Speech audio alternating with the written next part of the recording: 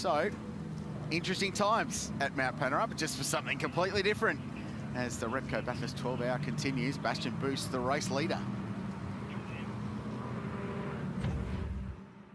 Well, Ronald McDonald House Charities are the official charity partner for the Repco Bathurst 12-hour this year, and they've got a wonderful setup outside the track to come and check out. If you're here this weekend, I've actually come down and I found Grant Denyer down here as well. He's done a lot of great work with McDonald's over the years. First, let's chat about the charity and the great work that they do. Well, first of all, $5 from every coffee goes straight to the charity, Ronald McDonald House. And you think about the one. Scusate, sono un cretino. Ho chiuso involontariamente, ho chiuso la live. Scusate, sono un cretino. In their life, when times are tough, it's a place where them and their families can go and receive the care they need, but also remain as a family unit, because that's the most important thing. You know, when a child's going through the trauma of receiving some potentially life-saving care or indeed some treatment, you know, they need to have their families around. So it's an environment where they can all live together and receive the care they have. And out here in the Central West, it's so important because we also take care of all of our brothers and sisters. Ho chiuso. Scusate, no, stavo mettendo il timer. Stavo mettendo il timer per avere la sicurezza che nel caso mi abbiocchi o robe simili di staccare la live e niente, ho schiacciato stop invece che avvia e sono un deficiente. Scusate. Proceeds are going to go to that wonderful charity as well. And there's something for the kids, both little and big, over here as well, Grant. Guilty. Guilty. With a special guest on the swing right now as well. Talk about the Bathurst locals. We've got Grant down here. We've got Brad Schumacher, who looks right at home. Tell you what, mate, why don't you go on that one? Yes, please. I'm going to come around the back here. I'm going to give Grant a little push. Here we go. Nearly got taken up by Brad. So there you go. Come down and grab a $5 coffee. And that could be the smile on your face down here. $5. Come and grab one. He looks like Tweet. Brilliant. Absolutely brilliant. And all of a sudden, it's clearing up here. I thought the rain was easing. It's still wet on the track. I tell you what, a couple of laps, the way these Pirelli wet tyres, clear water, and with a bit of heat, it's still overcast at the moment. You might have people scrambling back for the pit lane. It's not there right now. And Manti, EMA, taking a little flyer with Matt Campbell in the pit lane and done his drive-through. You'd be brave and bold to put slicks on now, but you can see already at the kink that there is something of a, I'm not going to call it dry, let's go moist, less moist line evolving there at the kink. So it will dry very rapidly, and these Pirellis move an enormous amount of water out of the way. A few moments ago, there was a conversation going on. The gentleman with the glasses who was doing, putting Porsche's cases, Thomas Loudenbach, and he is the head of Porsche Motorsport. And Torno, sono andato a fare la cacca. Scusate, mi scappa la cacca. Ci posso fare niente. So, this is not team manager, this is head of Porsche Motorsport. Yeah, but that doesn't make any difference if it's a rule. Well, no. So that's how seriously Porsche and EMA. Yeah, well, I mean, that's great to see how serious Porsche are taking this race. And clearly they've been the form dominant car so far in this one. So still plenty to play out. The weather's hanging around. It wouldn't be Bathurst without a few curveballs.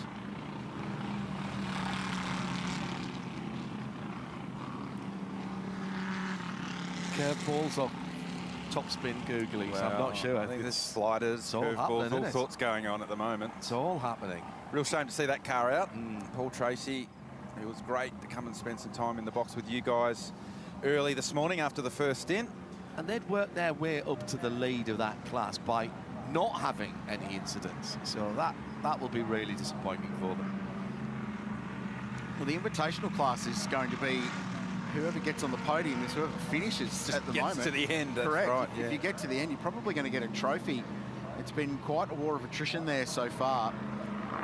It's easy to get bogged down in regulations, but to simplify it for you, there are two sets of regulations. One, the Motorsport Australia regulations that govern all of motorsport in Australia. So they apply for this event, and then there's the event-specific ones, sort of tack on above that as well. But the FIA-approved Motorsport Australia standing regulations that every race meeting in this country is covered by are what I reckon they're arguing about, because they would have had the ones for the event on hand, no problems, but the domestic rules for Australia are slightly different elsewhere, and that's what they would have been arguing. That's an inventive solution to get the TV going up on the scaff at the top of the hill. Well, I'm not aware, Quilsey, even in SRO. We haven't mentioned it. This is the opening round of the international Intercontinental GT Challenge for SRO. But I'm not aware of any differences in the SRO regulations. We mentioned the contact rule, which is an SRO. Stefan Rattel, who's here, by the way, looking debonair and dapper as ever. But that rule is in the Bathurst 12-hour specific regulations as well, right, as the SRO regs. So, yeah, you're right. But there's nowhere in the world where you can serve a drive-through penalty under a safety car. It's not a thing because it defeats the purpose of being penalised. Or it minimises it at the very least. So the net result is that this guy is going to have to serve a drive-through penalty and lose 32 seconds plus pit in and pit out under green flag conditions once this race restarts. And then he's just going to have to do Matt Campbell things to try and make it all back up again. Oh, there's still 5 hours to go in this one, and you made the point earlier, John, that it looks to be drying a little bit, and there is a dry line forming. And I would think that if we were under green conditions now, we would have a dry line on the racetrack. Yep. So it's not going to take long at all. So there's going to be another round of pit stops. There's going to be all sorts of things that potentially go sideways there. So they are opportunities to get yourself back in the game. When things go sideways, if you play it right, you can get yourself back in the game. So it's not the end of the world for the 912. It's annoying, but it's not the end of the world. And you know what? They've taken a flyer on it. If it had come off, then they would have minimised the loss of time. They're not going to lose that much more. The field's going to be packed up. They'll be able to get back around, pick off some of the other cars and work their way back through.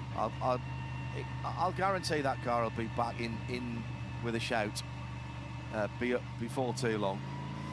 They'll be calculating that. Just remember, they can't do anything else to the car when they come through, so they can't change back the slick tyres or anything like that. 5 hours to go.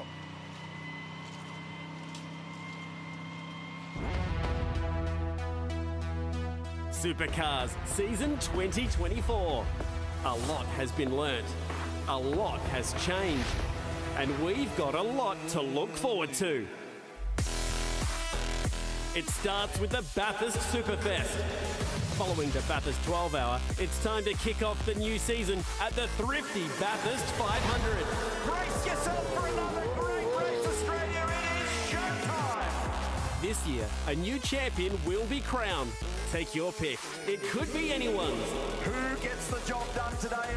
Ticket information can be found at supercars.com. Supercars, unforgettable. It's a new Supercars season. It starts next week here at Mount Panorama, the thrifty Bathurst 500, 250-kilometre races, plus 2 top 10 shootouts as well to set the grid for it. Nothing like a Bathurst top 10 shootout in a Supercar. Looking forward to that. It looks like we're going to have a new champion this year. Ford Mustang versus Chevy Camaro. The racing's going to be great. And if it continues on the way it ended last year, where we had some surprise winners, Garth Tander in those closing couple of rounds, it could be a really exciting way to start this year's Repco Supercars Championship. Yeah, certainly can't wait for that one. Picking up hostilities here at Mount Panorama for round 1 of the championship. It's time to have a roll in the hay, Rich. Just a bit of a reset. Bit busy at the moment, Garth. I'm sorry. Just roll in the hay. Let's hear from Jack Perkins in pit lane. Yeah, thanks, Garth. I thought I'd just update you on the track temperature. So before the rain, we had 38 degrees, and now it's at 26. That's still relatively warm for these conditions, so we need to start thinking about the crossover lap time when you go from wets back to slicks. And in supercar land, it's around about 2 minutes 18, so you might like to expand on that, Garth.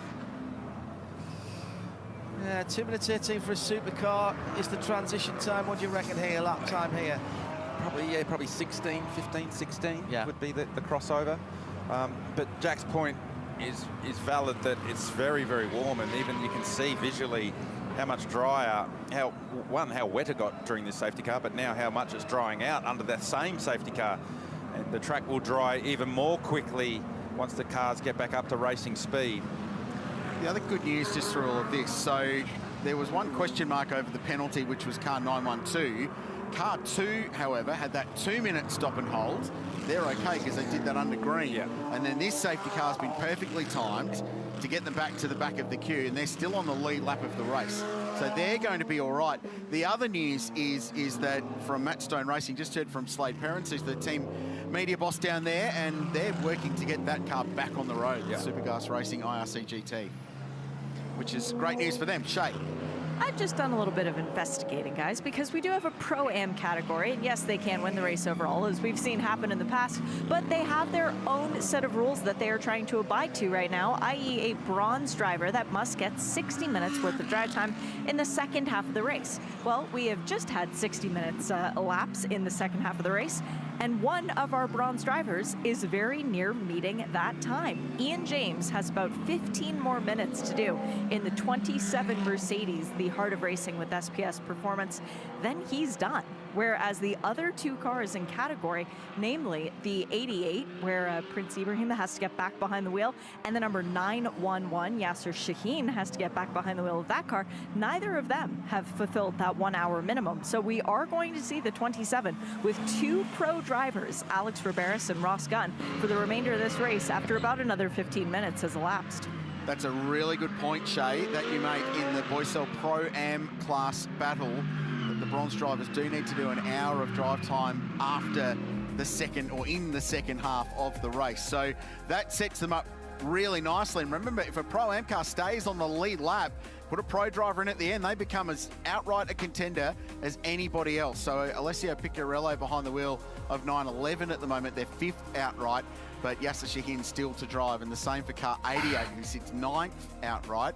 So potentially Heart of Racing in with a really Non good riparte più sta cazzo di gara. fast drivers in, they're properly fast drivers in at the end, and they'll be an outright contender for this one as we confirm the Pirelli leaderboard all the way down to the bottom end of the top 20. So you can see cracking in to the top 20 for the first time today, Marcus Flack behind the wheel of the Method Motorsport McLaren, leading the GT4 class. Invitational, who wins Invitational today is absolutely anyone's guess, because at the moment it's still showing 7:02 as the leader because they had so many laps up their sleeve from everyone else, and it's an endurance race. If the race stopped now, they'd still have the most laps. Whether they'd be classified or not would then be a massive argument, but this, until they get passed by another car in terms of laps completed, they stay. Ci siamo? Oh, ci siamo. And as we thought, there was some damage to the front because there was fluid that had come out of that car, and there's a bit of dry compound being put down there. BMW XM in the pit lane, and for the first time it's Bastian Buß. Quindi adesso che ripartiranno scopriremo anche il destino della 912, se effettivamente si è beccata un'altra penalità o meno. Comunque green flag, si riparte, situazione completamente differente, con un'altra Porsche davanti, 2 Mercedes che non si erano mai viste finora.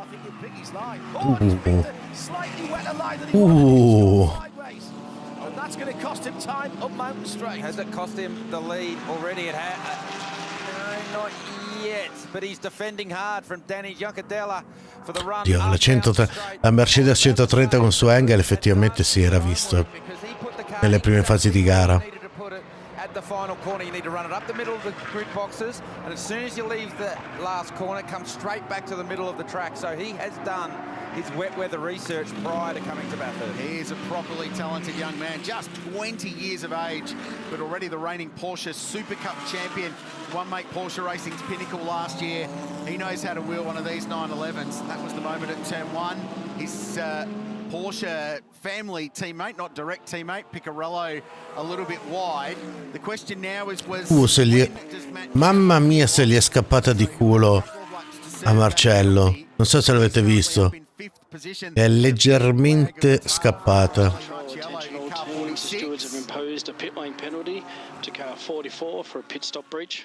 And a pit stop breach for our silver class leaders. So Sergio Perez behind the wheel. We just heard from Marcel Zalua in the lane about how trouble-free their day had been. All of a sudden, the Jorga? Motorsport Australia race control comes down on them for a pit stop regulation breach. To car 9 for a pit stop breach. And car 9, Lee Holdsworth, will visit the lane. Both those breaches for a safety car 2 safety cars ago. Yes. Because we didn't have time to get all the penalties out, and that was for going through the red light at the end of pit lane. So they've been caught out with that one. It's just taken that long to process it all because we went straight back under safety car. Here's Matt Campbell. He's got a run on Raffaele Martiello. Guardalo. I don't think so. Che difesa disperata, Lello. If now, I'm coming now straight away. So you don't get caught out again. Here we go. He's coming to the lane. So because that's what caught him out last time. They did that extra lap. So into the lane. Nel live timing a questo qui non ci sono le comunicazioni della DG, porca troia. Non ho capito ste cazzo di penalità a chi l'ha andata. Transit's down pit lane at 40 kilometers an hour. It's a 33-second transit, so he's going to tumble. Campbell. That releases Martiello in the 46 car. Quindi il passaggio che ha fatto prima non contava, semplicemente non gliel'hanno contato. Non gli hanno dato una penalità aggiuntiva, ma non gli hanno contato neanche il drive-thru scontato del turno di prima. Chiaro. Tumbled all the way down to 15th position. Shay Adam on the intercom channel in the background posed a very good question to me. That this is potentially the first time that Raffaele Martiello has... Cazzo, quanto mi scazza, erano 8 ore di live, porca troia. He would not have tested in the wet at all in the lead up to this one, so he'll be learning on the run what ABS setting to run, what traction control setting to run, what is the turbocharged engine's characteristic in the wet. The other guy that's going to be fun to watch is this guy, Cameron Waters. They haven't been particularly happy with the raw car speed of 222 in the dry, but in the wet, it could be a very different story. So let's keep an eye on Cam. They're up to 6 outright at the moment.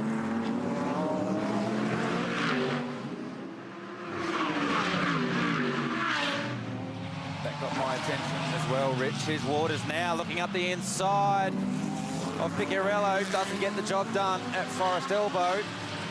So that's hampered his run down Conrod Straight for Waters, who now comes under the attention of Lucas Stoltz. Ranges up side by side, and does he get by? Yes, he does. So Waters goes from the attack to the defend and loses a spot. Watch for Haase behind. Experience here. Stoltz was really wide. Just on that outside line, past the kink. Minchia se viaggia sta cazzo di Porsche. That's the red and white shell Porsche, and peeling off into the lane as Aspetta, perché? So he abandons out of this. And 46 pit lane drive-through penalty crossing the blend line. No, ma scusa, anche la 46 si è beccata la drive-thru? Ma perché? He's going to end up exactly where he was before this on the restart, dicing with Matt Campbell, who's just served his drive-through penalty. And also we've got a pit lane drive-through for the number 25 car as well.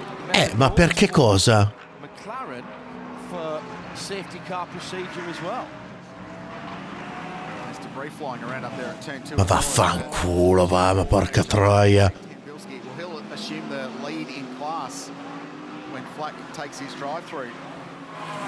That's the first little faux pas for that team today as well. They've been otherwise really nice and smooth and controlled. Alessio Picciarello, first time at Mount Panorama, he has been super impressive this weekend, getting up to speed, and especially in these conditions. You expect people like Maro Engel to be really good because he's got so many miles here. Lucas Stoltz as well in all kinds of conditions. No, perché è dietro a Campbell. And these cars in the wet was really good. But Picciarello's doing well. And they're keeping car 911 in the mix, in the knowledge that Yasser Shahim will jump into that car at some point between now and the checkered flag. And then it will be up to Harry King. Actually, Picciarello hasn't done that many laps in that car today, so it may well be him at the end. We're not far away from that point of starting to work backwards from hour 12. So now, starting to see the effect of what tyre pressures teams decided to run the wet tyre at. Because remember, when the teams put the wets on, it was hosing down with rain, so you would have the tyre pumped up. Now it's dried out in a rapid rate, so you don't want as much pressure in the tyre, so teams having to adjust on the hop. They didn't have a lot of time to adjust. They literally had to throw the wets at the car for the conditions at the time. But the cars, you can now see, starting to really move around on the blocks, on the wet weather tread pattern. And you'll be starting to think about, starting to have the discussion about when do you put the slick tyre back on. Maro's under some pressure here in that Group of M car in third place. Sì. I'm so fucking tired. I'm awake for 21 hours. The awkward thing about the tyres going off is that you need the car to get into the fuel because you could just come in and change tyres only, not have to do the full 85 seconds. That would be one way of handling it. But I wanna see the race. I wanna see Marcello. The 911 goes to the outside. It's an extra complexity to think about. You wouldn't just come in and get rid of the tyres if you could. And the other thing to remember is, yes, we put wet weather tyres on, but we haven't put wet weather settings on these cars. Oh, close. Engel again covering his line. Picarella trying to find every which way past, and that's got Lucas Stoles in this. Has got some serious energy about it at the moment. And Engel struggling relative to the Porsche. Ste cazzo di Porsche comunque sono forti. But it's single lane stuff at the top of the mountain. That's a really good question. The Porsche are really strong. Last had a pit stop in these cars. But so, really 4 green laps. Correct, exactly right. So they've theoretically got a lot of fuel range still to go in these cars.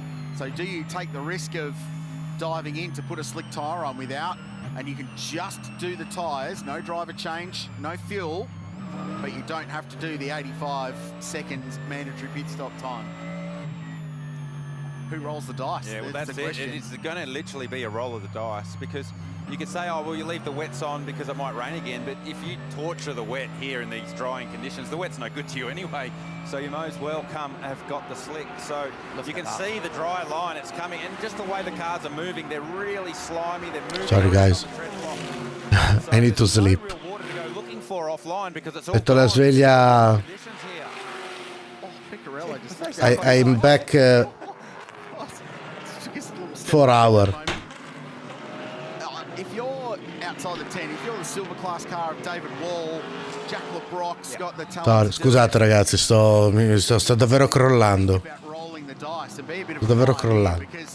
The net result is that you could have a massive gain out of it. 3 hours of sleep and I will back. Sorry. They're taking their drive-through penalty. You can just see there. Holdsworth leaving the lane. Stoltz trying to go around the outside at 1. This is a great battle. Third, fourth and fifth. 4-track position. Change of position here. 222 dicing on, and that's Jamie Whincup getting up the inside of Cam Waters. Supercar race all of a sudden. A couple of old stages going at it there.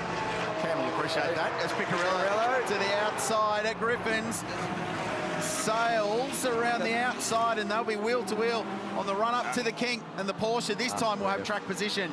Nice move. Here comes Stoltz. Does he get in there? Not there. That had disaster written all over it in capital letters. So a repeat of the BMW. Just with 2 quicker cars doing it. Big move by Picarello. Nice job to hang on the outside at 2, which gave him the inside for the run to the cutting. Just here how much they're off the throttle, rolling the car through the corner rather than loading the tyre. Looks to me like Engel has got the higher tyre pressure. That car's really struggling with comparison to Lucas Stoltz. If you compare Mercedes v Mercedes. Boost, meanwhile, out in front for Phantom Global, 1.9 seconds. Cleared away. Juncadella trying to chase him. Trying to get a bit of a lap time comparison from Picarello. Now he's in some clean air and has been able to dispatch Maro Engel. See what that car can do. The Porsches have been really good over a race run so far today. And now Lucas Stoles is looking racy.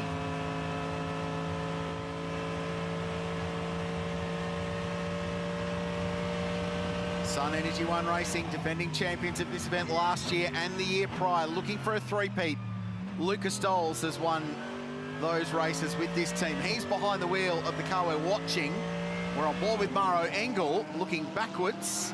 A couple of Mercedes AMG stars duking it out. one little milestone we have missed in this one is that we're 167 laps into this race. So 1,000 Ks has been and gone, that 161 milestone. We're well into the second 1,000 Ks of this race now. As Stolz continues to find a way past. Sebastian Bruce leads by 1.3 seconds. Daniel Yucadella for Craft Bamboo Racing second. Alessio Picciarello for Manti EMA, that's the Pro-Am car, and class leader next. These two go side by side. Can Stolz do a repeat? That's contact. Naughty. Almost trading paint at the top of the rise on Mountain Straight.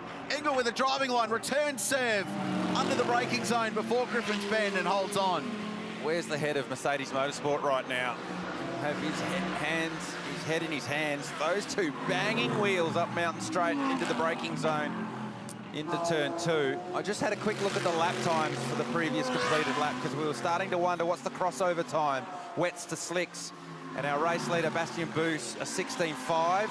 Danny Yuncadella, a 16.0. So we thought it was going to be around the 16s.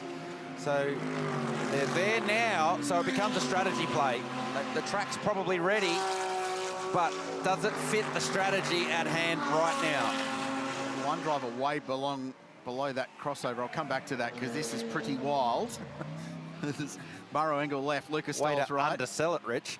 Well, right there as well. Some expectations. Yeah, it's the one at the hump that gets me. This on board with Maro. Luca just got such good drive out of that corner and a little bit of good side draft. Yeah, right there at the rear quarter. Your car just gets sucked along, but then it works for Maro. When Luca gets the run right there, that's why Maro was fighting to stay there, because it works for him. Just came out into the middle of the road just enough so he didn't have to pinch that corner too much. It's got "keep fighting" written on the dash of Maro Engel's that car. earlier. I think he's just looking at that every 20 seconds going, okay. Because he's, oh, big moments for they both both cars. had moments. They were both sideways and it hasn't cost either of them. It is costing both of them, Wow. lap time-wise, but not position. So Engel defends into the final corner. Stolz trying the crossover move, but that's not going to work this time. Look what that's doing to that gap between them and the chasing cars. That is extraordinary that they're fighting and losing so much time. It's exacerbated by the fact they can't get the power down. Oh, the rear tyre on Lucas Stoltz's is gone, and we know that Maro Engel's probably gone more. So he didn't even turn in to Hell Corner there. The rear just danced its way around the corner. Stolz just held the steering wheel straight. So the reason they're hanging on, folks, is because they're trying to get as far into this pit stop sequence as they possibly can. The other driver I just wanted to talk about had a drive-through penalty, was 35 seconds from the lead. He's now 9th, 21 seconds from the lead. Matt Campbell on last time round was 3.5 seconds a lap quicker than the cars in front of him. So Matt Campbell flying in the former race-leading Porsche. Fortune favors the brave, and there are brave people in the pit lane right now feeling that the crossover point is this moment. We have slick Pirelli tires going on to the number 2 MPC Audi. That car still receiving service and actually getting a little bit of dry ice getting put in the side of the car, so Ricardo Fellows should get extra cool on this stint. The 48 M Motorsport Mercedes, they are going on to shiny sticker new Pirelli tires. That's relevant. Stick with me now. If we go further up the pit lane, directly across from me are both the 888 and the 27 Mercedes. Both of those cars have scrubbed Pirellis to go on the car. That should be a little bit less harsh going out on what is still a very damp circuit. Thanks, Shay. Great point. If I'm a race car driver, I want scrubbed tyres, not brand new shiny green tyres. So that is a relevant point that Shay makes. The tyre that you put on the car is relevant. Whether there's two types of slicks, the brand new ones or a very lightly used one, and you would want the scrubbed one. It just comes up the temperature that little bit nicer, less slippery in these changeable conditions. I'm reminded by Daniel Priest that nobody races harder against each other as the factory AMG drivers do, and he's right, actually. He's just reminded me of Raffaele Marciello when he was still with the AMG versus Maro Engel at the Nürburgring last year. That was incredible. Michel Gounon versus Maro Engel here. For the lead, almost for the win. I don't think it's exclusive to Mercedes AMG. I've been in the middle of a few Audi factory driver fights, and I don't think it's exclusive to one brand. Let's put it that way. They've all got the same toys. They just want to win. So we'll keep an eye out on the cars that have just stopped. So Ricardo Fella, a bit of a pioneer. Car number 2. Here goes Lucas Stolz again, looking to the outside. The 888 of Brock Feeney is in the lane, so another of our front runners rolling the dice, coming to the lane for slick tyres. Let's hear from Jack. Yeah, it's all happening down here in the Sun Energy One garage, but I'm here with the Mayor of Bathurst, Jess Jennings. You've got an exciting announcement about Kenny Bull joining Bathurst City Council. Absolutely. We've accepted and asked Kenny to be an ambassador of Bathurst, and we're absolutely delighted to have him. It's really cool when Kenny comes to Australia. The only place he calls home is on Conrod Strait, so he's actually a resident. He is a resident, and he's a local, just like all of us here who live here 365 days a year. There's a lot of drivers and fans who have Bathurst as their spiritual home, and Kenny's gone that step extra to make it his physical home. So we are delighted to have him and have him as an ambassador for Bathurst and Mount Panorama. Very good. Let's watch on and see if he can get 3 in a row. Yeah, fingers crossed. Thanks, mate. I saw the Bathurst City Council stickers actually on the car. Yeah. I saw that. I thought, oh, that's cool. There it is. It's on the Inca. So that's cool of Kenny to do that. Didn't realise that the city was giving him the keys to the city. By the way, credits to GT here. 2:16 he said was the crossover time. Guess what times we're doing now?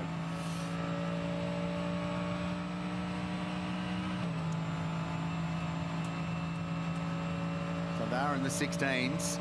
The question will be, what will the cars that have just gone out on slicks do on their first couple of laps while they're trying to generate some tyre temperature?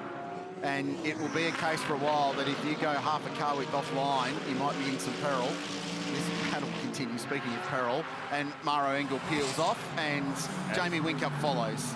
So Whinkup's been a big... Oh, Engel, Whincup, they're both in the grass. I was so close to saying you've got to be so careful when it's dry on the racetrack and wet on pit lane because you can get caught out. 2 of the best. There you go. You're nailing the calls today so much they preempted you on that one. And in comes Matt Campbell as well out of 7th position. So he dragged that car from more than 35 seconds off the lead to 21. Have a look. There you go. Have a go at the spray in the braking zone. Spray still coming out of the guards. Maro Engel. Uh-oh. Jamie Whinkup's thinking, I'm just going to brake where Maro does. Yeah. He follows him in. Yeah. And they both go through the grass. He won't get it wrong. He'll be fine. He knows what he's doing. And ironically, they pit basically adjacent to each other at the Merck end of pit lane. So Engel, Whincup, Campbell, Waters in as well for Scott Taylor Motorsport. So they're going to go to slicks on that car as well. Manti EMA going to work. So the first car in to put the slick on was Ricardo Fella in the number 2 Audi. So that's the one we need to keep an eye on. Like, he had to make up some track position as well from that penalty. But as a outright competitor, that was the first car to come get slicks. So when these cars leave the lane, how close will that be to that car? We just look at the middle sector last time round. 36.3 for Fella across the top of the mountain versus Marciello was a 36 and a bit as well. Yeah. So basically borderline now. Well, there you go, car for car, half to 39.2 in the other Audi. So 3 seconds across the top of the mountain for a slick tyre. The AMG fleet leaves pit lane. Slick tyre equipped. Heart of Racing, Ian James in the pit lane as well. This is for the race lead. So Daniel Juncadella has got to the back of Bastian Boos. And Porsche versus Mercedes, not for the first time in this race at this place. Not for the last time today, I don't think either. I guarantee you that for a fact. Official margin point 2. Look at Boost, that thing's moving around you there. They're not using those tyres anymore. Now, do they fall for the same trick that we saw Maro Engel? No, the radio call went out, I think. Yeah. Careful on pit entry. That's smart play. They're both into the lane. So how does that play out for the cars that have just come to the lane, taken on their slick tyres on left versus these two 1 lap later? The overcut worked this morning, slick tyre versus slick tyre. How does it work, wet tyre versus slick tyre? 2:12 for Ricardo Fella last time around. So that's a good couple of seconds advantage on that lap alone. 46 in as well. Piccarello stayed out in the 911 Porsche. Kay sharing with Yasser Shahin and Harry King. And a driver change going on here at Phantom Global. So this rejoin, we're going to get almost cleansed the running order with everyone on a slick tyre and get an idea of who stands where as we continue to charge to the finish. So this is the driver change down at Sun Energy One Racing. The team name is 75 Express. Kenny set up his own race team to run the program now, and that is a slick Pirelli P0 tyre. Great news that Pirelli back on board with this event till 2028, global partner of GT3 Racing. And this is the interesting one. So, and that's the Superglass Racing Matt Stone car. They just got this car back on the road. I just saw it in the background leaving pit lane. Oh, there's Engel. It's all happening again. Just went to slicks. So there's going to be another safety car here. So Hollinger finds himself, well, it's Cam Hill, I think, at the wheel of that car at the end of Mountain Straight. This is going to work for 911. Yes. From a safety car, they got a free pit stop. Well, he's still got to be in there for 85 seconds. 85 seconds. Yeah, but the rest of the field's doing 80 k an hour. Yeah. So you're right. The rest of the train's on the Scar Electric set doing the same speed, whereas if you did it under green, everyone's at full race speed. So there it is. The 911. Double yellow's been waved at the incident as the safety car being called. We can see the XM. Everybody's on the 80k limits now. 911's on Conrod, if not a little bit further around, so they can peel off very quickly. So let's just have a look what's happened here. Oh, you can't stop it. No, there's been an issue there with that car. I wonder if that's a hangover from I earlier think so, damage. because Cam Hill's experienced enough to know not go out of pit lane and not take it easy at turn 2. So that car hasn't turned after his steering input. So it's a real shame for that team. Did a great job to get it rebuilt and back out there. There is Picarello. So this is a car that... So into the chase, isn't he? Yeah, coming into the chase. Yet to stop to put slick tyres on out of that whole leading group. They were the only one that stayed out one extra lap. How far ahead is he? Brake pads. Brake pad change for the Audi. Interesting. So it's not mandatory this year. No, they've been in the lane for a long time. It's counting up over 2 minutes now. So can Picarello get in and out without losing the lead here? Doubt. 85 seconds. No. Shooting. Oh, we'll pull back to you on that one if you don't mind. Please hold caller. Yep, thank you. Jackson Evans is the next car through. Jackson Evans is coming through metal grate now. Yeah. Wow. Well, the timing's saying the gap is 2 minutes. There's Jackson Evans. At this speed. At this speed. Which is fine. Yes. He's in and out, no problem. He's gone. With change. Yeah, with free change. This isn't a free pit stop. They're getting some bonus as well. This is, yes. It's the roll of the dice today. Pit one, get one free. So Mante EMA, we've praised them for their strategy with the 912 car. Yep. And this car, remember, was backwards in the gravel trap at McPhillamy, a lap down. Yeah. And through this phase of the race, it's going to come out of pit lane in this one with an advantage outright in the lead. Extraordinary. XM is back on the track, and this car could still be leading when it comes back out.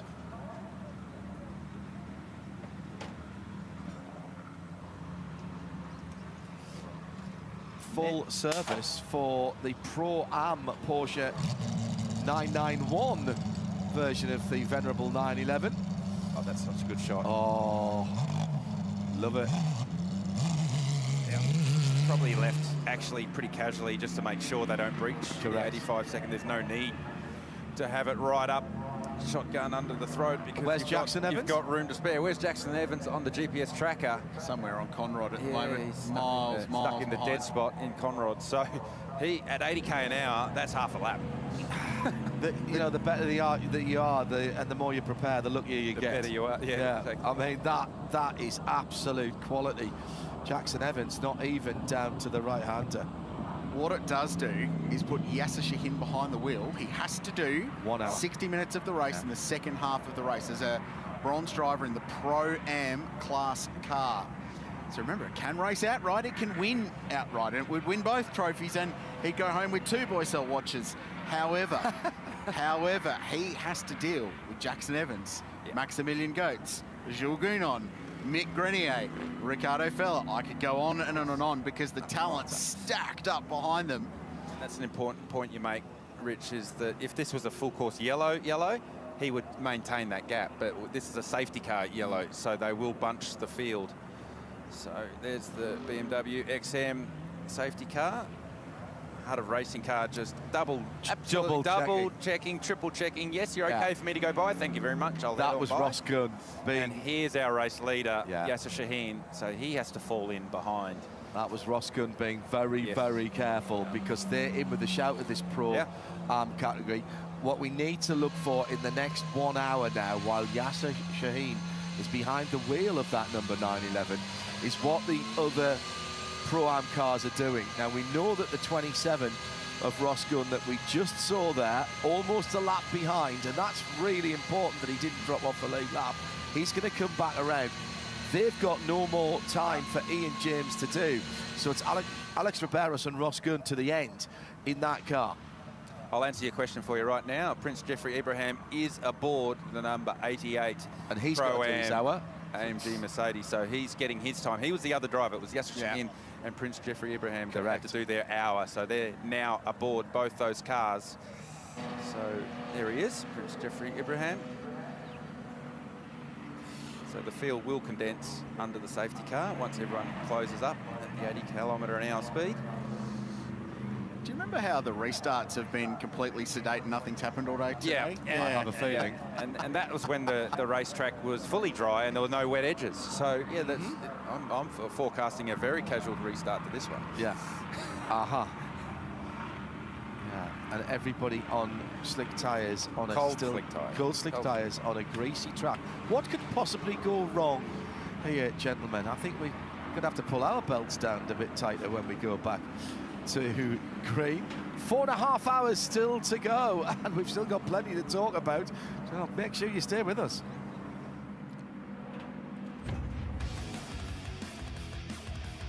$172 laps into the Repco Bathurst 12 hour for 2024. It's turning into another beauty.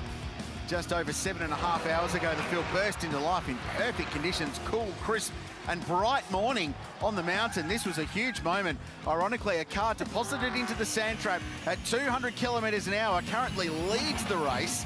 This car, unfortunately, taking no further part.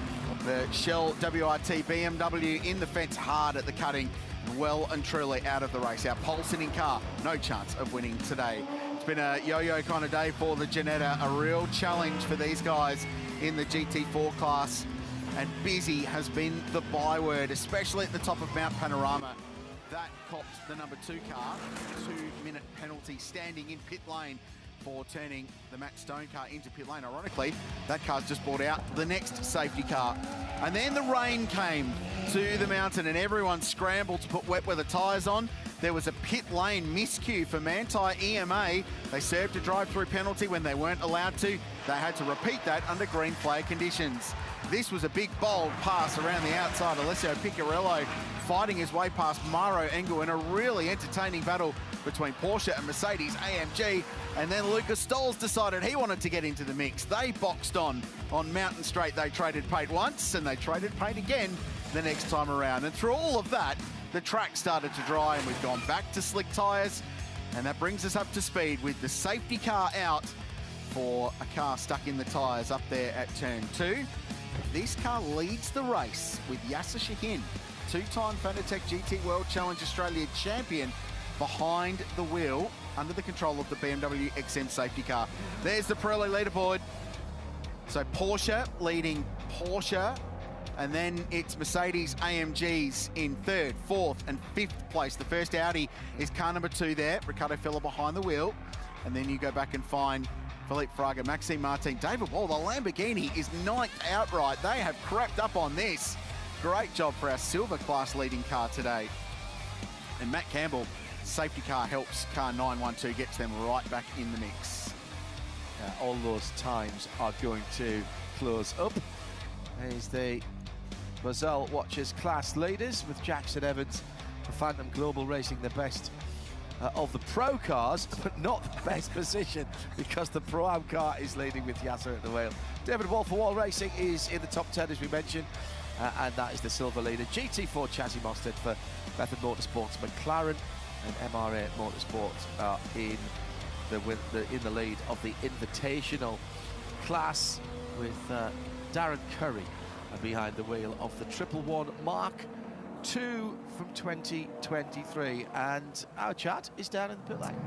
Thank you, John. I'm just pondering fuel at the moment, and particularly for the Porsches. So historically here, and Kralls will back this up, the Porsches just seem to get great mileage around the mountain here. They can go a lap or two more, but they've been able to do that in the past. But this year there's a rule that says you're not allowed to do more than 32 laps in a stint in normal racing conditions. Now, guys, would you call these normal racing conditions from this green flag? No. I reckon if I was in the Porsche camp, I'd be seeing just how long we can make these stints, and you'd have a pretty good argument on your hands to say these are not normal racing conditions.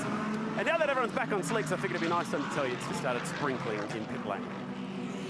Not normal racing conditions. Well, Ian James never been to the mountain before, so he doesn't know what normal racing conditions are. You got both the race start in the darkness, and then they put you back in the car to get your 60 minutes drive time in the second half out of the way, and then the skies opened up. So Mount Panorama has given you about everything you can handle, but now you've earned the cup of coffee. What do you think about your experience here? I mean, it's just been off the charts. You know, no matter what the result is, this is like a dream come true for me to be here and racing. The track has lived up to its hype. And I'm just excited every lap. Maybe not so much in the wet. That was a little bit nerve-wracking, but brought it back in one piece. Got Ross and Alex to finish it off. Talk a little bit about coming to this track. None of you have ever raced here before. So when the conditions are wet and they're asking you, do you think it's the crossover time? You have to delve back into so much of your experience to try and say yes or no. Yeah, exactly. And it's a lot easier when I say Ross is getting in the car, so it's time for slicks. That's for sure. But no, I mean, we don't really have the experience of the track. The local knowledge, you can really see the guys that know the track well in the wet. They, you know, try to follow them a little bit. But we've learned a lot this year. Job well done so far. Good luck the rest of the way. Thank you. Ian James, what a great character. Brit, now living in the States, and raced over 30 times at 30 different events last year. We've got a moment or two before we go back to green flag racing. It's been a bit of a tradition here at the Repco Bathurst 12 Hours that we send our pit reporters out to sample some of the traditions here. We're not letting Jack Perkins off with this at all, and he's up at the top of the mountain.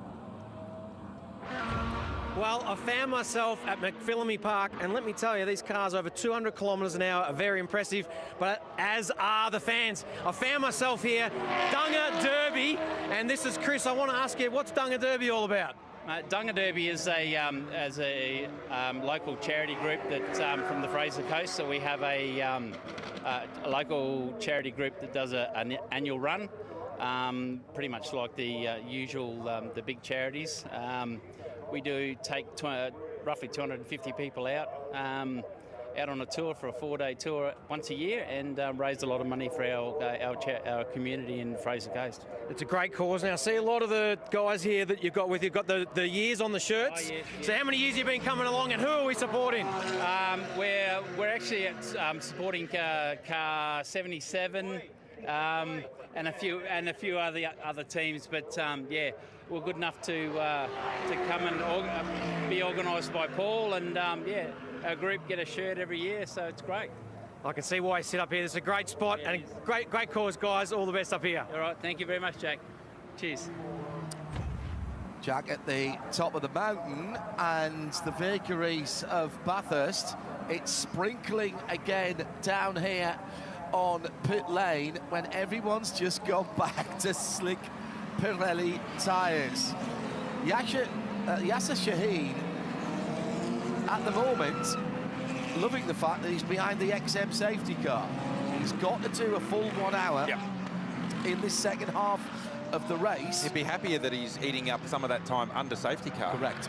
So exactly that's a win. It's a massive win for them, but he's still got a job to do in the Pro-Am as the Brollies go back up again.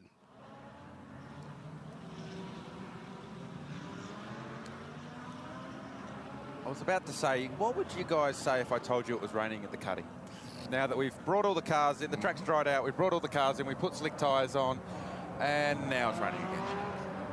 I'd look at you with a blank, slightly exasperated look on my face, I think, because it's just the story of the day. That's just Bathurst. No, that's what happens here. The mountain design. Me too. There is on the radar at least weather all the way around Bathurst at the moment. Except for sort of northeast side, which is the weather's coming across sort of west-southwest at the moment, pushing up across Bathurst. But however hard it rains, even if it's only a little bit, it is going to make the surface greasy again because we've not had proper sunshine on the surface of the circuit and that UV energy. We've not had that for hours now, Garth. So the actual... Maintain 80 kph, please. Lights out, return to pit lane this lap. Wave by to be undertaken from turn 18. We've not had a UV energy on the track, so the track is going to be cold. Whatever happens, certainly cooler than the initial shower when it came. Absolutely. So that's a very good point that you make. So if I'm a driver out there right now, I am working double time to get as much tyre temperature into the car as I can now, because the more temperature you can get in the tyre, the deeper into the rain you can go on a slick. Give the team more time to make a better informed decision whether to go to a wet tyre or to stay on a warm slick. So we feel like there was a period half an hour ago that was critical for decision making, and I feel like that's coming again in the next 5 minutes. And this is where the communication between driver and pit wall is crucial, because they have to work together. The pit wall can look at the data and the radar. The driver is the only one that can tell them what it's actually like all the way around the circuit. And remember, no intermediate. You have a slick, you have a wet, no cut slicks. So see the enormous bolt of lightning in that shot as the cars were coming over the rock I deliberately ignored talking about that, Mr. Graham. Spooky. Was that very, very frightening? Yes, right. If you're any one of these cars on the racetrack right now, absolutely. Here's the wave bite. This is the BMW XM safety car. Now, this is manna from heaven for these guys, because they get the charge around and will get to put a bit of heat on. But We're starting to see some significant rain on Conrod Straight. So someone dive. Here we go to replay. This is Richard's lightning watch. That was way bigger than I thought it was. Oh, mate, that was electrifying. Oh, very good. Very good. As will this restart be. Yasser Shahin finds himself in a position leading this field. The safety car pulls away. It's up to the South Australian to lead the field back to green, with Jackson Evans and Maxi Goetz right behind him. And somebody's going to pit here. Somebody is going to come to the lane. Do you roll the dice? Yeah. Who's it going to be?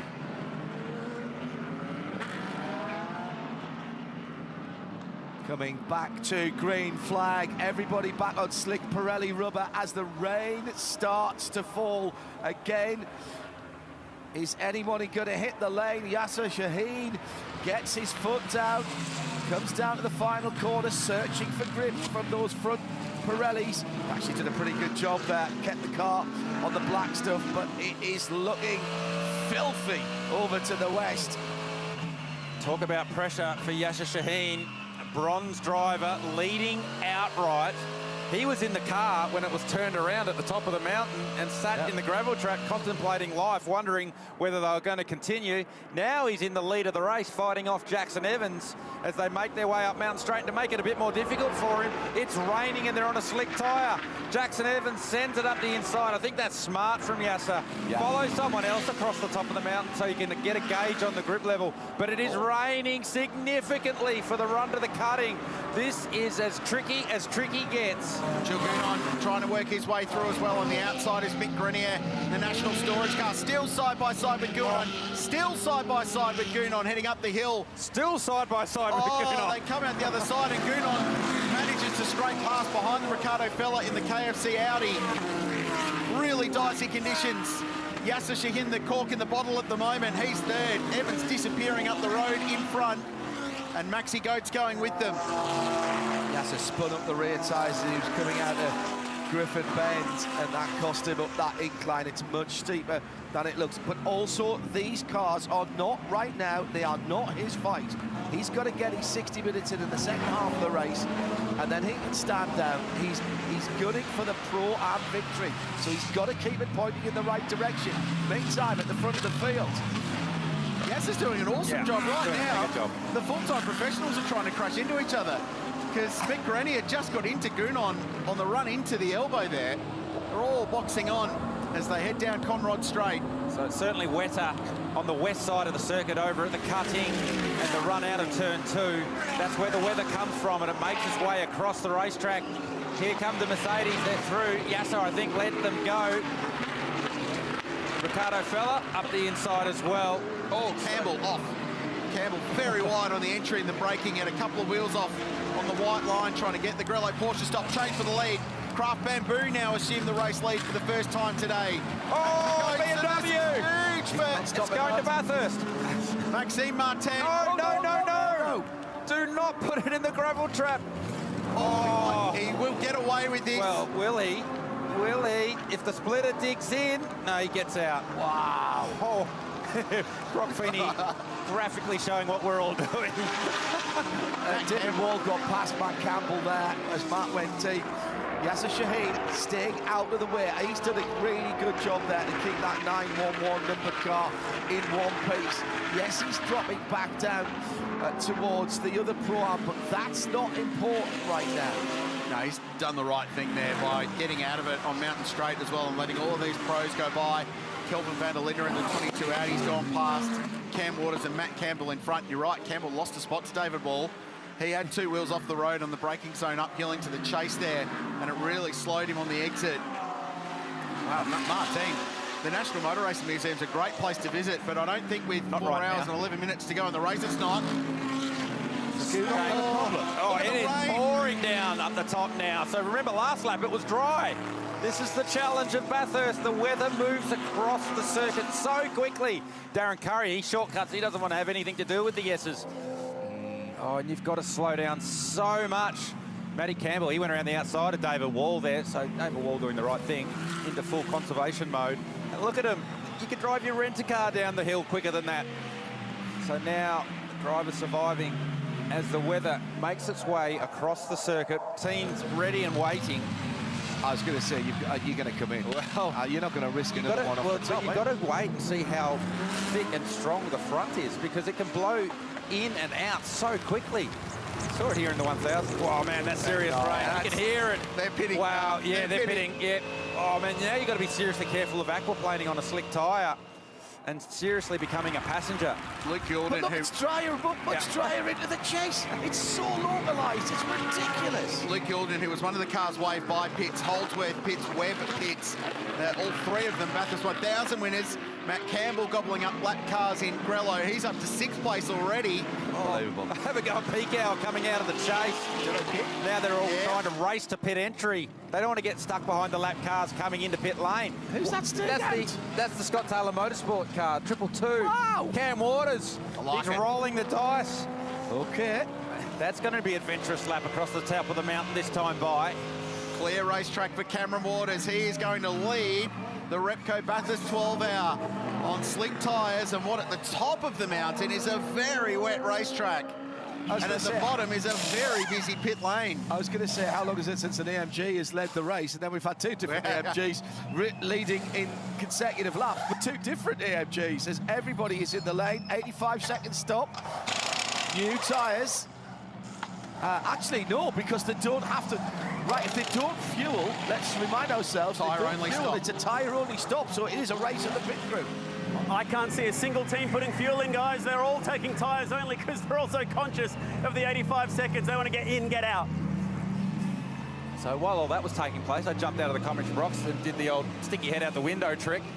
The front doesn't look that big. Oh, really? Oh. So this could be a blinder from Cam Waters. So that's what we're saying. If you can survive the next couple of laps and the front doesn't develop into something serious, I mean, it's wet there at Reed Park for Cam Waters. Last year in this race, Manti EMA, without a timed pit stop, had the fastest stops. Matt Campbell has drumped everybody to get to 2nd place. Oh, and off the top, Cam Waters drops it. Yeah, look at the rain at McPhillamy and Skyline. That's the rolling the dice has not worked. The only thing that he's looking about straight ahead. Don't even bother with the S's. He might not stop it.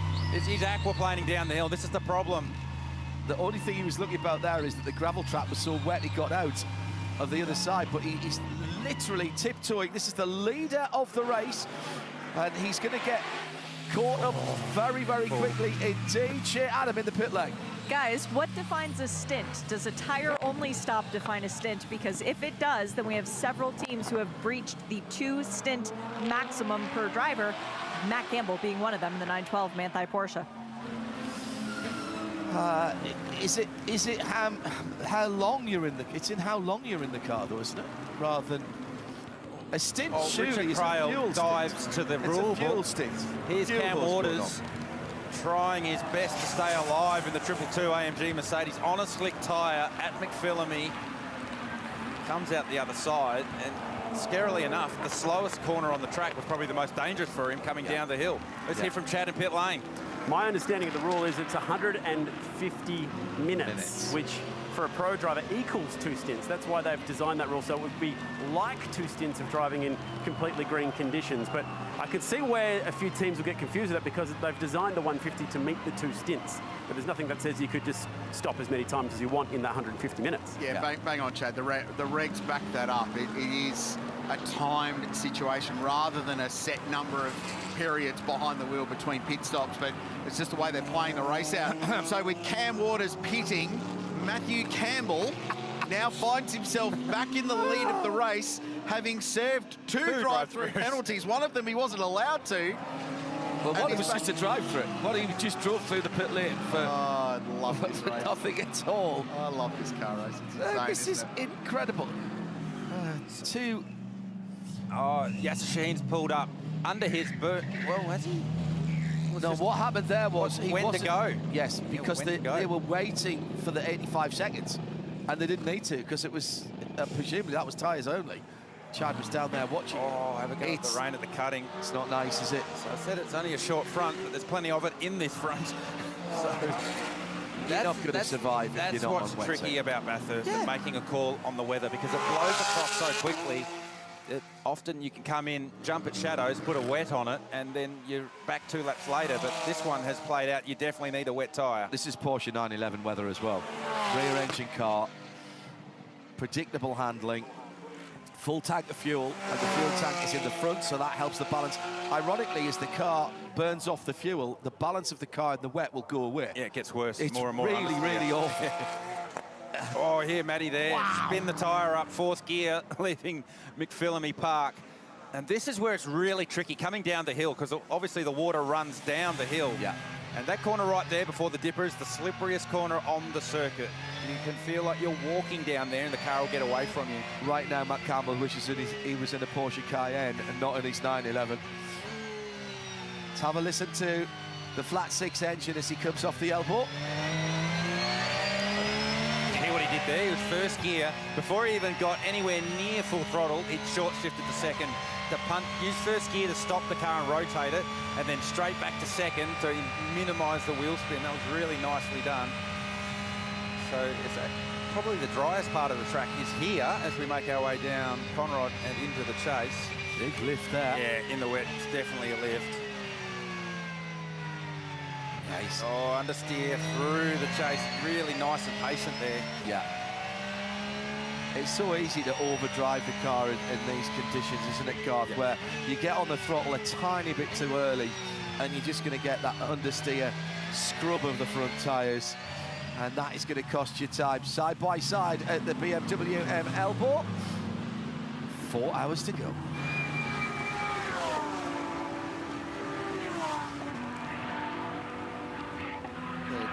The amount of water they're moving at the elbow there. Yeah. It's like a wake in front of a boat.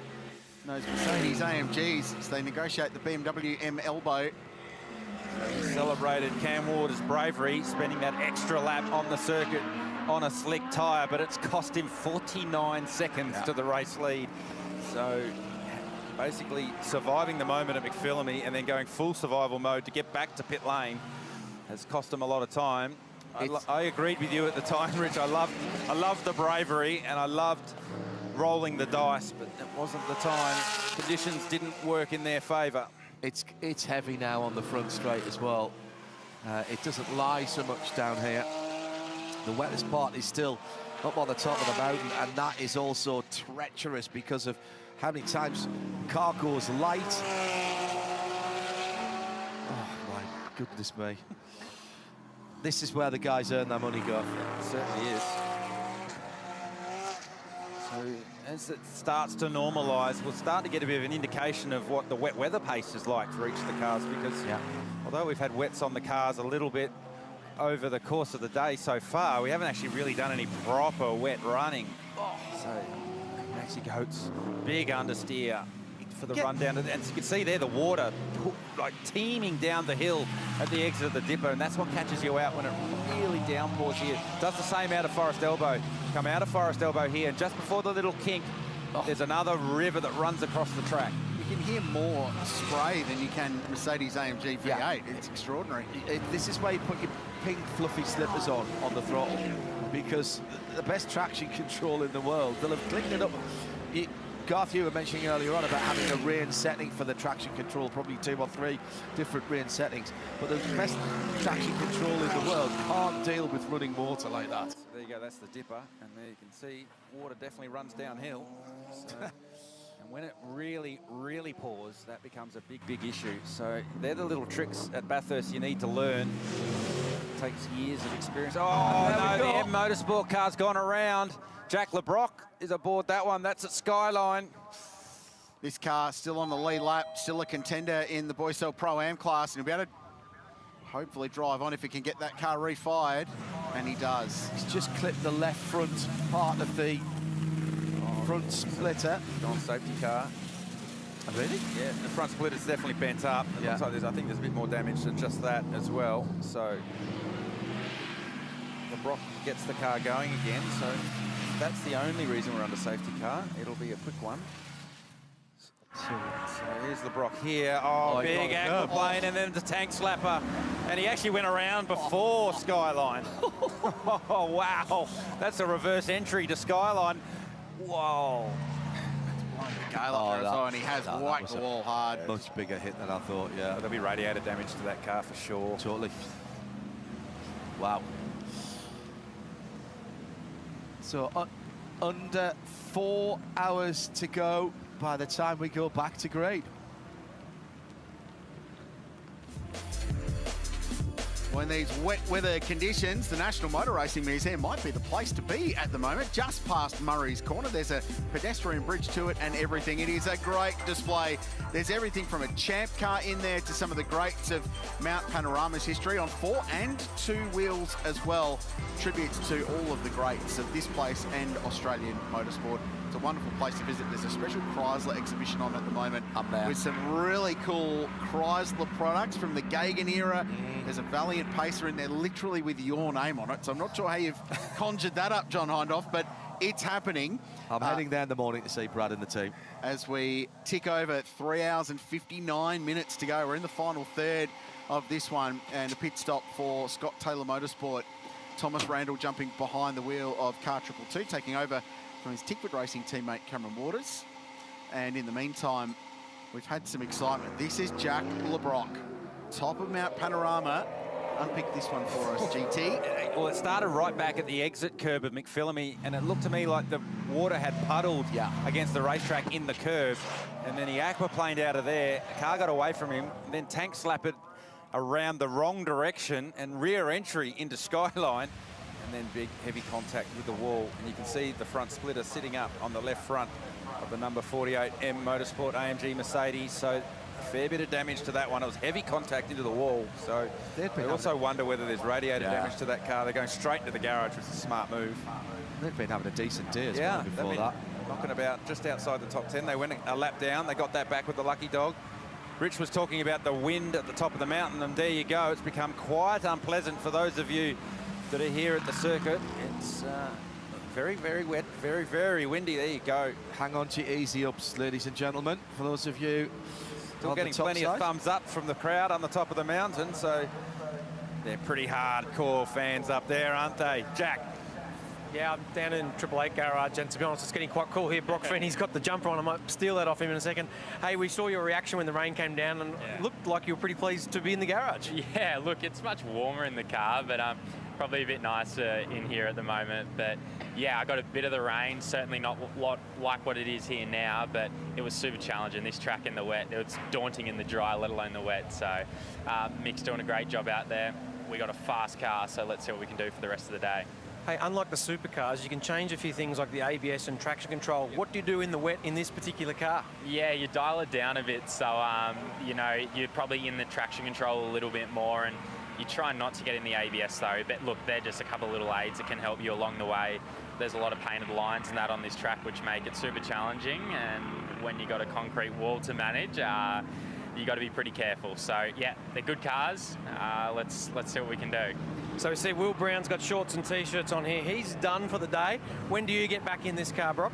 Not too sure yet. What is that? 4 hours to go. I've probably got another hour or two to chill out for a bit.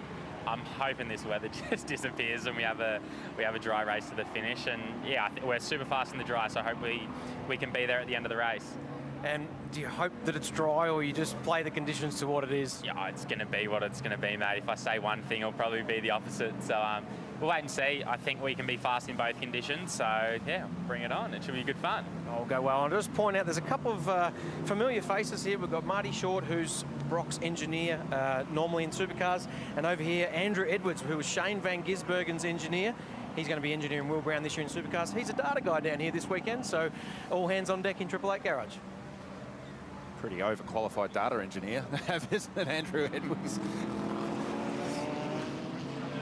So here's Maxime Martin up the escape road, and then the brave decision to turn across the gravel trap and come out the other side. We all took a sigh of relief when it came out the other side, and so did Brock Feeney, and he might have to race that car later today as well. So now, he's going to claim he'd seen that earlier in the weekend now, Max Martin, isn't he? He's going to say, I saw that little, just in case that happens. I thought I might need a bit of purchase somewhere on the outside of that. He'll claim it. You drivers have always got an excuse for everything. I know you have.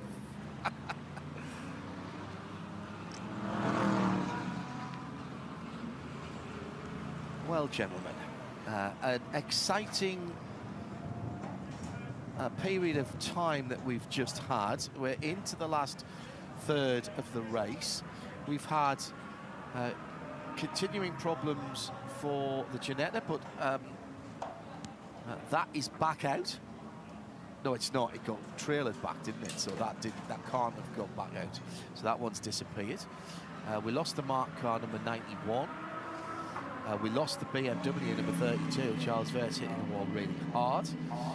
The Vortex has dropped a lot of laps, but it's still showing on my screen as running. Most recently, we've had problems for Chaz Mostert in the McLaren Artura. And speaking of Chaz,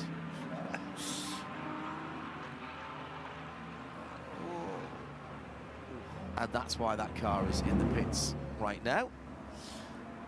Thank you very much for paying that one off for me. Our talent in the truck. Talent's always in the truck, mind ourselves of that. And let's pay tribute to our camera operators as well, who've had all sorts to deal with this week. We talked about how it takes an army to run the race. There's a fair few people involved with the TV production as well, who've had an awful lot of work to do this week, particularly as we started a day earlier with the world stream. And thank you for all the nice comments that we've had for those of you around the world who have been tuned in and are still with us at 3 o'clock in the morning, near enough in the UK, 4 o'clock in the morning on Sunday morning in Europe. We've already had plenty to talk about. That's fair. That's Fish up in Ridges. G'day. Fish in his element. Yeah, completely. Yay. Take a bow, ladies and gentlemen. Loving your work. Loving your work. Well, this is our camera that took some time out a little bit early on when the WRT BMW made the fence there and actually took out the camera cabling on the run up to the exit of the Autosport cutting. Great new camera angle. Looking down onto that really shows the elevation and how tight that corner is. And thanks to the riggers who got it back up again. You know, these things, who would have thunk that we would have had a BMW take out some of the infrastructure at that point? these are the things that you can't always plan for. Much like a motor racing team, you have to, the key word is pivot. React and pivot. Good work by everybody. So, the rain is back. Oh, do you know, I've said that and it's nearly stopped again on the straight. Have you not learnt yet, John? 13 years ago coming here. I know. Fantastic. Just fantastic. So still behind the XM safety car with, once again, a Porsche at the head of the race car field.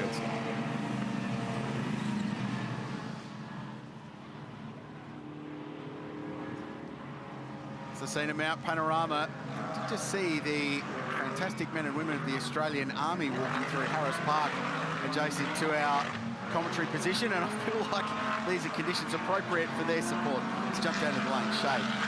As you can tell by my hair, the conditions are very windy at the moment, and especially blowing through the garages, but it has gotten quite cold as well. And Mauro Engel, this is not what we expect from a third of the race to go. Normally, this is where stuff's heating up. Do you think this is going to help keep cooler heads prevail? I don't know if the heads are cool out there for the guys that are driving at the moment. It's pretty crazy conditions, but yeah, in Bathurst, we know that you know, the weather can play a role. Many years ago, I think there was a finish, or close to a finish, with a big thunderstorm as well. So, yeah, I mean, it's kind of cool because it obviously mixed the race up a little bit, and with the change in regulations that have been made to this year, and even during the race, otherwise I think it would have been a bit boring. I've seen a lot of Mercedes in particular. Every time that there's a pit stop, they come in, they spray out to try and help with overheating. These conditions are definitely predominant to help cars cool. Is that going to help all of the Mercedes in the field? Yeah, for sure. I think it helps keep everything cool. Be the same for every car out there at the moment, but yeah, right now, I mean, it's on one side survival, but the fight is on, because we all know that once it dries out, it's extremely difficult to pass on track. And as mentioned, with the regulations the way they are, strategy-wise, you have your hands tied. You have no chance to do anything really. You guys are in a very strong position, though, and with this amount of time to go, time behind the safety car, are you minding that, or are you okay that things are staying calm? It's good. It's up and down. I mean, it's a challenge. We're probably not the quickest out there. For sure it's a challenge. We're not fully happy with the pace, but we're hanging in there, trying to do a good job, and let's see where we are at the end. Good luck the rest of the way. Thank you. So let's just basically shuffle the pack again and play in a few more variables.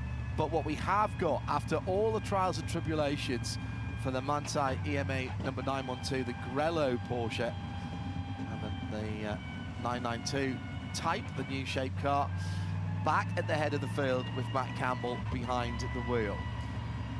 Make a point that what this lengthy safety car is doing is helping car 911 with Yasser Shikin and car 88 with Jeffrey Ibrahim behind the wheel. So they've got to do that 1 hour of bronze driver time. So they got into those cars with 4 hours and 25 minutes to go.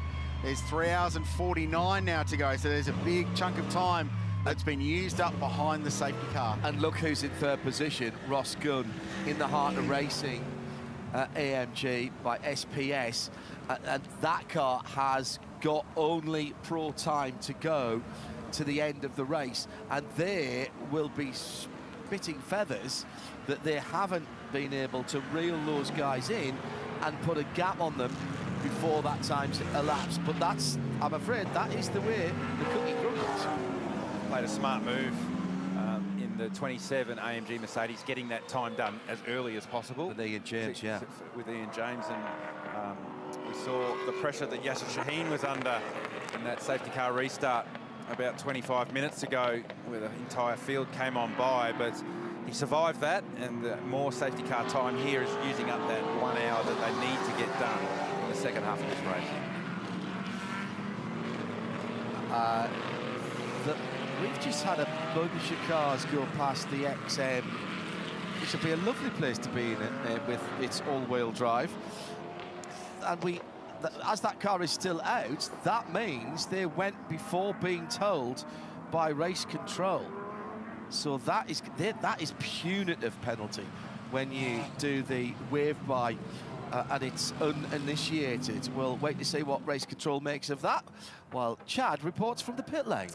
Yeah, thank you, John. Furthermore, it was actually it was Shea who was straight onto the strategy that they were trying with Ian James, and I just wanted to really sing his praises because at the very beginning of the day, he was the only bronze-ranked driver in the entire GT3 field who started the race. What a huge amount of pressure.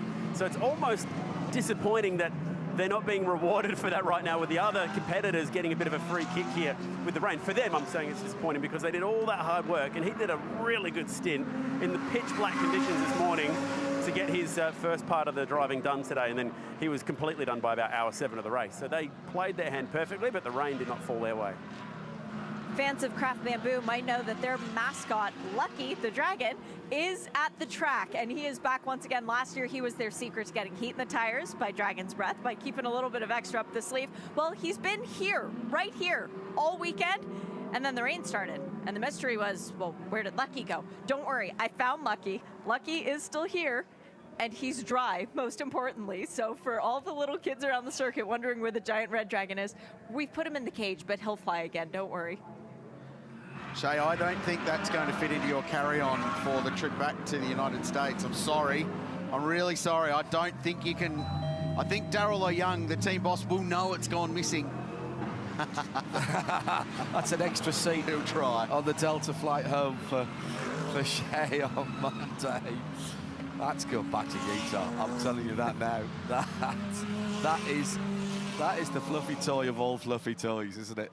Just to revert back to the point that we just touched on before we jumped into the lane about the cars that went past the safety car. So there is a note that's put on the race timing system around the circuit, basically saying what cars are eligible for the wave by.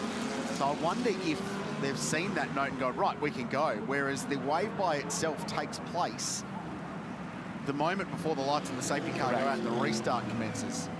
They did it in the right place on the circuit. It's just the safety car wasn't coming in. I also think the race director says that it's clear for the wave-by cars to go. So you effectively wait till you're told, and then you can go. So it may have jumped the gun.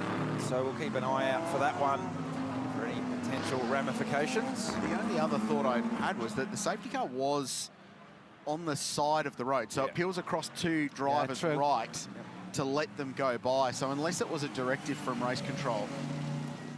And the cars that went by, 47, 19, 111 and 20, it's now saying on the timing monitor not eligible for wave by. Oh, they're going to get pinged. Well, because they've just gone past us now on the front straight. So their advantage by going early while the rest of the field does an extra lap under safety car is they'll effectively get to the back of the queue. Safety car is at turn 18. I'm sure that won't all go cars for wave by, proceed drivers left. All cars not eligible to maintain drivers right. That's when they're meant to do it. Yeah. So put these down on your bad boy bingo card. Cars 47, 19, 111 and 20, 20 are all going to get a big ping.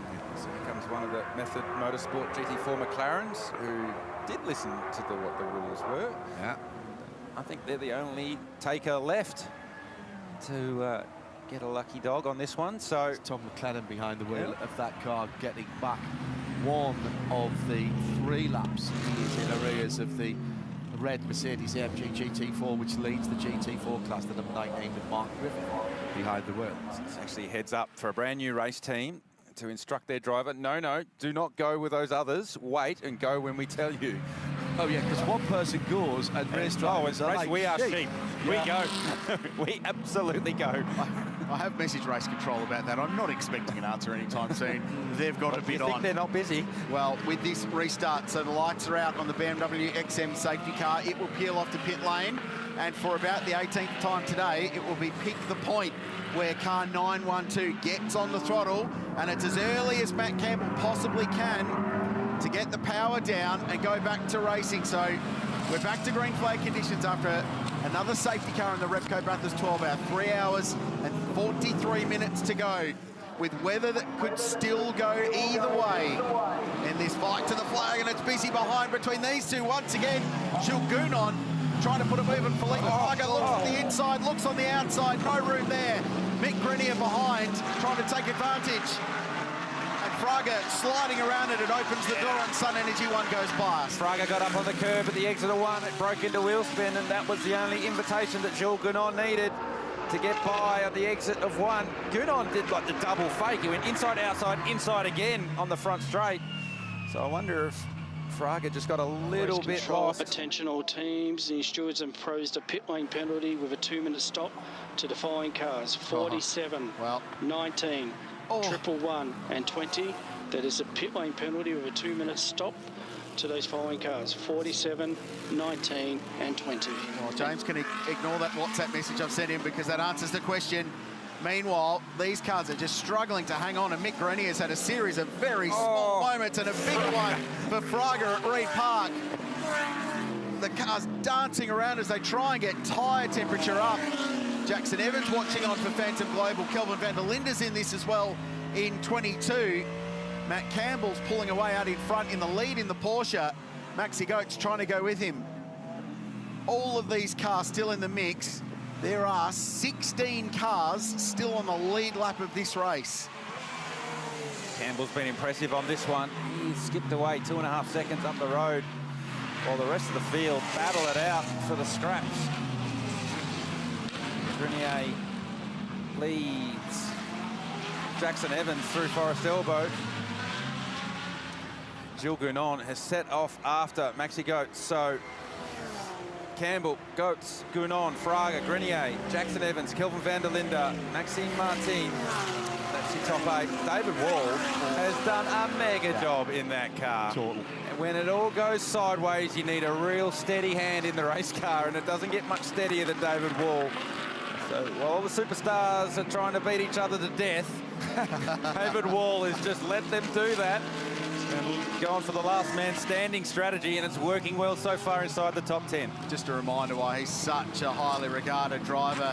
Still runs a very successful race team. Wall Racing, TCR champions a couple of years ago, running cars in GT racing in Carrera Cup as well, but still gets behind the wheel and absolutely delivers as he is now, following Maxime Martin. Have a look at the moments all of these cars were having. Fraga. Both ways. Fast hands there from Fraga. Martin is very good in the wet. Very good in the wet.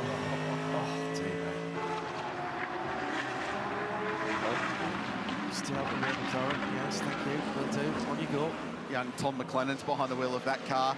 This will be a massive baptism of fire for him. He's pretty fresh after a year or two in Porsche Sprint Challenge.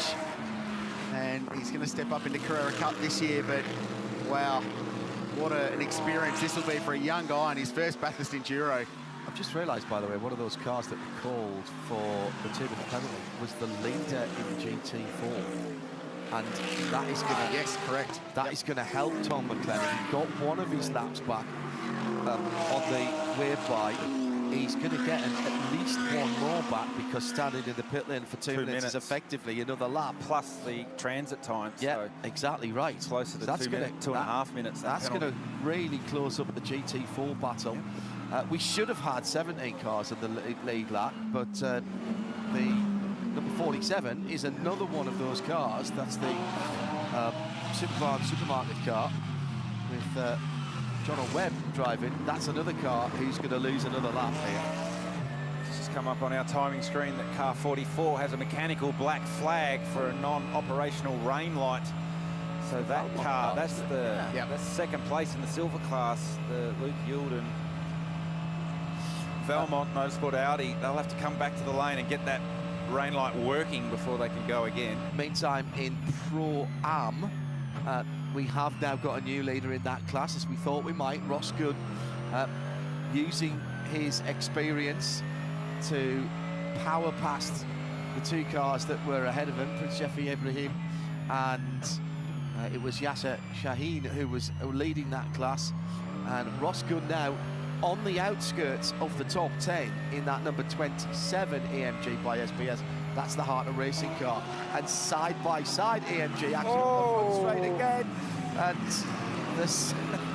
the Sun Energy 1 car comes off the worst again from the outside angle. these AMG guys have seriously got to sort it out, because Matt Campbell was 2.5 seconds faster than them on the previous lap. So while they're arguing over bragging rights who's the fastest AMG driver, the guy in the Porsche is disappearing up the road. So Maxi Goetz and Jules Gounon arguing over real estate at turn 1, while Matt Campbell's enjoying the view at the top of the mountain. And they're going to end up with a big freight train stuck up behind them. So Fraga, Grenier behind for National Storage, 888, and then Evans in the Phantom Global car. Well, there they are. Evans just showing the nose. There's the first of the, well, the only remaining BMW, Maxime Martin in 46 behind the wheel. Still very much a factor. At this point, any one of the top 9, I think, are genuine contenders for a race win today. So further to my point about how far Matt Campbell's going up the road, the AMG guys fighting over who's going to be second. They lost 1.4 seconds in the first sector while they were arguing down at turn 1, trying to have each other off. So best they sort that out and get their head down, because if it stays wet and they keep fighting like this, Matty Campbell's going to lap them. And then it won't matter. No. No amount of track position will change that. They'll all need the lucky dog. Oh, yeah. And knowing this race, it'd then go green all the way to the end, wouldn't it? Evans. So Evans in the Porsche is looking racy as well. So John made the point earlier when it was fully wet that this is Porsche 911 weather, and it continues to be. Jackson Evans, who's done a lap or two around here in a Porsche and in the wet, so he knows his way, working over the back of Michael Grenier, the 888 National Storage Mercedes. It's Evans send it, he's having a look. Grenier opens the door and doesn't quite let him go. Contact. Evans so close to going around. So I actually thought that Grenier had opened the door and let him go, and I think Jackson Evans was the same, and that door was slammed promptly in Jackson Evans' face. Grenier might have had a little more grip actually on the outside there, as he punched through between the two parts of the chase there. So he's defending, then here to the right. There. Oh, I've let you through, mate. On you go. And then. Oh, I've changed my mind. No, I haven't. Fooled you. Leave a window open and the wind picks up and it slams the door in your house and it catches you unawares. That's what happened right there. Another 2 seconds on that lap. 22.4 plays a 2:24.2 for Maxi Goetz, and everyone else in the 24s and 25s behind them. Maxi Martin's got good car speed at the moment in the Slimmer. 2:23.6 last time round. So they're the two quickest cars on the track, the car leading and then the one in 7th position. Max is a real meister, he really is. He's got such... I mean, none of these guys are bad in the wet. Let's just make that... It's a relative term. Yes, but I've seen Max Martin do some stuff in cars down through the years that you would not believe. Places like the Nürburgring, Nordschleife among them. And this is his element, and he's in it now. Repco Bathurst 12-hour continues, 3.5 hours to go. Here's how we've got to this point. What are the last lot of highlights going to tell us at the end of this? Still so much more to play out. Hard to believe these were the conditions bright and early this morning, and that car ended up stuck in the gravel trap and brought out the safety car. Massive impacts. Such a shame for the pole-sitting BMW. Pole winner hasn't gone on to win the race since 2017 now. In this race, it's been a long time. He claimed the Alan Simonson Pole Award to convert. Big penalty went the way of the Audi for feeding the Superglass Racing IRC GT into the fence on the run into the dipper. Feistiness occurred on the outside of turn 2. Picariello was looking really good in the Porsche, and then the two Mercedes AMGs were punching on for a couple of laps, and that has basically been the theme of the day between the AMG products in this race.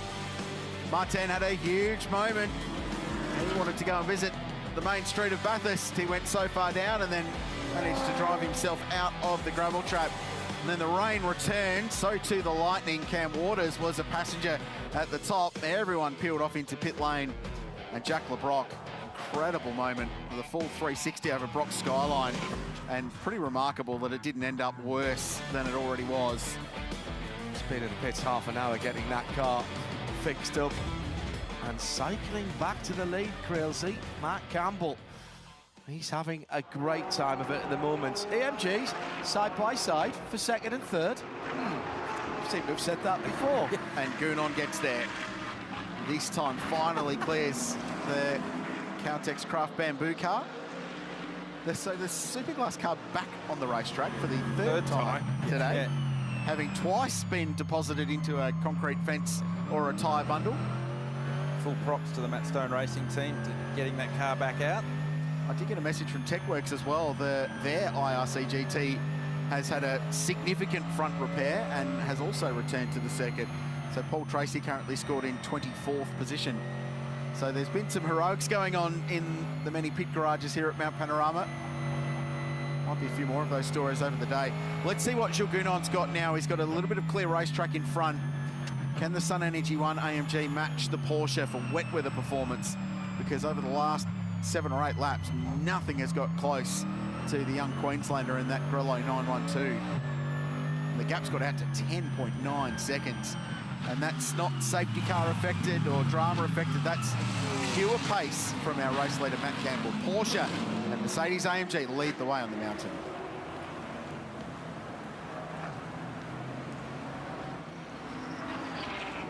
And there is Matt. Will test the FIA World Endurance Championship this year for Porsche Penske Motorsport, plus the endurance races in the IMSA series in the United States.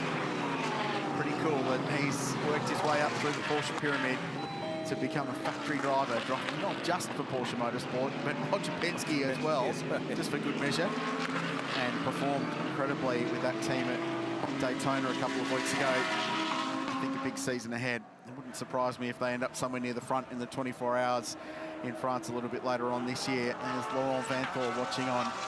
So Lawrence is going to have some work to do at the end of this race.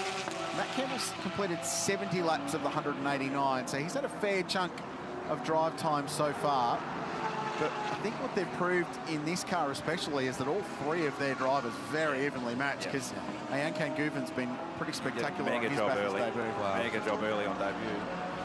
You know what Laurent Vanthor can do around here. So this next lap is a telling lap for Jules Gounon. It's the first clear lap that he's had after he got around the 77 Craft Bamboo AMG of Mercedes, that now Felipe Fraga is queuing up behind along with Michael Grenier.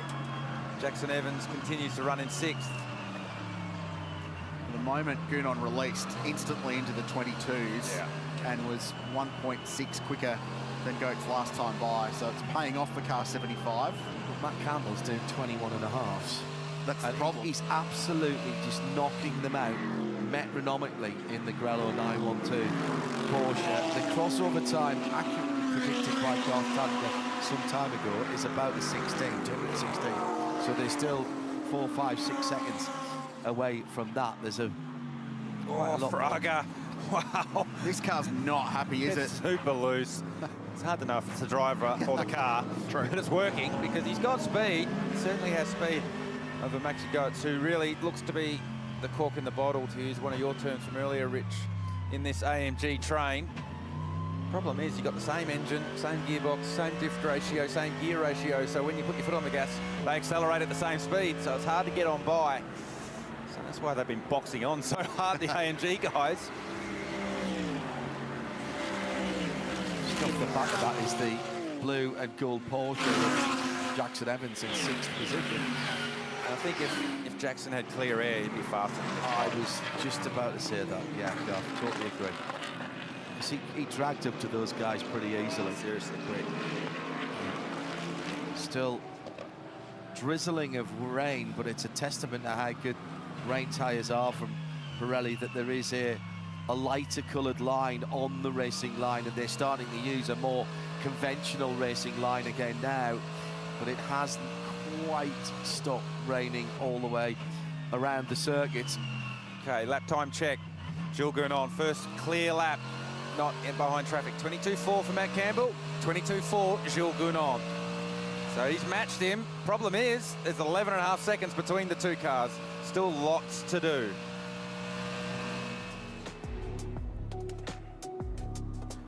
Great duel for the lead in the Repco Bathurst 12 hour. This is the Pirelli leaderboard, 11.4 seconds. Matt Campbell and Gilles Gounon last time by set identical lap times to the 100th of a second. A thousandth of a second. Correct, yes, which is incredible. So they're pushing on out in front. This is just so you can see where your favourite driver or team or brand may well be in the running order.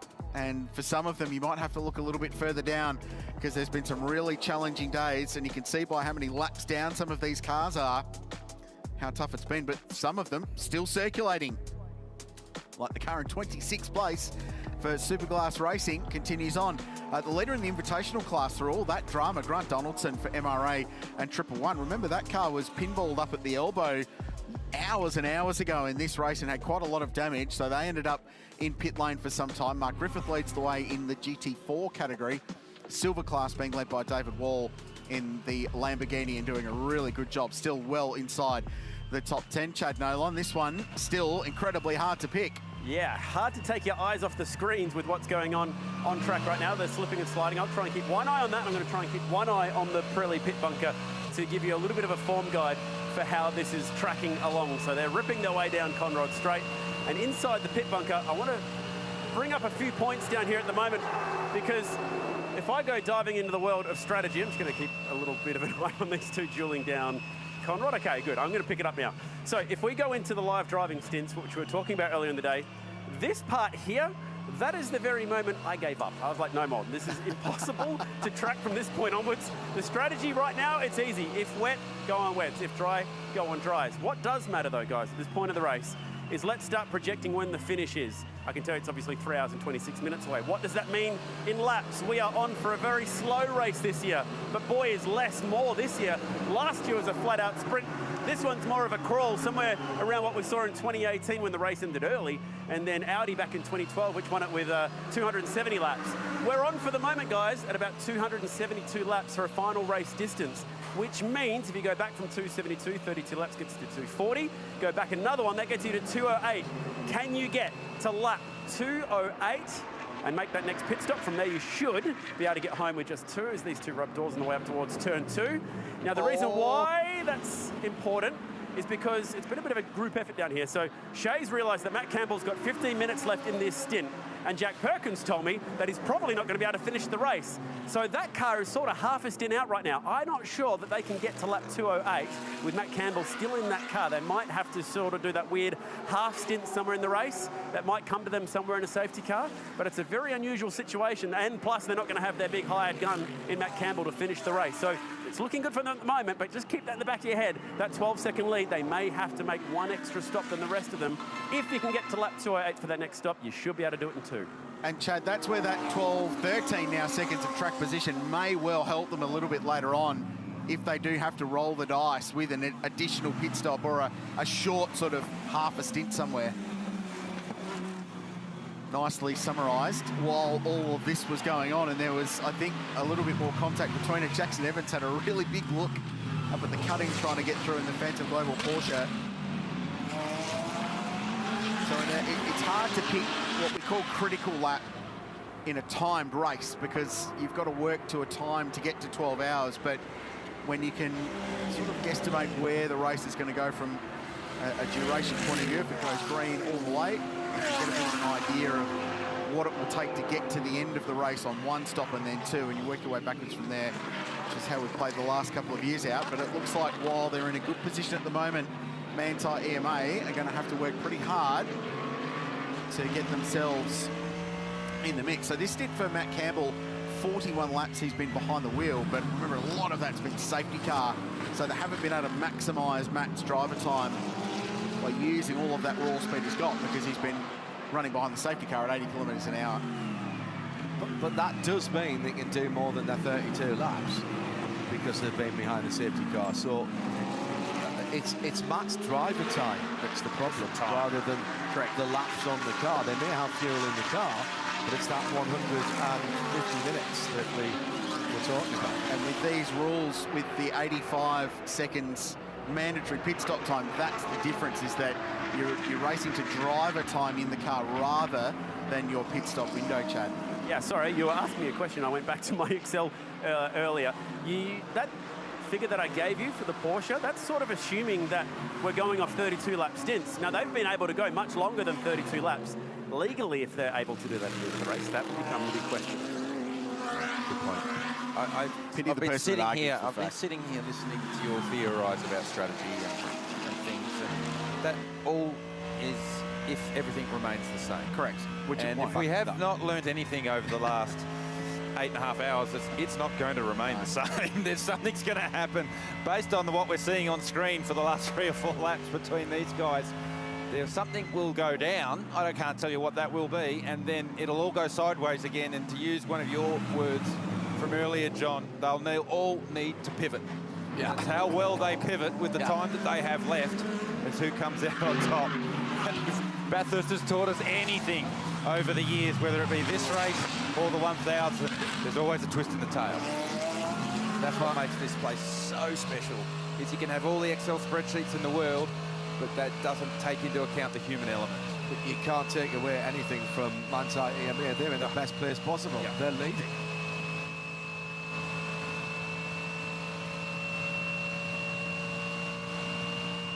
And ultimately, that 14 odd seconds that they've got at the moment, as Crailsey said, that gives them a little bit of wiggle room. And the longer it stays green, then it looks like they're able to hold on to that. Gilgunon matching Matt Campbell.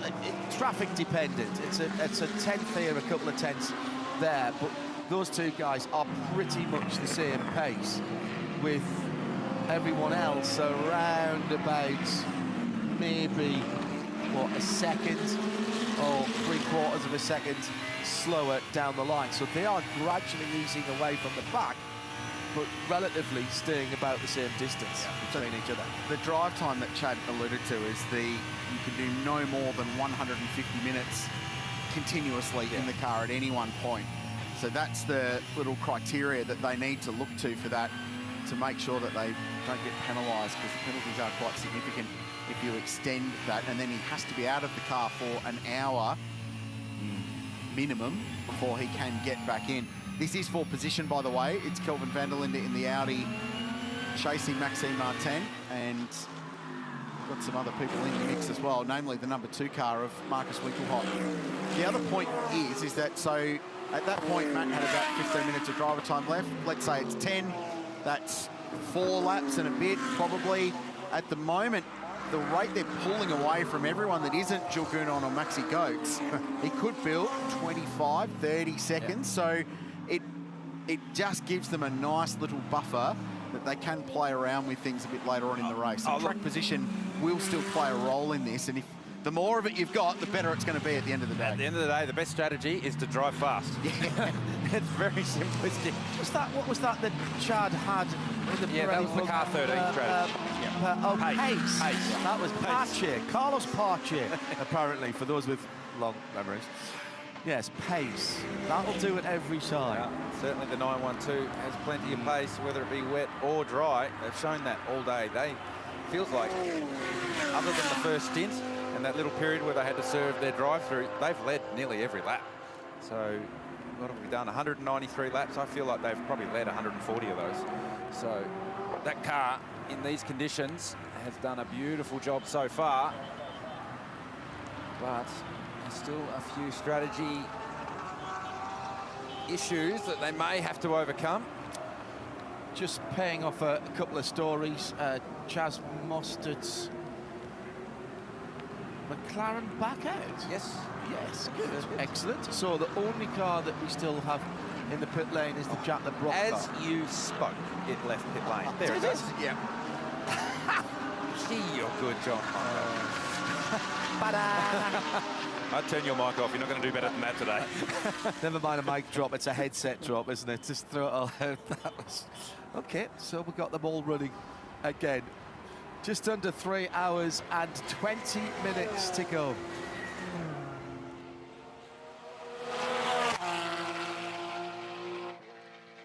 Matt Campbell leads the way, the margin 15.1 seconds, which is about all-time high of the race under green flag conditions so far. wet weather pace on a drying racetrack, this car is clearly the quickest at the moment on Mount Panorama, and he has built a considerable margin over Jules Gounon, who gets within almost the final 3 hours of the race, having won the last 3, and he is second. He is irrepressible here, as into pit lane comes the 88 Johor Motorsport car. So this is now a key stop for this team, because they've ticked the box for Prince Jeffrey Ibrahim from driver time in the second half of the race. So it will be either Jordan Love or Jamie Whincup now to the end. So that car becomes an all-pro car to the checkered flag. And they will try and chase down Ross Gunn in the 27 car. Yasser Shaheen has yet to vacate the number 911, the Shell Porsche, which is a 911 as well. Just thinking about that and that strategy that we were talking about, yet to see really Gounon pull the plug on that car, but he's still there or thereabouts. And at this stage, they'll go pro all to the end of the race. Matt Campbell, if he gets out shortly, will have to take an hour off. So he's going to have, let's say he gets out before it's 3 hours to go. He could still do 2 hours to finish that car off if somebody does one stint. That would be within the 150. So he could potentially still do that, so long as he hasn't done too much time in the race and his teammates have done enough. And that's the calculation I need to do on the back of a piece of paper. Shay. How close are we to that crossover point in lap time? Because we are getting both of the Manthey EMA Porsches into the pit lane. Both cars will be getting sticker wet weather tires, but I have the feeling that we're not too far away from the point where we could use the Pirelli slick tires once again. And as I say that, there are raindrops falling on my head. Never fails. I think, Shay, that we're still a little ways off. It looked like it was drying, and it's just still drizzling in certain parts. Consistent drizzle. Yeah. They're still doing 21.5, so that's, previously we saw the last crossover was around the 16th. I think Matt Campbell got down to a 14.9 on a wet tyre on a dry track. It was around the 16s was the crossover point. But you can certainly see the track's not drying like it dried earlier. There's no drying line yet, because there is that persistent drizzle. Here comes the 911. So Yasser Shaheen, this is that same pit stop that we saw for the trip for the 88 car come in with Prince Jeffrey Ibrahim climbing out. So now Yasser Shaheen has fulfilled his 60 minutes in the second half of this race. He'll climb out. Try enough for a little squeak of tyres on the pit apron. Onto the jacks, and that car will stay on the jacks until the fuel hose comes back out. Front fill on the Porsche. They're struggling. I think Yasser stopped pretty short, because it really looks like they're struggling to get the fuel connected, and you can see how tight one of the fuel hoses is, and that'll be the feed hose to the car. The second hose that hangs down will be the vent hose. So here comes our race leader, Matt Campbell. He didn't get to lap 208 as Chad was theorising. So Campbell in, Gounon goes round. And this is to time rather than fuel from anti-EMA for Matt Campbell. So the interesting one now is how much further does this car go for Jules Gounon? Big stint. If not a lot of laps, but in time for Campbell. He's already out of that car. He's rocked the same helmet for most of his career.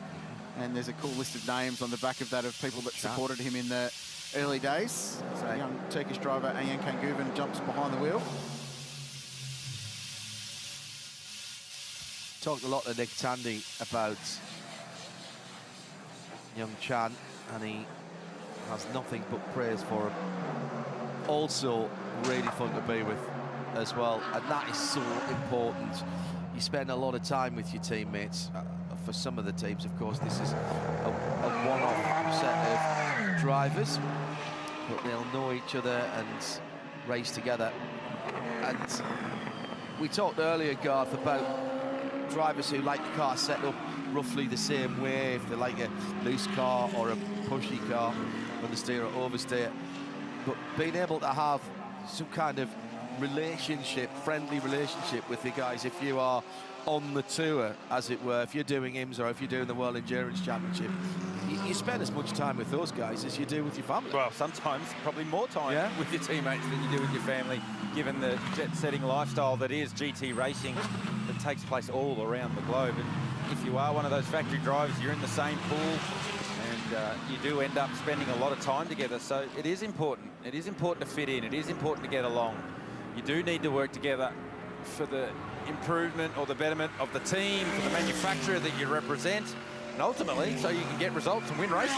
That's what it's all about. Yeah, results-driven game, absolutely. The other thing that forced stopping away for Manthey EMA is that if the track continues to dry, we might get closer to that window, the delta between crossing over to wet to dry. So it just gives a bit more flexibility for Sun Energy 1, for Craft Bamboo, who are second, for Group M, who are third. So the Mercedes AMGs now 1, 2, 3, and 4. They've just found themselves back in front, but there is still light rain falling, so I don't think that's going to play a role. And the brand new wet weather Pirellis on Guven's car, I think, are definitely the choice at this point in time. Oh, we've got a spinner at the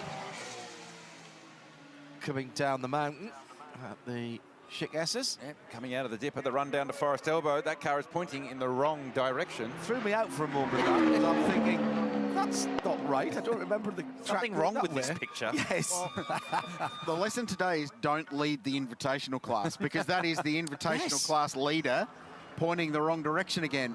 So Donaldson trying to do the right thing. One, get out of the way. Two, figure out how he's going to turn this car around.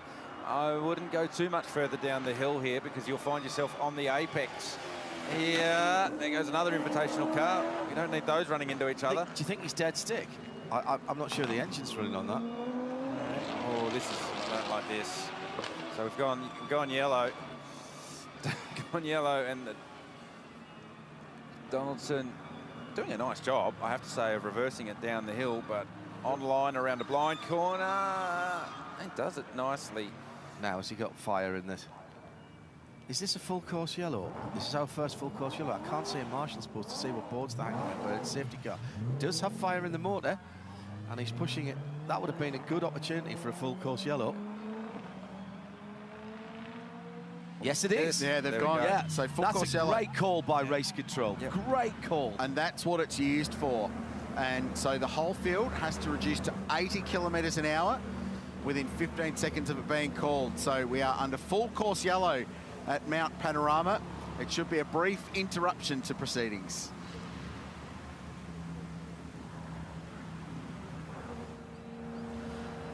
He hasn't got away from that unscathed, has he? But I don't remember the sort of nose up look on that Mark car. This will tell us. He's had some contact. Yes. Has he had a help? Yeah. Oh, he has had help. a help from the 47 car. Oh, man. John O'Webb at the helm of the 47 Full course Superbarn yellow Supermarkets. And they're the full course. Green flags displayed, green Back flags to green. displayed. That's why FCY is so good. We haven't had to pack people up. We haven't had to do wave arounds. Busy. Who gets quick? Who gets on the throttle quick? Yeah, and that's what we're seeing here. And it's Kelvin van der Linde. Kelvin van der Linde. Of course it is. Oh, and there's a couple off down here. Grenier's going to go around. Does he keep it off the track? Oh. Big moment in the race. This is a contending car. Fourth outright. Canadian driver in his second 12-hour start on the rejoin down there. How about the hairy part of the road to do that. How about Kelvin van der Linde having to go to the dirt to get round the recovering car? We'd already had Jackson Evans had made up a position and got in amongst those AMGs because he was quicker on the green flag. Team, I'm sure, counting him down. And then carnage in front of him. Well, van der Linde was in front of both of these cars. He zigged, and he should have zagged when Grenier came back on the racetrack. So Brock Feeney sitting and waiting. He's going to climb aboard that car. So here you can see van der Linde's got in front of Evans and Martin. And then up the road, the two AMG Mercedes, just for something different, run into each other. And then Michael Grenier comes on the grass. Then van der Linde goes to the grass to go around the back. The other two go around the front, stay on the tarmac. So, oh, we've seen that video before. Van der Linde wheel spins it up on the grass, and there goes Evans and Martin. Oh man. What a video game. Well, 50-50 chance, and it didn't quite work. The toss of the coin that time for Van der Linde. He survived it, but there was the key. No shock among anyone that he was the one making the moves when we went back to full green flag conditions after a very brief full course yellow. So that's the new system. That's why it's great, because that could have been a full course safety car procedure, which would have taken several laps. You've got to reorder the field, you've got to do wave buys. As a result, we get a very brief pause in proceedings, and we go back to racing flat out for minor incidences like that drivers are allowed to recover from on their own without needing any outside help, like Grant Donaldson did, who has gone to pit lane, by the way, in car 111. He's still leading the invitational class, though. The key of that is making sure that your team is right across when it goes back green, because you can find yourself in a part of the circuit where you've just passed a flag post, or you can't quite see where the next one is. You've got to have the team help you out there, because 2 cars back, the guy might get a jump on you as soon as it goes green. Yeah, the countdown to green is critical to get right, and Van der Linde, who's used this system plenty of times in the past, right on it. That's how he got around it. But ultimately, there was an obstacle in his way when he was leaving the chase that time, so plenty of excitement. Oh, Evans wide. Plenty going on here.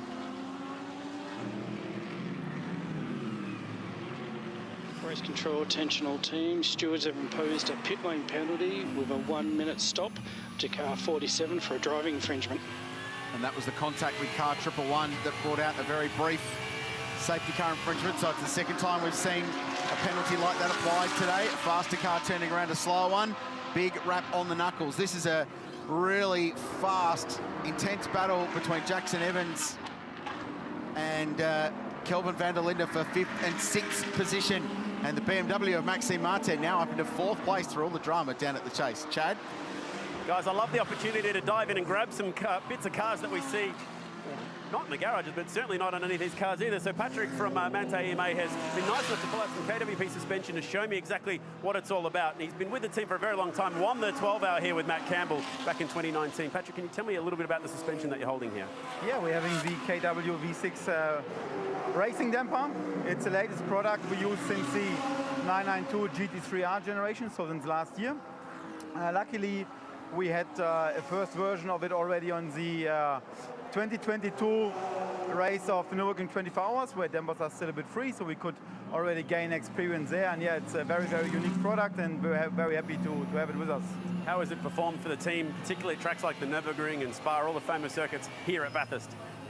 Very good, actually. The nice thing about it is it's very easy to use, having a very nice cartridge system to be able to exchange the damper valving, so yeah, changing between multiple options, and also the adjustability in terms of range is very, very high, so it gives us a lot of flexibility to adjust the damper to the different scenarios we face on different racetracks, which you just covered. So we race this product from more or less everywhere, from Nürburgring to here, street circuits, very tight circuits. It's the whole range, and it's covered very well. Perfect. Have a little look at the amount of bump and rebound settings on this car. It's amazing just how much technology goes into these KW suspension coilovers, and these dampers. They're getting more and more technology placed into them. I just want one of those up on my shelf at home. They are absolutely brilliant. Patrick, thank you. Good luck for the rest of the race. Thank you very much. First to watch now the KW suspension. Chad Nolan's stewards have imposed a pit lane penalty for car 130 for a driving infringement. That's the 3rd place car, Philippe Fraga. Well, that might be news to a guy that joins us from pit lane now, and that is the driver of the 912 Porsche, Matt Campbell, who has had a fairly adventurous time of things. Matt, I'm not quite sure where to start with your most recent exploits. Let's start with the weather. What were those conditions like, and how were they to manage? Yeah, I mean, certainly towards the second safety car period when it was wet, very sketchy up top of the mountain, a lot of aquaplaning, so very hard just to keep it on track. But luckily we had a track position and we had clean air. We didn't have any spray, we didn't have any slow cars or anything after the restart. So this really helped us. Your car looked like a jet in those wet conditions, and that track position you were able to build over Jules going on, really valuable for you guys. Yeah, absolutely. I mean, especially after what happened, you know, about an hour and a half ago with the drive-throughs and everything like that. So really, really happy with the car performance, especially in the wet, but, you know, also the dry, we're very, very strong. So can't be happier. We're still working through our run plan for the end of the race. But, you know, it's looking good, and we're really happy with where the car at. And most importantly, now we have track position, and hopefully we don't make any more mistakes. Matt had signed off in the booth.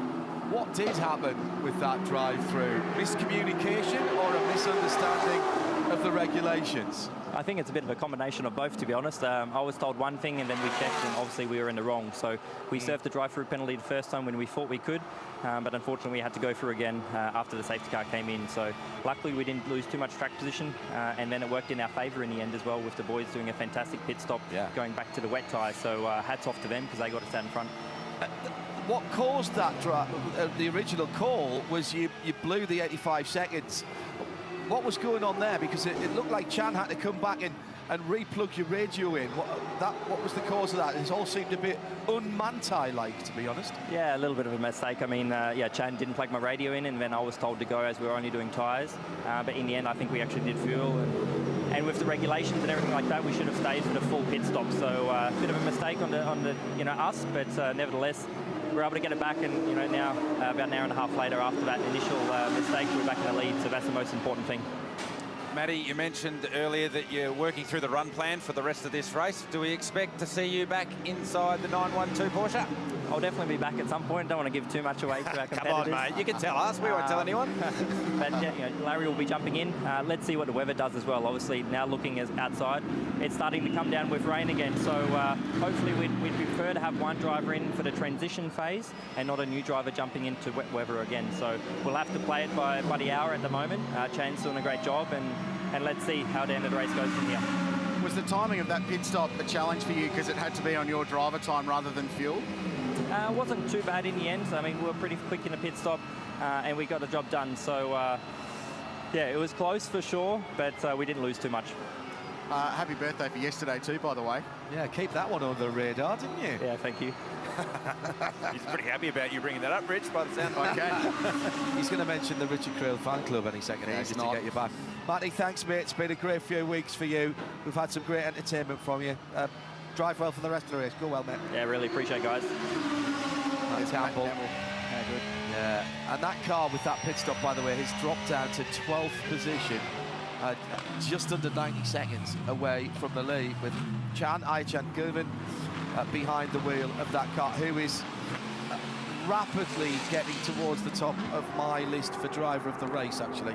I think he's done an absolutely spellbinding job. Gee, that's a big discussion. It's a big list, and there's a lot of names on it. Yeah, I'm not worried about that margin, the 90 seconds you talk about, because they are out of sequence from a pit stop point of view, so they've come early for this next round of stops that we're expecting reasonably soon for Jules Gounon, Maxi Goetz, the race leader. 130 yet to serve that penalty as well. Getting to that, because that penalty's been given for a while now, so you'd expect that car will have to come to the lane somewhat shortly. Here it is, so there you go. Richard Quayle asks, Felipe Fraga delivers a pit lane penalty for this car, and I think that was for what we saw with Mikel Grenier down at the chase. Is that how it works? You ask for something and the race delivers. It seems to be really that's what I've learnt over the last couple of years. I really love them at Cafe Flat This right is about your race. I reckon thing. we can make that happen for you, Richard. Do you have to click your heels 3 times for that or something? Is that, Rich, is that what he it is? just puts his hand up. Don't have that much dexterity either. 888 into pit lane. Mick Grenier with a fairly eventful stint in the national storage car peels off as well. So this is the start of the next round of stops.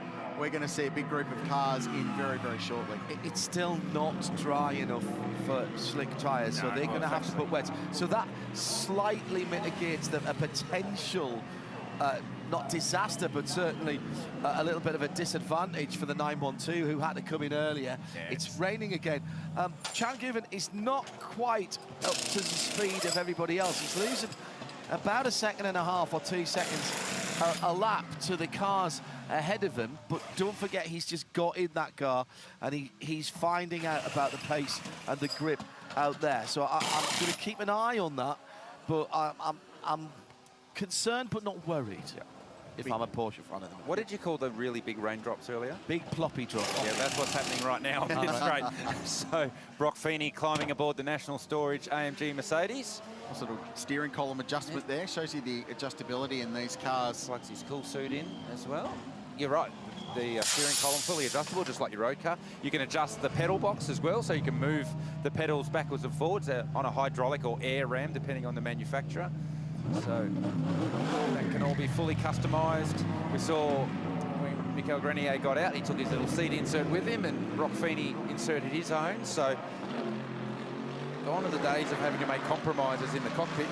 Make it your own every time you jump aboard a GT3 car.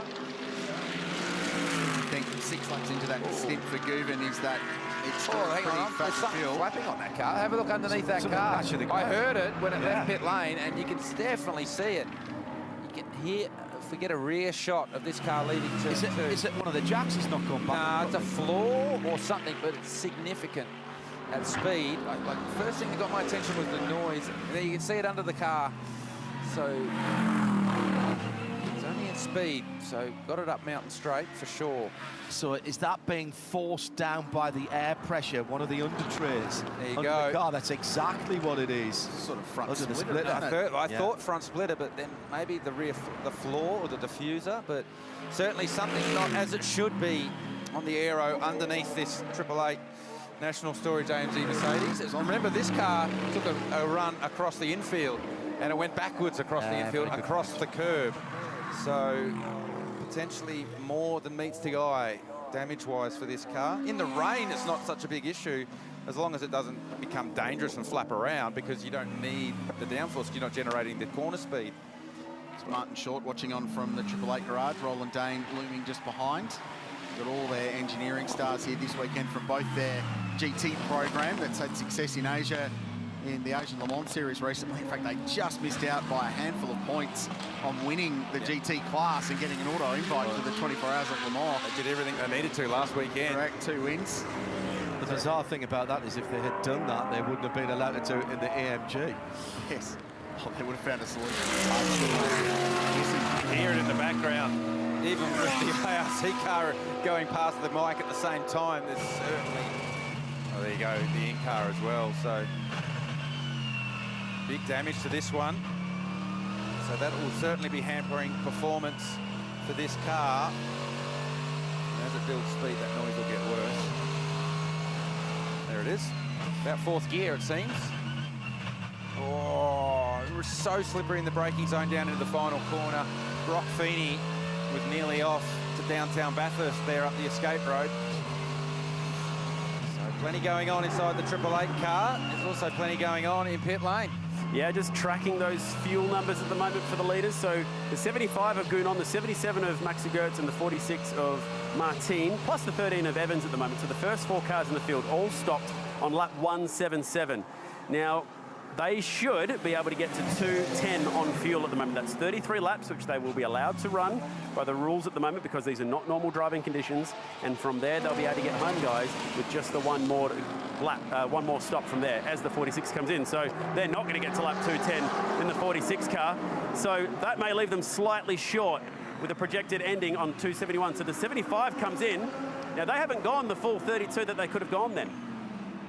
They did this last year, remember, where they pitted to basically their own strategy rather than the full extent of their fuel calculations in that car.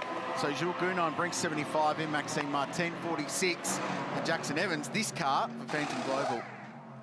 And a driver change going on there. I've got a question for you that's coming in on the socials. Hashtag B12HR.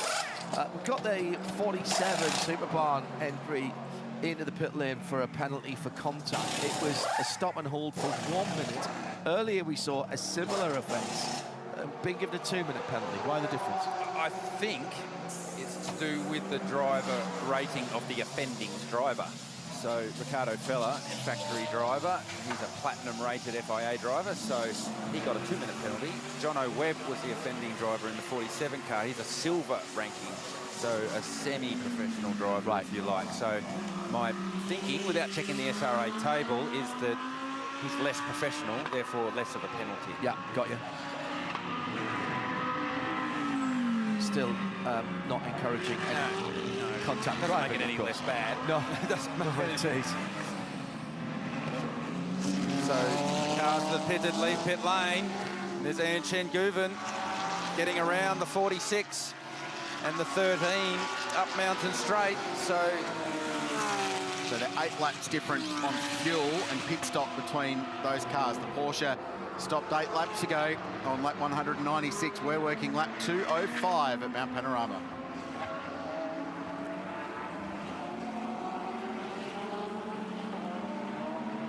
But the Porsche has tyres that are up to operating temperature and pressure, and a driver comfortable with the conditions.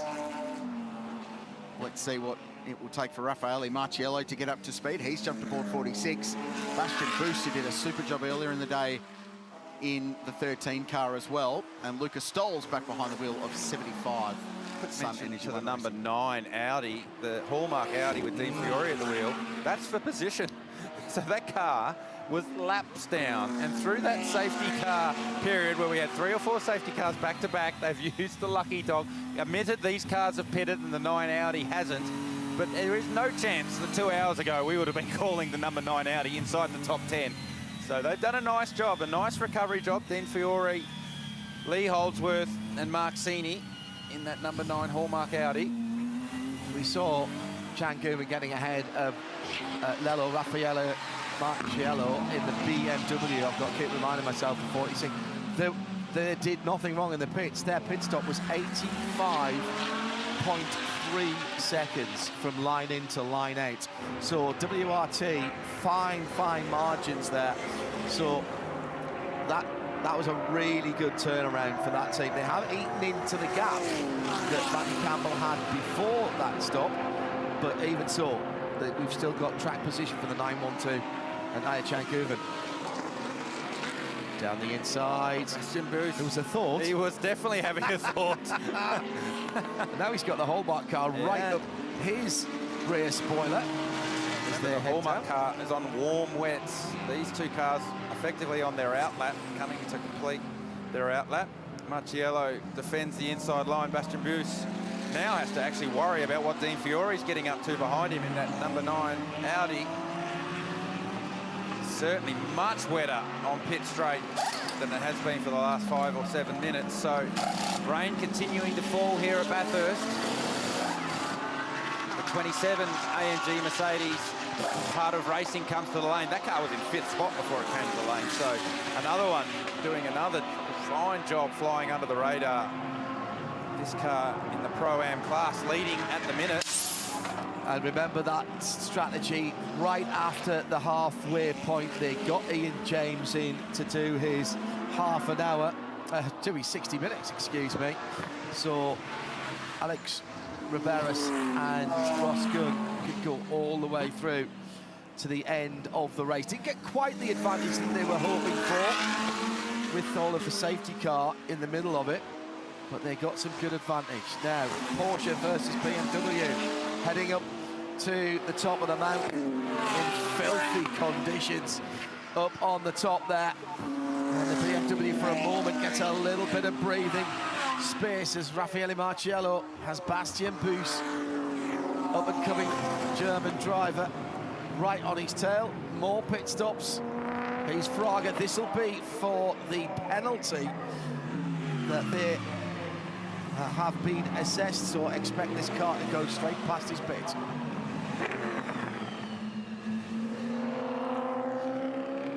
Third position car having to do a drive-through, Richard Crail. He almost went in. No, he has got to come in because he's got to stand the stand for a minute. No, it's just a drive-through penalty for this team. Have they actually served that already, though?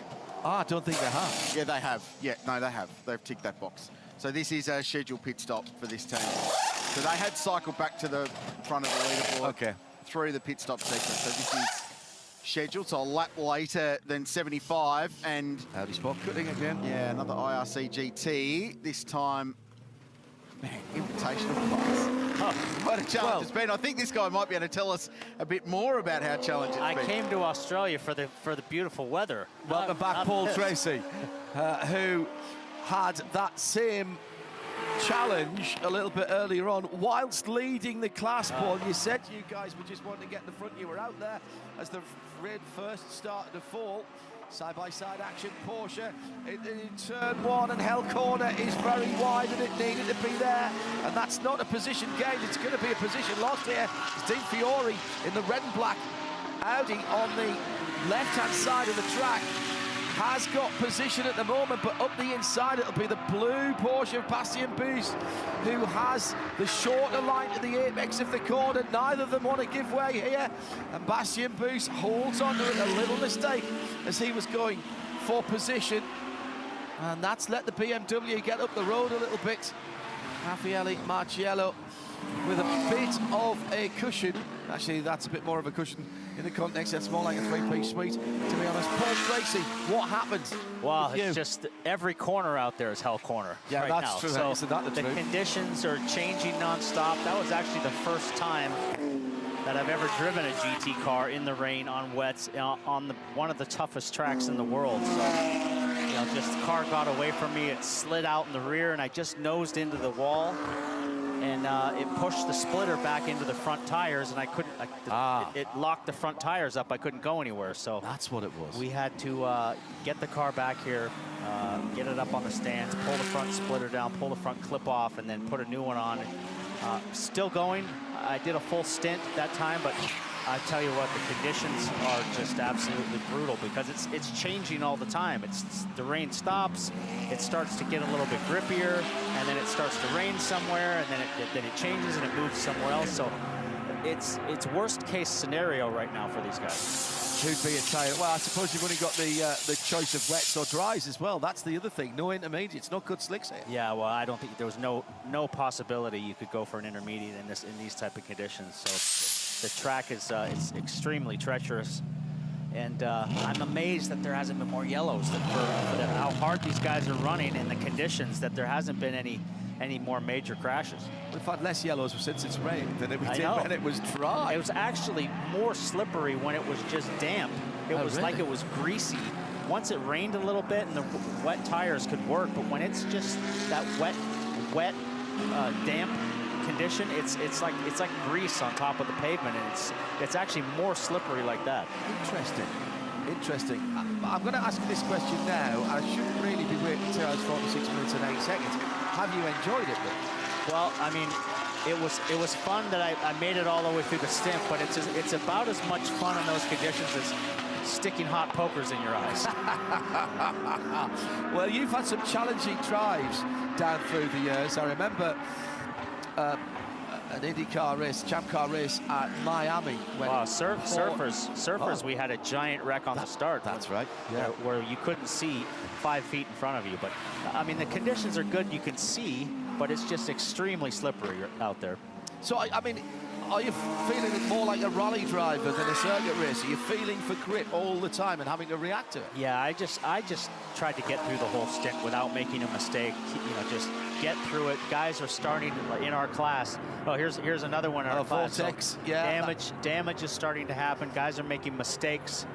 This is Lionel Amarouche behind the wheel, and he's done the front end of that little bespoke racing car from France with the big V8 mid-mounted engine, and this is coming down the mountain as well. Now, is this another push? It might have been. Yeah. It's the STM car as well. Looks like he gave him a little push from behind and just turned him around. That was like a Daytona bump drafting in the wrong spot on the bumper there.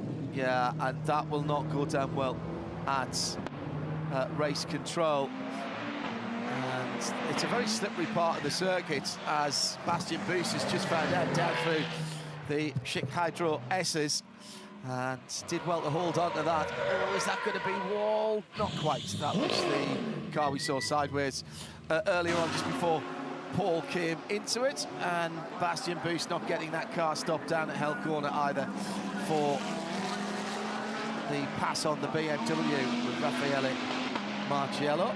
Yeah, once you see that the rear goes, there's no stopping it. You can't catch it. It just slides out from underneath of you like you're on ice skates.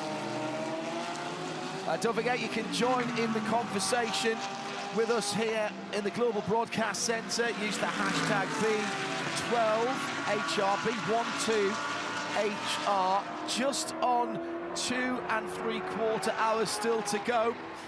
Pass for position. No, it's a pass to put someone a lap down. Mercedes car was excuse me, no, that is the Caltex car. So that was a pass for position. It's Matt Campbell's car, the 912, now in the hands of Ray Guven. And now making back his way back up to third position. Third position for that car. Paul Tracy in the booth with us. Richard Crail as well at the Repco Bathurst 12 hours for 2024.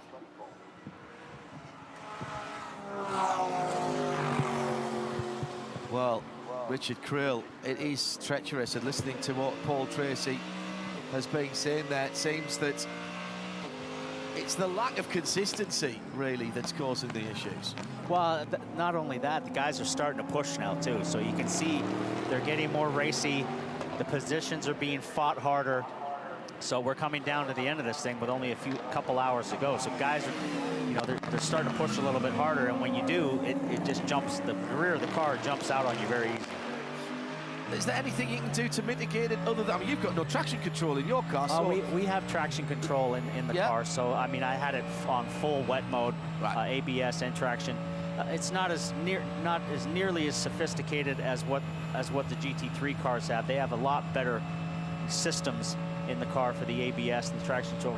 The cars are 3 times the price of the Mark cars, so it's a lot more sophisticated. But you can see these guys are hanging on for dear life out there. You can see the Lamborghini, they're running wide, or there was Audi running wide in the corner there.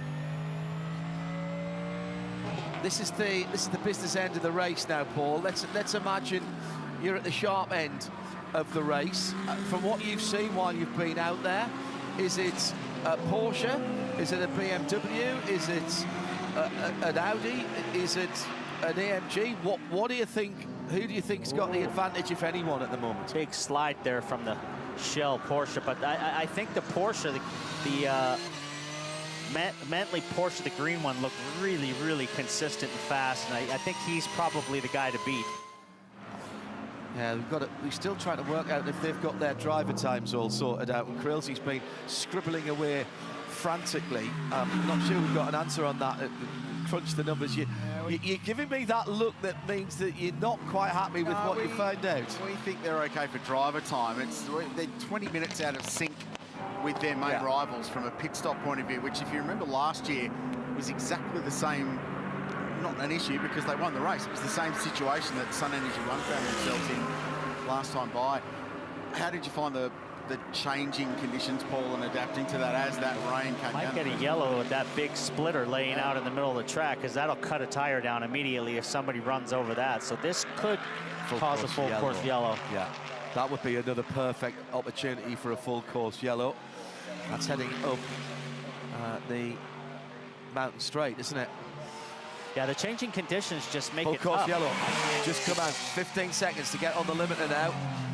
The moment you start to get some confidence as a dry line starts to appear, and you see the rain tracks, you follow the tracks, and there's good grip, it'll just start to drizzle more, and that'll all fill in, and then the next lap you come around, what you did the lap before, next time you're in a slide. Yeah.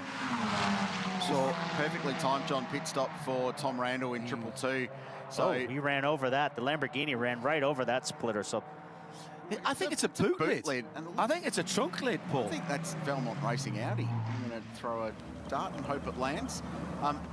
222 was at pit entry when that full course yellow called, so they've bailed into pit lane. So this is a really well-timed pit stop for them. While the whole field's doing 80 kilometres an hour, they get this 85-second time pit stop essentially for free.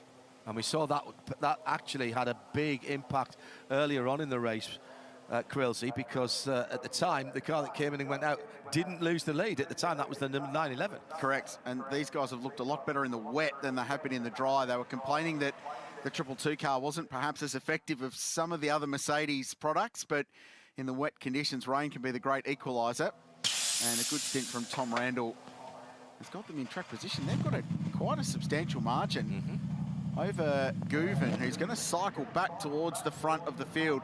So the 912, that Grello Porsche that Paul Tracy was just mentioning as looking like a pretty racy car, there it is, heading down into Murray's Corner right now, and the 222 is going to leave pit lane, having ticked off a free pit stop under a full course yellow, in a really good position, and will retain the net race lead out of that. Correct. Yeah, I really feel, having seen him go by me at the rate of speed that he did, that car looks the most well-balanced and the most grip of all the other cars that I had a good bird's eye view to watch how they go over the mountain. Got one of the VW Amrock pickup trucks, recovery trucks there to get that. Now, as soon as that clears, we'll go back to green. We'll take the opportunity to say thanks very much to Paul Tracy for coming to see us, and we'll head to Jack down in the lane. Yeah, thanks, John. Having seen the loose floor section on Brock Feeney's Mercedes, I thought it was a good opportunity to come into the team garages and have a look at the spares that these teams carry for these long endurance races. And they're not just spares, they're ready-to-fit spares. So here, for the 912 Porsche of Matty Campbell, they've got a spare set of front guards, so a left front guard and a right front guard, headlights ready to go. We've got a driver's door and a passenger door ready to go. If we wander our way further back into the garage, they've got a whole rear bumper bar assembly with the tail lights ready to fit. This is a front bumper bar, and it gives you a great shot of the front under tray. And then if you keep wandering out the back, there's more spares. So we've got a full intake section here, and over to my left, we've got another front bumper bar section, a bonnet, and lots of spares. So critical for endurance racing. As they say, you can't go racing without your spares.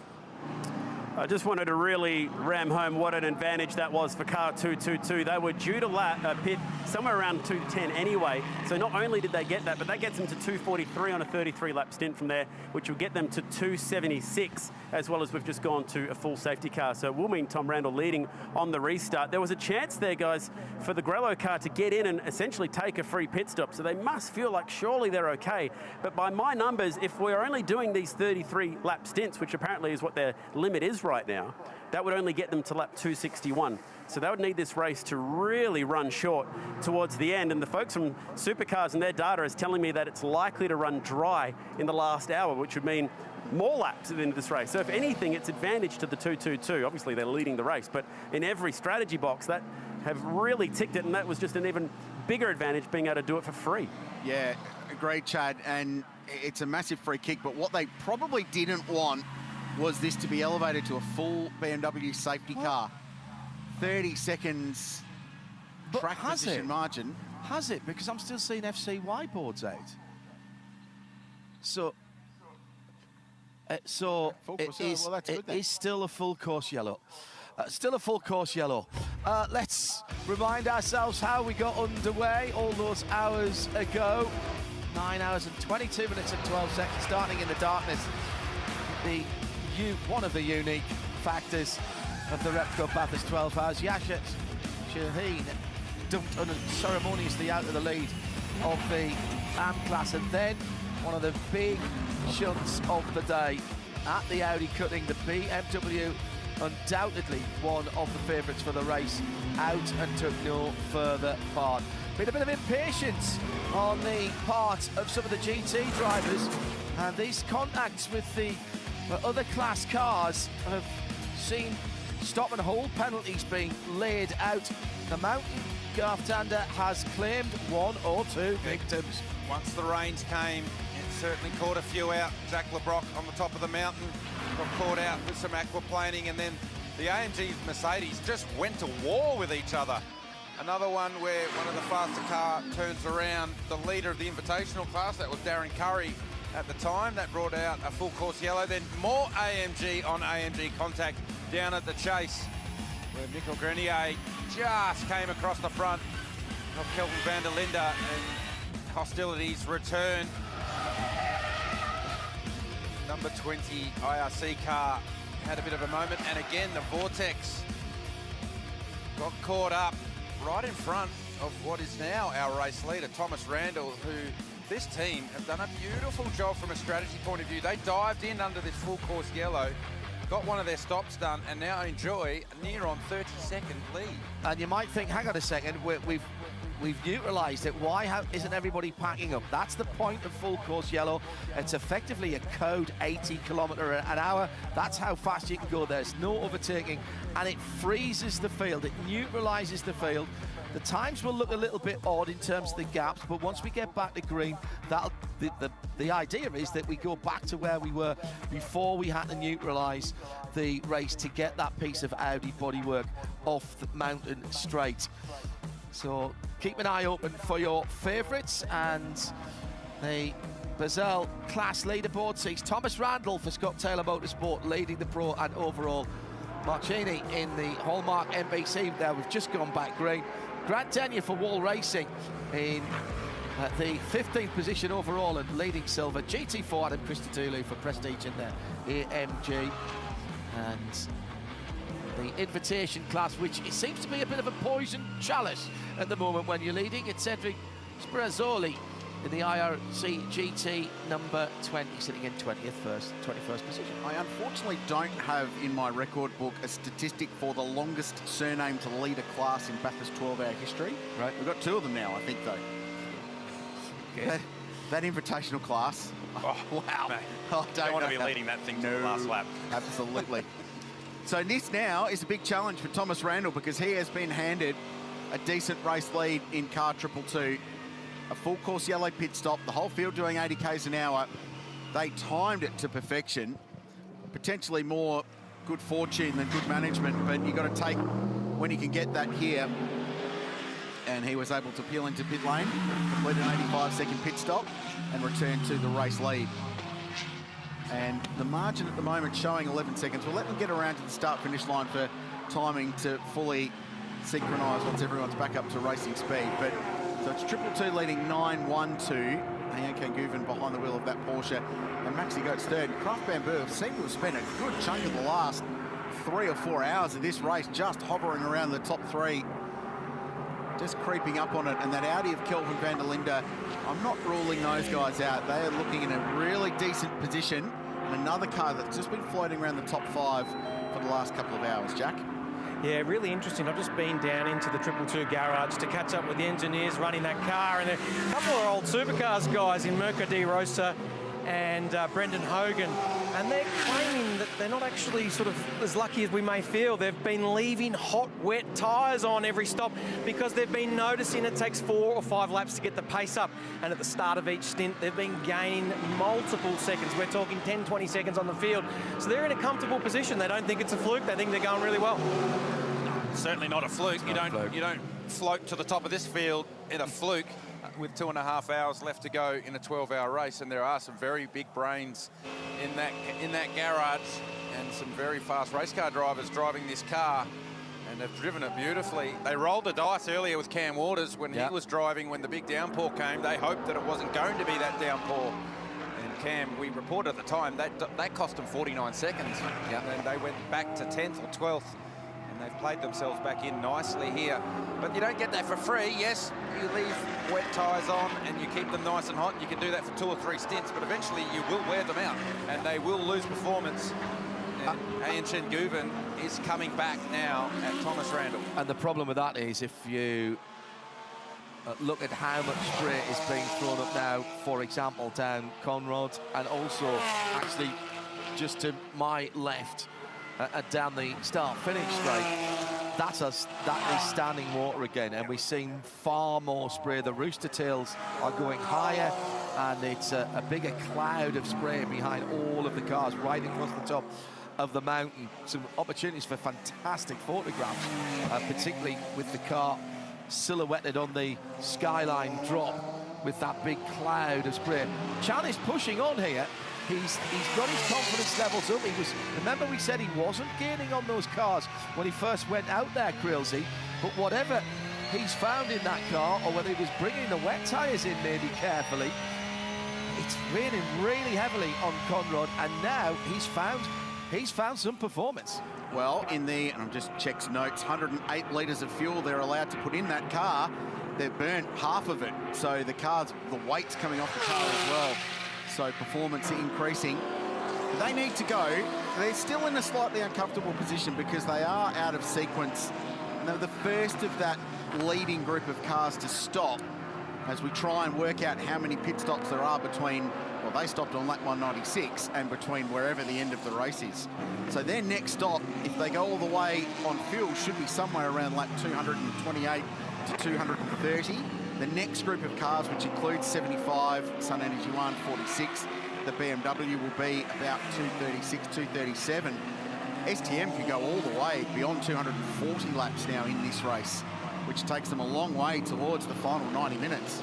And that starts opening windows for getting to the end on one pit stop, potentially. Yep, the 222 car, whilst it's got track position and at the lead of the field, it is going to suffer some pain in this stint because they're full right now, full of fuel, and the team have admitted to us they're on a wet tyre that is not the newest wet tyre on the racetrack. And the last lap was a pretty graphic example of that. Thomas Randall did a 24.9, Ian Chinguven a 22.9, Maxi Goetz a 23.9, Kelvin van der Linde a 23.2. So of the top 5, the leader was the slowest. I'm just getting my accordion out again here. And Exactly. it's Starting to close again. It's that slinky that Craig Lowndes had earlier on. It's all just tightening back up again, that spring. There was that little bit of contact as well, let's not forget, between the STM AMG and the Vortex. They put the Vortex in the wall. Not heard that of anything resulting from that yet. I would say that Motorsport Australia Race Control have far more angles than we have on that. They will have looked at it, or they may still be looking at it. They take all of the incidents in chronological order. And in fact, I'm now being told it was reviewed. There was no contact. They had a view that there was nothing on the Snicko, and there was clear daylight between the back of the Vortex and the front of the STM. So was looked at and reviewed. So those of you watching those highlights, those Repco highlights a little while ago, seeing that it was reviewed and there was no contact, so no further action required. And it's this car that people have to lap, especially if we get more restarts like we've seen, where those slower cars have been so challenging to get by, and it compresses everyone when they get them at the top of the mountain. Silver class, all racing. Bathurst's fastest game show host. Correct. Grant Denyer at the wheel of this car, and hasn't this car done a mega job through the day? Earlier, felt like it was 45 minutes ago or so, David Wall was beside the top 10, battling it out with Raffaello Macchiello and Marcus Winkelhock. And this car continues to lead the silver class. It seems odd, the car that is so bright, but they've kind of flown under the radar and just gone quietly about their business and just made sure that they've stayed out of trouble and turned their laps. And that, you know, that's not the worst strategy, is it? David Wall stints in that rain. Oh, that was hours impressive. ago were really, really huge in the context of the race. Grant Denyer watching on, he sees himself on the big screen that's up at the chase there, but he's driven very nicely this weekend. And this is a guy that started out a race car driver first. Yeah. And then decided that he needed to find a way to pay for race car driving, so went to become a TV presenter. Found a job doing TV. Yeah, exactly right. That bit turned out all right for him. Absolutely, it has.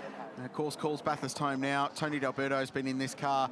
And we really need to applaud people like Adrian Dietz, who has invested in a brand new Lamborghini Huracan Evo 2. They're going to run a couple of rounds of GT World Challenge Australia this year. Lamborghini dead serious about supporting Adrian as well. They sent out their chief GT3 engineer and data engineer out from Italy to support that squad this weekend to help get them up to speed. A couple of test days.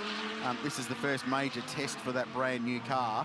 First one in the Southern Hemisphere as well. Really? So it's beaten all of GT Asia as well. So really cool. Well done, Adrian, for that investment and bringing something unbelievably cool to GT racing in Australia. Pretty handy data gathering exercise for Lamborghini. Should they need that in the future? Might rock up to the factory team at some point down the road, potentially. Well, just, you never know what might happen. Time to stroke my chin thoughtfully. Hey, how about how many people from other manufacturers have been wandering around? Some under the radar, some not so much this weekend. I had a blast around the mountain in a Mustang Dark Horse, and plenty of people with a blue oval here all making noises about next year as well. We think it's good now. It's not going to get any worse next year, and I'm hearing as well from the event organisers there's big news to come relatively shortly once we get this Superfest finished about the future of this event. Really looking forward to hear what it is. I did say, you've made yourself a problem, you know, guys, because how are you going to top this next year? And there was a knowing look at me. And I thought, OK, I'm staying away from that. I'll go about my business. Shane Rudzis, the event director, and Paul Martin, Supercars head of motorsport operations, went to the total 24 Hours of Spa in June last year. And the vibe in the paddock there is that everyone wants to be here. It might still take a year or two to get them all back, but they're all keen to be at Mount Panorama. So as I said earlier, we almost had Garage 59 and their McLaren 720 GT3s, which are awesome things. So we hope to get them back. Hub Auto, unfortunately, with the shipping dramas, cost them a start this year. But yeah, the world is interested. And you had your ride in your Mustang. I had one in a Corvette, so that's GT3 next year. Yes, exactly. So it's pretty cool. Bow tie versus blue oval. Oh my goodness. Added to the European exotica that is already here. American muscle versus European style. We've heard that somewhere else before. We are in a truly golden age of endurance and sports car racing, right from the World Championship through to GT3 class racing. Well, the fact as well that you can now run most of these cars in the 24 Hours of Le Mans is incredible. That is such a carrot at the end of the stick, and Triple Eight and Johor Motor Racing went and did the Asian Le Mans series and almost got themselves an entry to the 24 Hour. And this is a hairy little moment. The Hallmark car just jumps out the way. Mark Sini behind the wheel. Mark's doing a great job. 13th outright. Melbourne businessman, races Carrera Cup full-time. Hallmark Property Group, his business. Michael Lochisano and other partners. They've been passionate motorsport supporters for a long time. And Mark and David Russell equal on 12 the most number of starts in the GT3 era of this race. Yeah, Mark Sini, big supporter of this race, and much like Adrian Dietz, funds that car for the rest of the drivers. So plenty going on here. The gap first to second is starting to shrink. Can Randall hold on?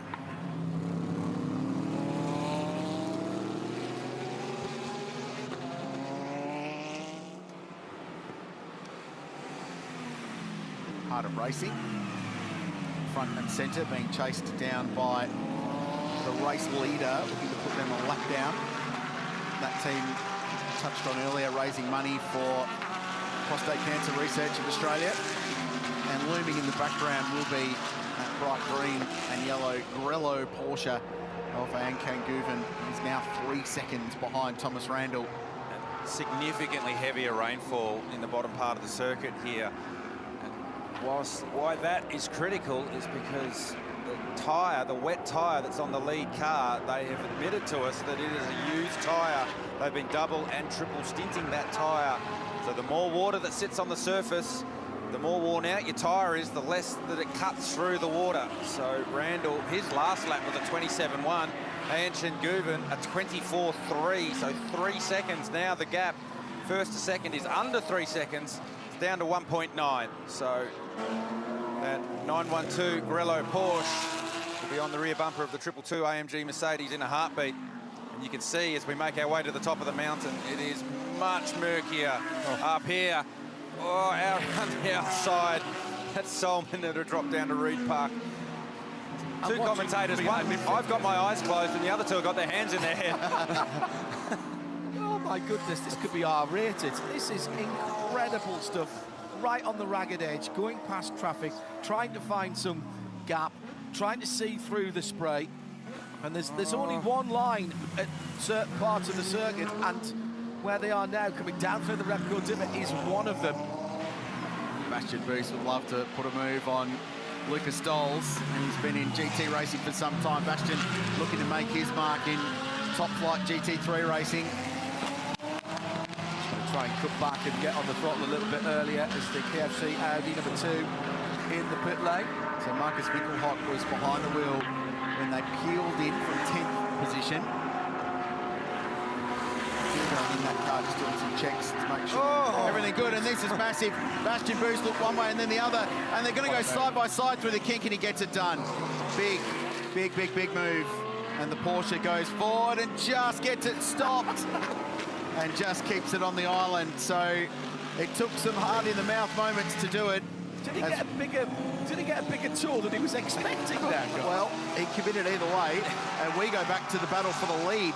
Actually, there's two battles for the lead going on here because the outright leaders are right behind the two leaders in the Boycel Pro-Am class. So Harry King in 911 and Alex Riberas in the 27, the Heart of Racing car. They're 1 and 2 in Pro-Am. So they're not going to be in a hurry to hop out of the way for the outright race leaders because they've got their own battle to bash on with. Oh, the number 2 Audi is in the garage. Big drummers here. Marcus Winkelhock's out of the car. Lots of head shaking going on there. So we'll find out what's happening with that one. Brad Schumacher's dream of an outright Bathurst win may well be slipping away.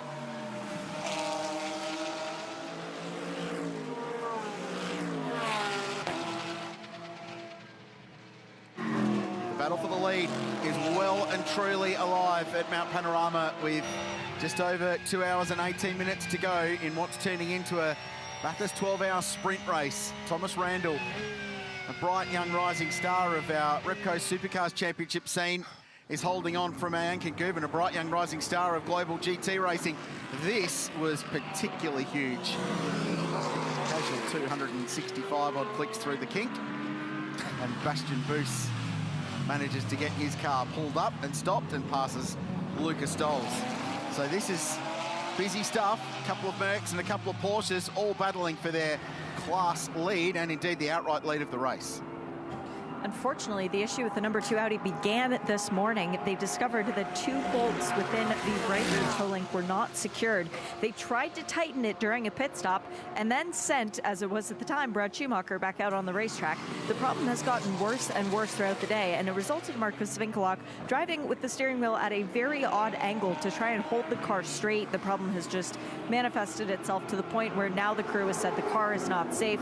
They brought it into the garage. They are going to try and fix it, but at this point, any chance of any decent day is gone for this car. All hopes rely on the sister car, the number 22. Yeah, we saw them with one wheel off earlier on in a pit stop, and they were under there. And I actually, that's just jogged my memory because someone came in on the socials, hashtag B12HR, and said they could see that the Audi was a little bit wonky on the steering, a little bit cockeyed, and something else happened, and I forgot to mention it.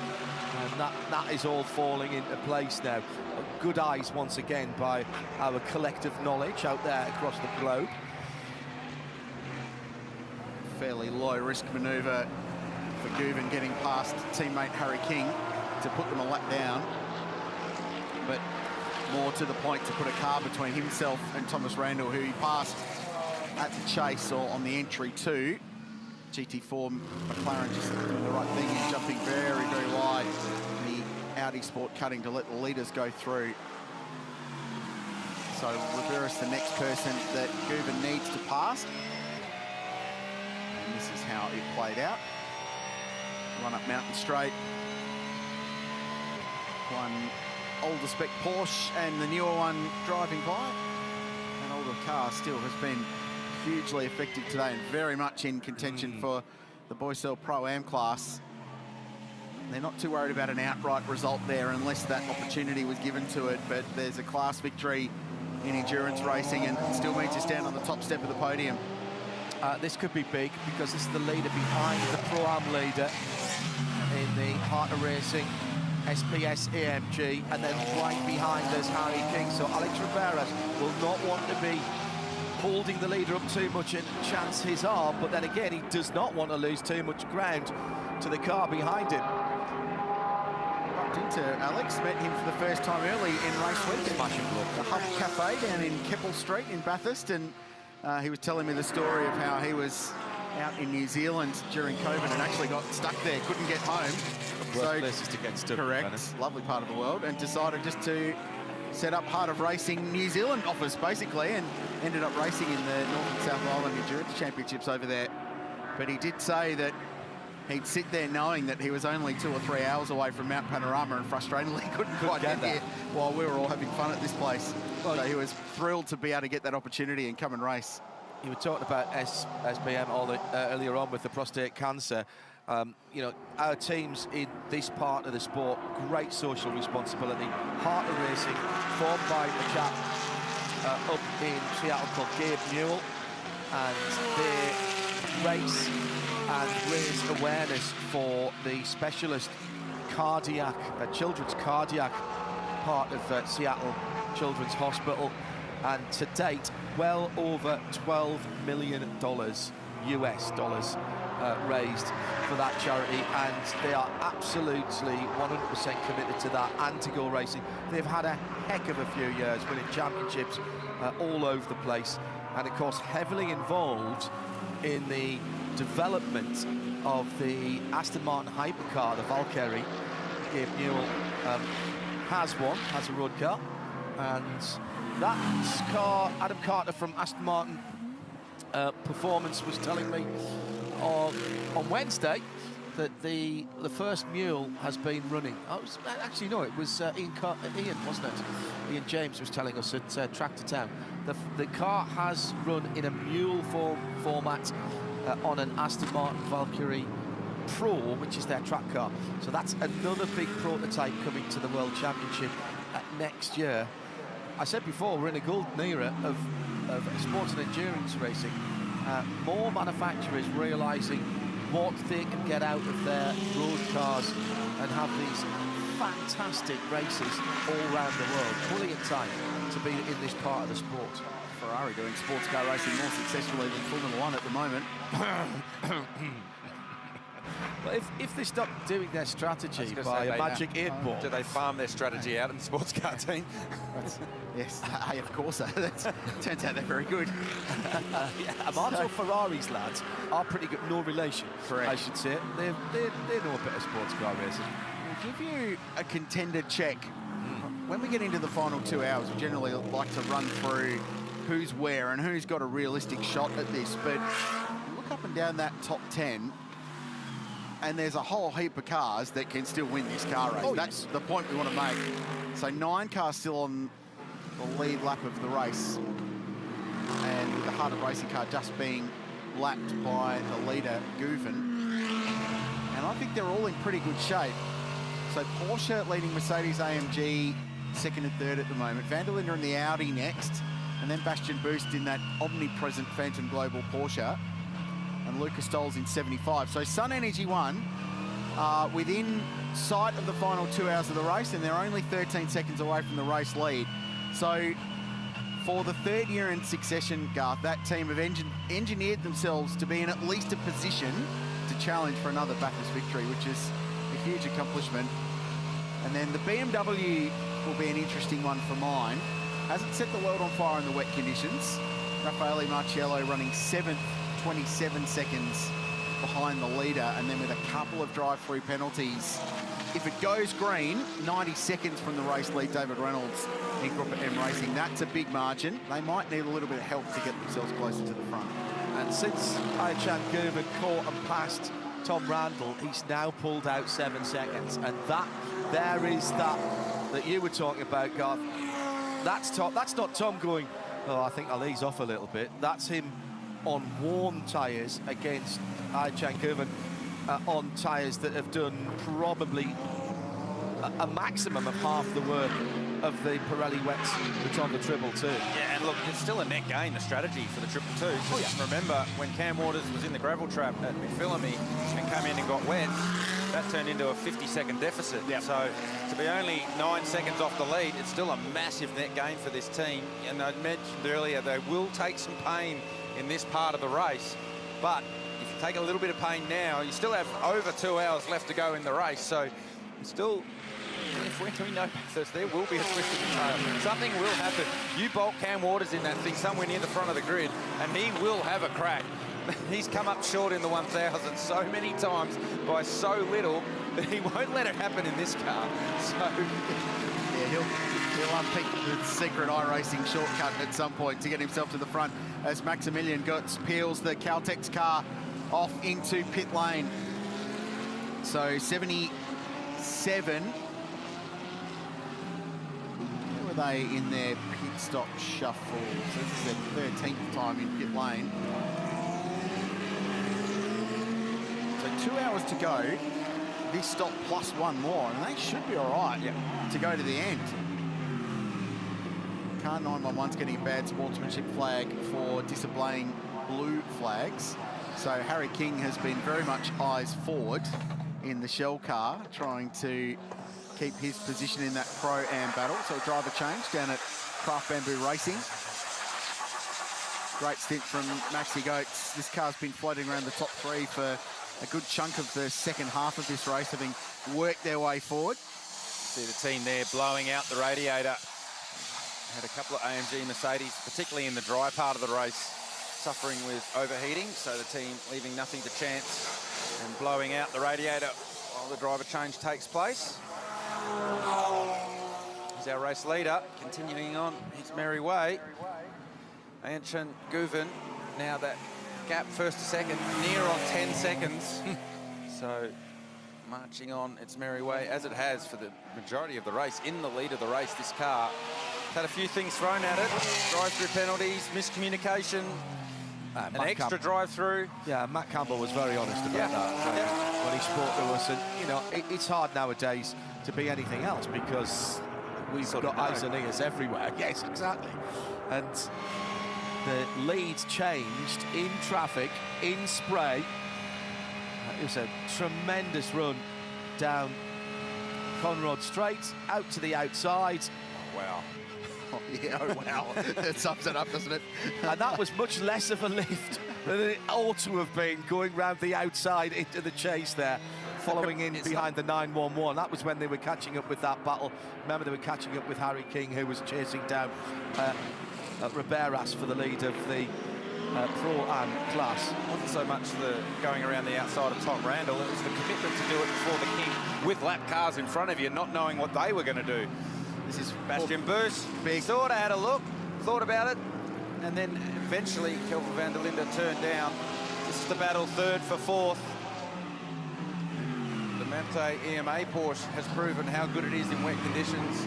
This Phoenix Global car has shown us as well, from time to time, how good it is in the wet. Boos has got a good run off turn 1 for the run up Mountain Straight.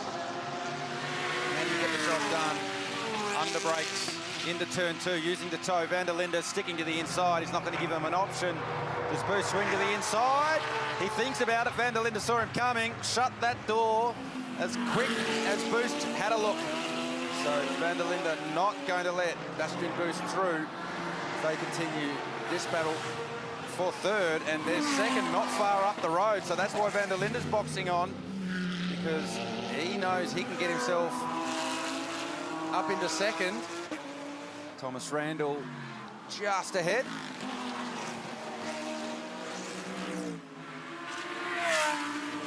I like where this car's at. Car 22, the Audi.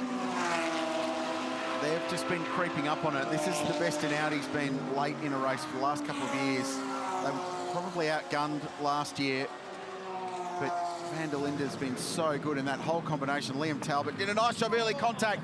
Group M down the inside of 888. It's fourth position. Brock Feeney and David Reynolds. They'll be boxing on in a week's Race time. Control, attention all teams. PLP penalties to cars 130 and 77 for a breach of BOP. I wonder if that's stint length. Yeah, well, I wonder if that's stint length. And it is confirmation. Car 130 and 77. So Daniel Uncadella behind the wheel of that Craft Bamboo car. We just saw them in pit lane. We'll have to do a drive-through penalty. And this guy too, David Reynolds. It's not been Grupper M's day today. This was fun though, for us. Perhaps not so much for Brock Feeney with a couple of wheels off under the bridge. I've got a button here for these kind of things. AMG on AMG. AMG on AMG. Oh dear. Much like the flasher button on the steering wheel, that button would be worn out by now. Yeah. Every time we pick up a shot of two AMG cars near each other on the racetrack, they inevitably run into each other. This time it's a couple of supercar superstars having a crack at each other, Dave Reynolds and Brock Feeney. They'll pick up hostilities in a week's time when we come back for the first round of the Supercars Championship. As it stands right now, Feeney gets through, and that's the battle for 8th. But as we heard, Reynolds will have to come to the lane and serve a penalty for a breach of the balance of performance regulations. So that's that 150 minutes that we were talking about early on. I think it's laps in a stint. Oh, it's the 32 lap number. Okay, got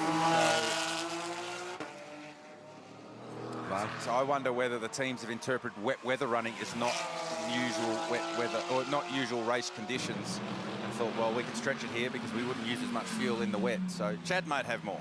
Yeah, it's for going too many laps between refueling.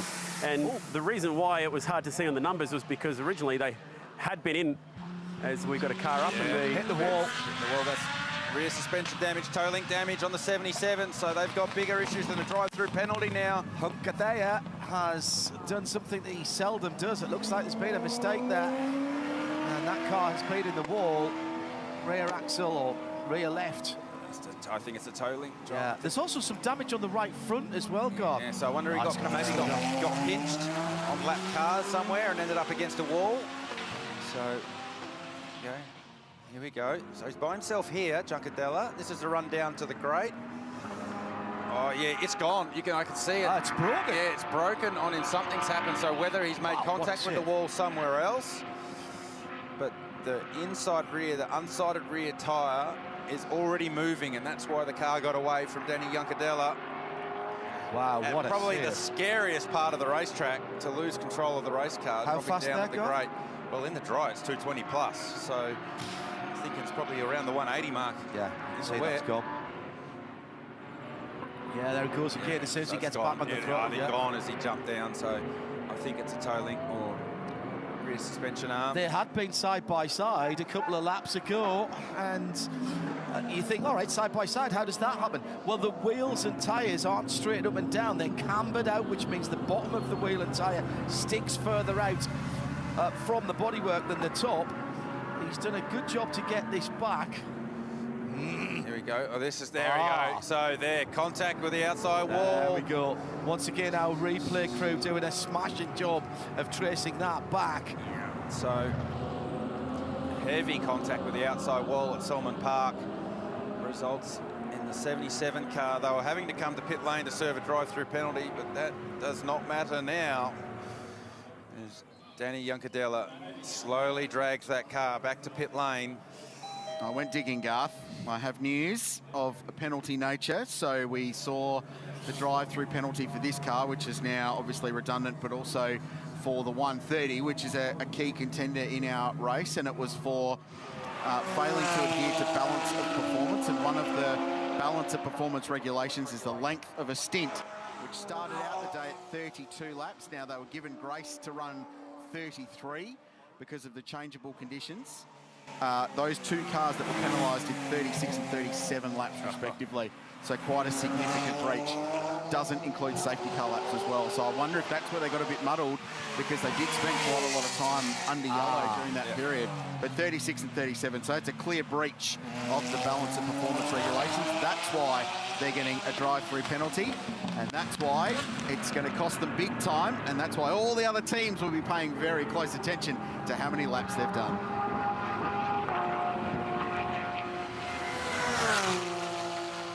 Detective Inspector Richard Crail there, coming up with the goods. Nice work. Yeah. Crail. Good investigation. Coming down to 2 hours to go, gentlemen.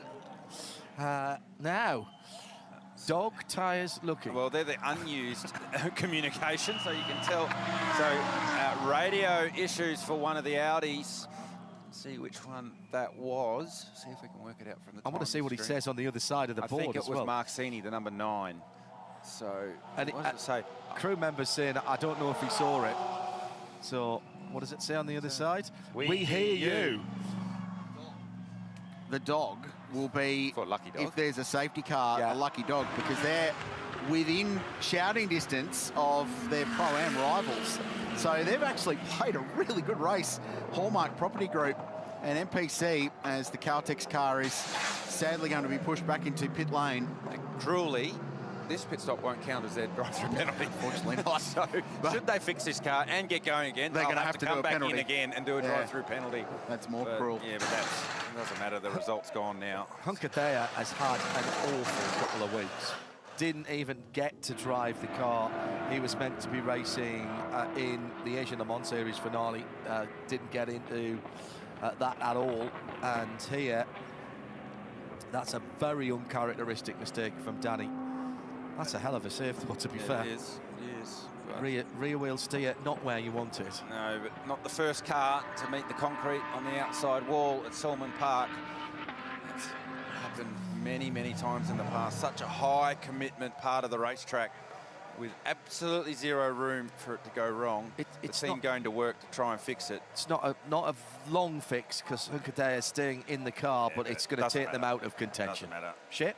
Well, and the best news that I can give you guys is when they put the car up on the air jacks, the wheel didn't sag, so the piece that is broken is a singular piece. It's not the entire conjuncture of the A-arm, but rather one piece that has gone a little bit flim-flam. It's hanging where it shouldn't, but it shouldn't be that long of a fix, assuming that they decide to fix it altogether. Yeah, I would have a good look at the rear of that car, though, because it was a pretty significant impact with the wall. Given that they'll lose a lap or two here, you don't want to lose a whole car as a result of hurrying to get it back out on the racetrack. So, importantly, Ancient Guven put the 130 Gripper M AMG Mercedes a lap down there. So, after their drive-through penalty for Dave Reynolds, he loses a lap. So that is an important little note to make as strategy starts to play out and this goes on.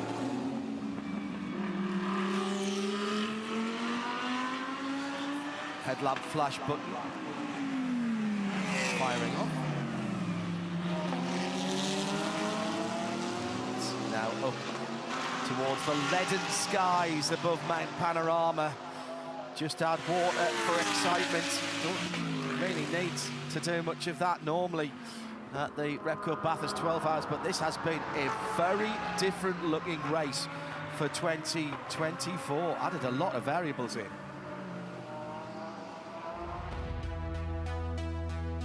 Supercars season 2024. A lot has been learnt. A lot has changed. And we've got a lot to look forward to. It starts with the Bathurst Superfest. Following the Bathurst 12 Hour, it's time to kick off the new season at the thrifty Bathurst 500. Brace yourself for another great race, Australia. It is showtime. This year, a new champion will be crowned. Take your pick. It could be anyone's. Who gets the job done today?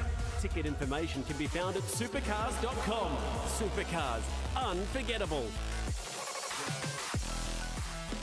That's next weekend here at the Mountain. 250k races, 2 shootouts as well. Think of it as 2 completely different race meetings. And if you can't be here, you don't get your tickets to supercars.com. And you're one of the internationals, don't forget the Supercars Super Pass. Do like Shay and I do. We can follow it all around the world. And all the details are at supercars.com/superpass. Watch it live, watch it when you like. Superview is a great thing. You'll have that. I can't believe you're not staying to see a supercar race at Mount Panorama. It's a bad piece of logistical planning. Yeah. I know you've got to go to the World Endurance Championship in Qatar, but... So hang on, next weekend, it's Superbikes at Phillip Island. Yeah. It's Prologue at Qatar, a track I haven't been to at Lusail, and here for Supercars. And I really wanted to do all 3 of those. But well, Chad wouldn't loan me the jet or the helicopter. 2 of those are in Australia. We can get Chad jet. You can do Saturday at Phillip Island. You can do Sunday here at Bathurst. Yeah. Supercars/Superview is what I was trying to get my mouth around there. It's a fabulous service. All the details are there for you. Watch it live or watch it when. Yes, the top 3 in the Pro-Am class. Line astern, this is all for position. So, Alex Riberas, Harry King, Jordan Love. Line astern battling it out. Yeah. Oh, Luke Yilden, Valmont Audi, just a little bit wide. Does keep it on the bitumen. It's a Craft Bamboo team. Continue to look at this car, and the rate at which they were repairing it has slowed up somewhat. Yeah. So, well, you called it significant contact with the wall. I think Alex Riberas is just staying in there because he doesn't want to face the team. So, I mean, you're looking at potential drive shaft issues straight into the gearbox.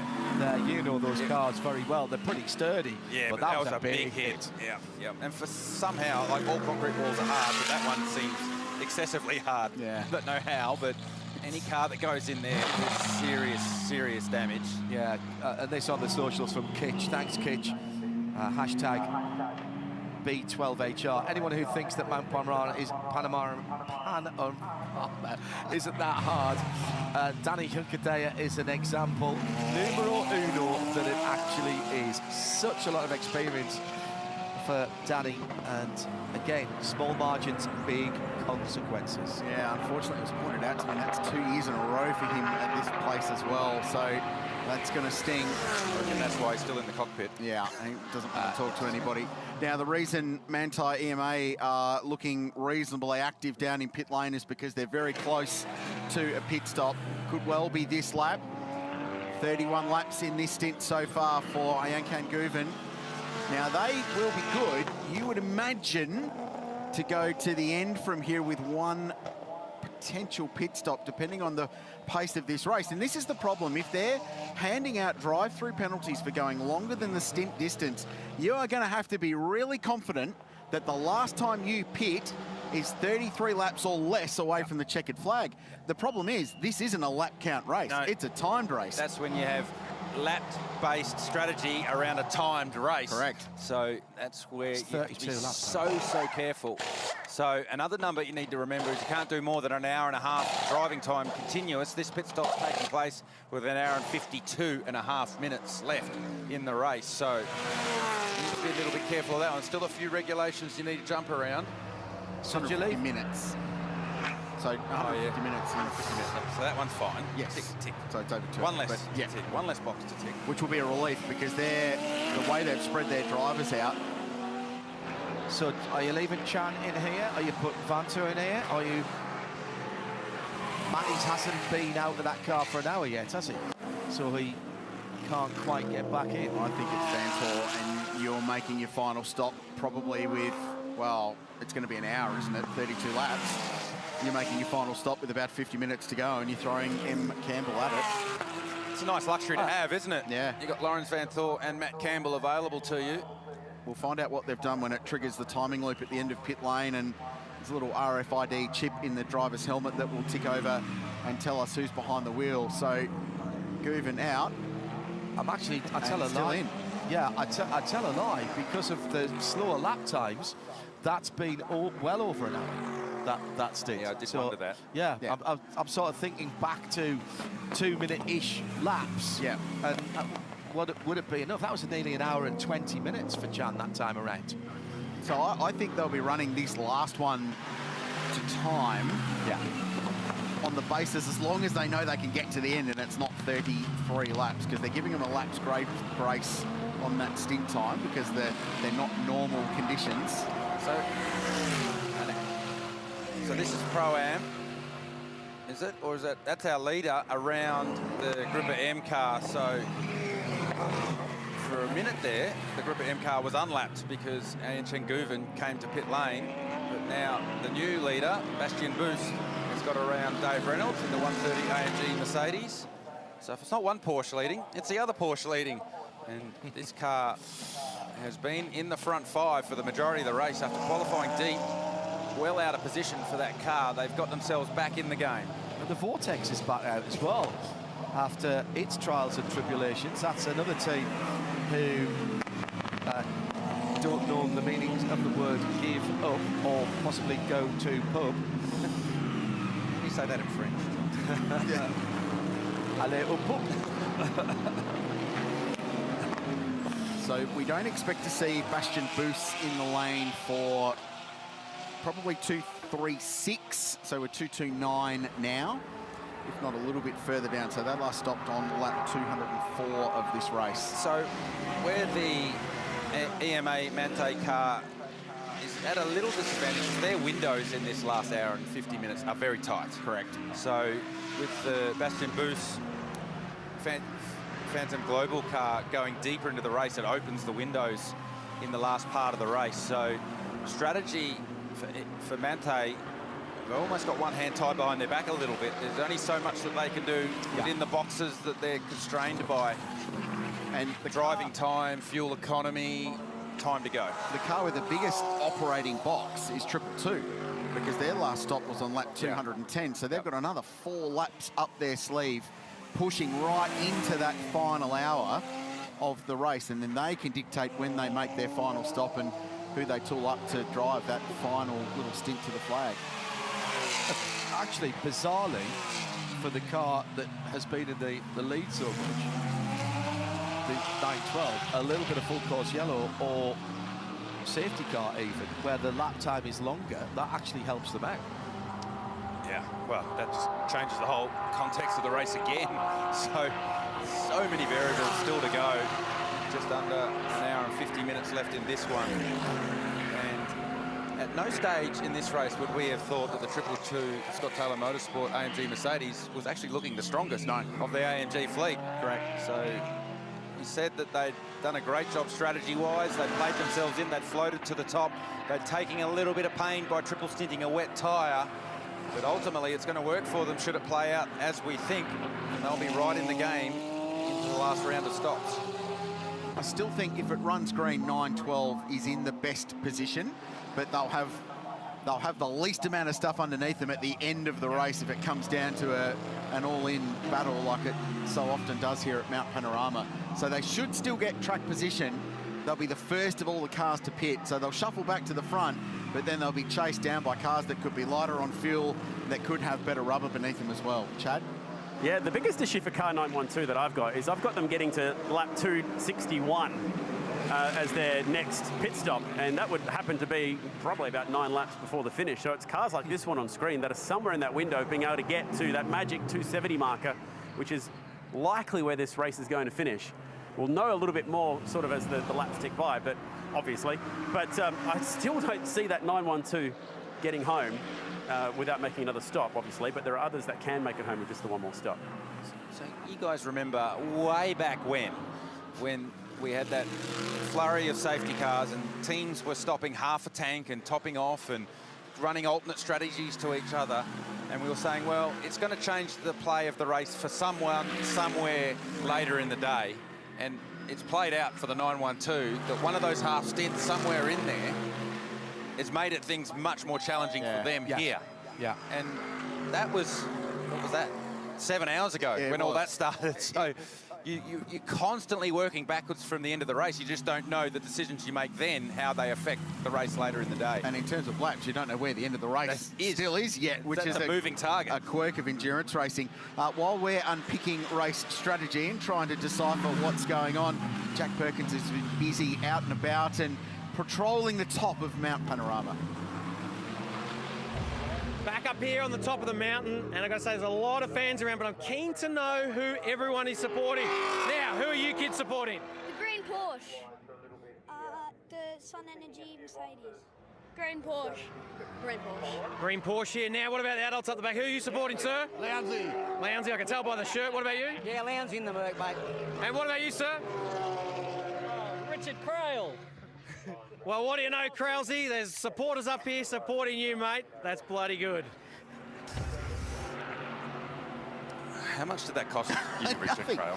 Like last year, Garth, I tell you, absolutely nothing.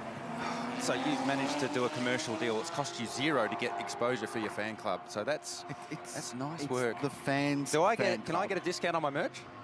No, because all of the merchandise money goes to charity, Garth.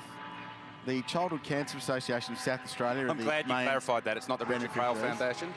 It's not. No. Well done, Rich. We do have a bit of fun with you, but you do work your backside off for this event. And we give you a hard time. We know that it takes an army. It took us Saturday last year. I got 10 hours into the race this year for that to happen. We wanted to make you sweat for this one. We wanted to make you sweat for this one. There's no point doing it in the first hour. Let you sweat for a little while. I'm going to tell you now, it was going to be worse because we were going to have the full merch set up with the cap and the flags. Don't give away what we're doing next year. We couldn't do it, Grills, because it's sold out. Couldn't get any. Yeah. We're going to have to get organised earlier. Yeah, absolutely. No, that's enough of this. Let's hear from Shay. Even Shay couldn't get any, could you, Shay? No, but I didn't try, guys, in all honesty.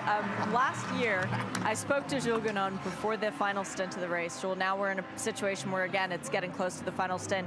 You and Luca and Kenny have all done a great job, and you're still in a position to fight for this win. Does it feel similar to the previous years? No, I don't think so. This is another crazy Bathurst 12-hour. These conditions are really difficult. A bit earlier, when there was a lot of water, there was a lot of aquaplaning at the top of the mountain. It was really hard to stay on track. But now it looks like the Porsche are quite not on our range yet, but we will.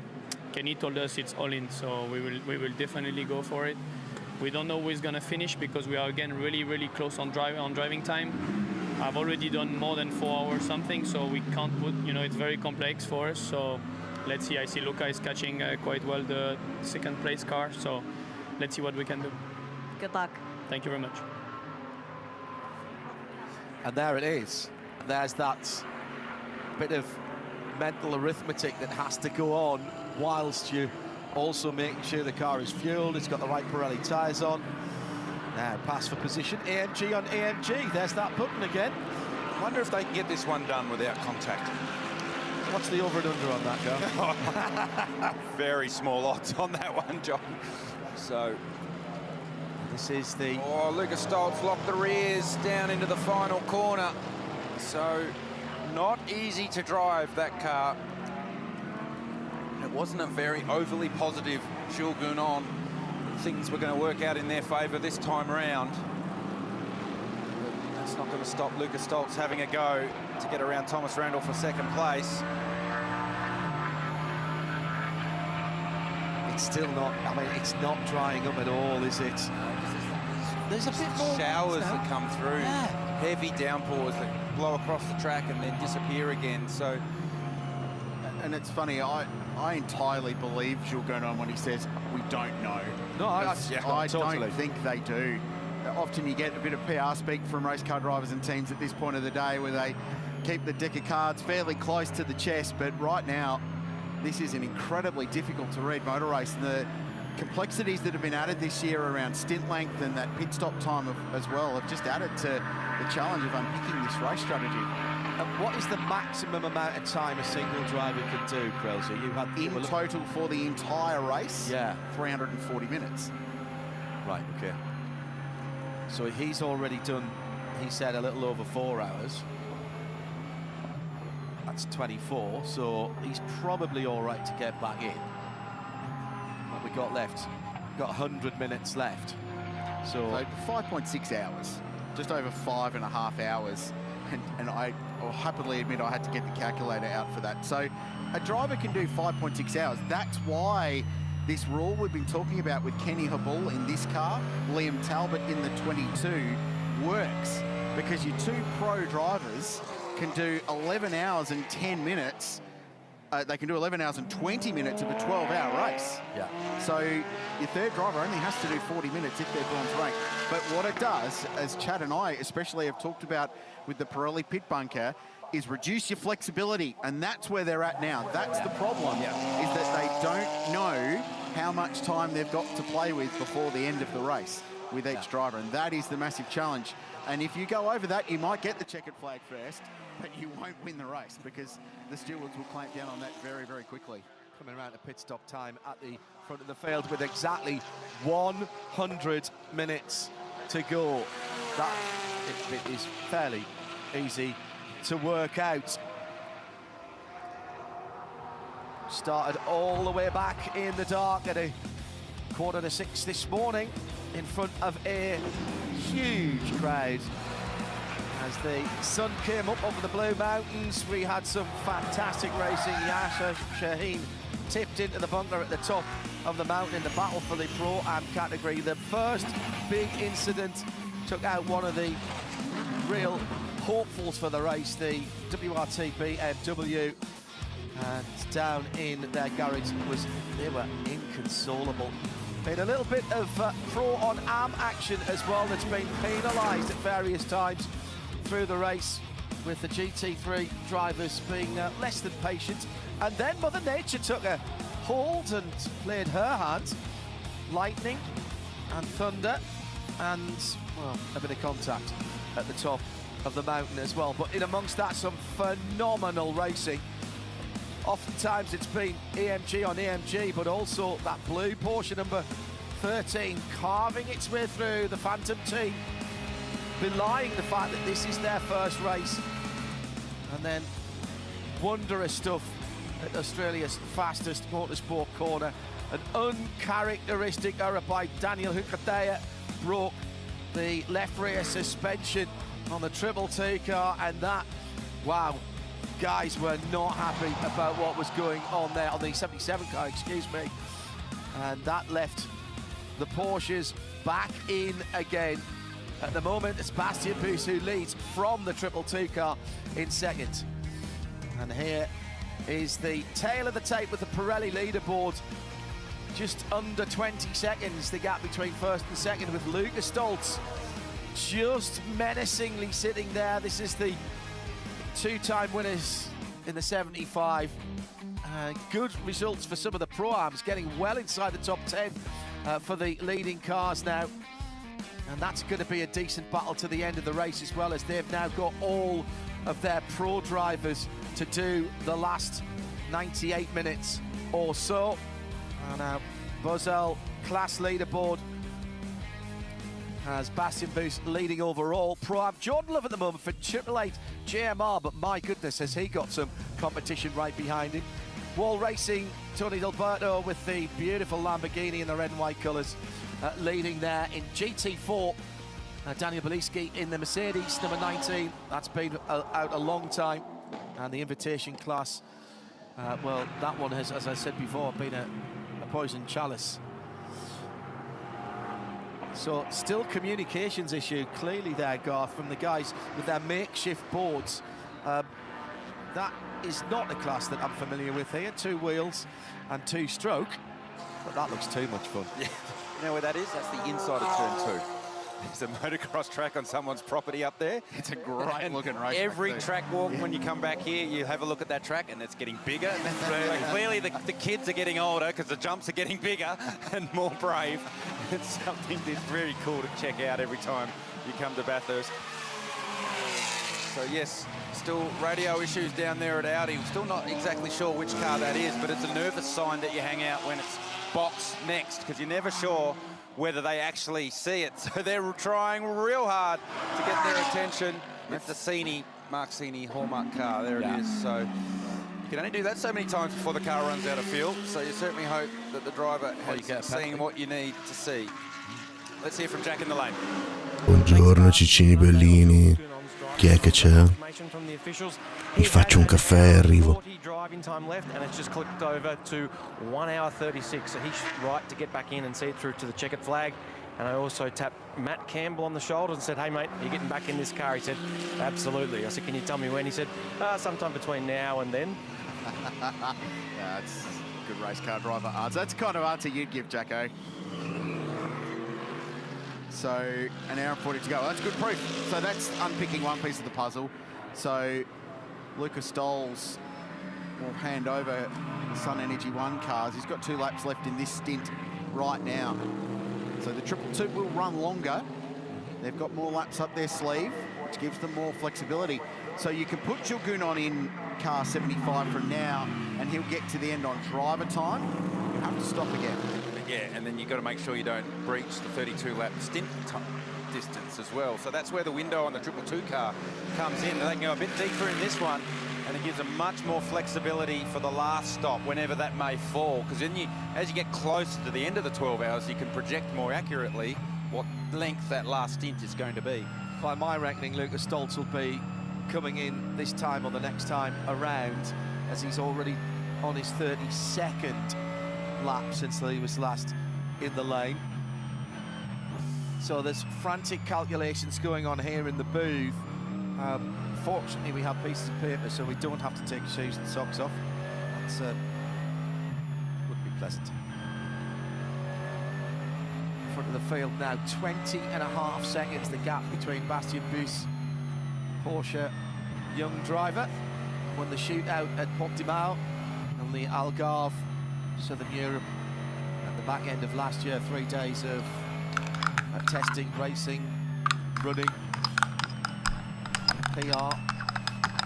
And that has been a door open to a career for many drivers in the past. Traffic playing its part again here, gentlemen, and nicely driven by the Vortex 701 Philippe Bonnell, who is Vortex, but that has led to a closing up. Stoltz was coming anywhere. He's going to come to the pits shortly, but he still wants to maximise where he is on the track. Both of these drivers need a little bit of race smarts here because they are in slightly different car races at this point of the afternoon. So a pit stop from this car very soon. Tom Randall can keep lapping. Race smart, hopefully, at the kink. Will he get down the inside? No, Randall's going to not let him through there. Does Randall pull it up? Yes, he does. Nice job. So Thomas Randall more than up to the task as our race leader, Bastian Boost, comes to the lane. So Buongiorno, buongiorno, ciao sangue. Who comes to the lane. So that's got us by surprise. We expect Buongiorno a tutti ragazzi. Scusate, dovevo effettivamente riposare, dovevo dormire un po'. Calcolate che mi sono comunque svegliato prima della sveglia che avevo impostato, che l'avevo impostata tra 7 minuti. Invece mi sono svegliato più o meno mezz'ora fa perché non sono tornato subito qui, sono andato a fare un'altra mezza caccotta e adesso ci sono. Non sono al 100% ma ci sono.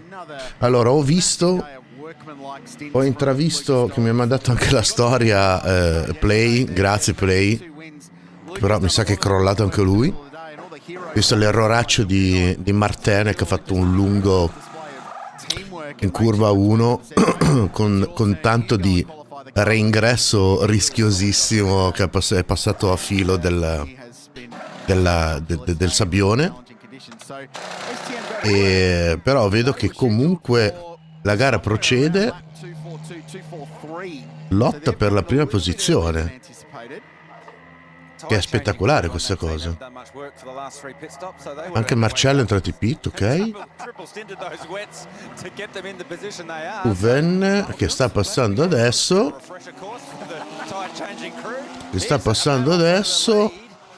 Aveva pittato prima? Deve ancora pittare?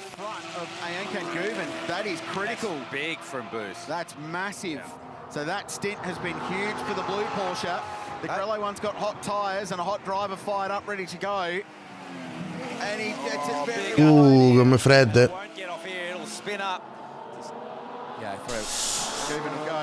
Ciccio, o lo passi adesso o lo passi adesso. O lo passi adesso o lo passi adesso. Bello, bello, bello. But there's a little window into Bastian Boost about what he is prepared to do when it comes down to it. Ci ha provato a tenerlo dietro però. Against established Porsche works driver with Thomas Laudenbach, head of Porsche Motorsport, down there watching in pit lane. I think that was all right. No, that was good hard racing. Hey, they didn't even touch. No. So that was good hard racing. Not AMG like that. I'm really enjoying what Bastian Boost is doing in that car. And now Lucas Stoltz peels off from the race lead. So one lap lead for 75. Spero in un riassuntino. Io l'unica cosa che ho visto anche dall'Instagram della BATHURST 12 visto il post questo qui di Martin che ha fatto l'errore. Poi presumo che effettivamente sotto la pioggia se ne siano viste di ogni colore. C'è da dire che per come me la ricordo io comunque la classifica è bene o male la stessa. E vedo che comunque le Porsche stanno continuando, non dico a dominare, ma perlomeno a essere le auto da battere. Couldn't clear him at the cutting, had to go all the way around the outside. And the warm tyre worked for him and gave him track position. Good hard racing between the two Porsches. And there's the gap. That's warm tyre versus warming tyre. So whilst Bastian Boost did lose the race lead, as a net gain, that's worked well for the 13 car. 5 seconds he's pulled out in the space of that lap. Now here comes Gilles Guinot out of the pit lane. It's not Shilguno.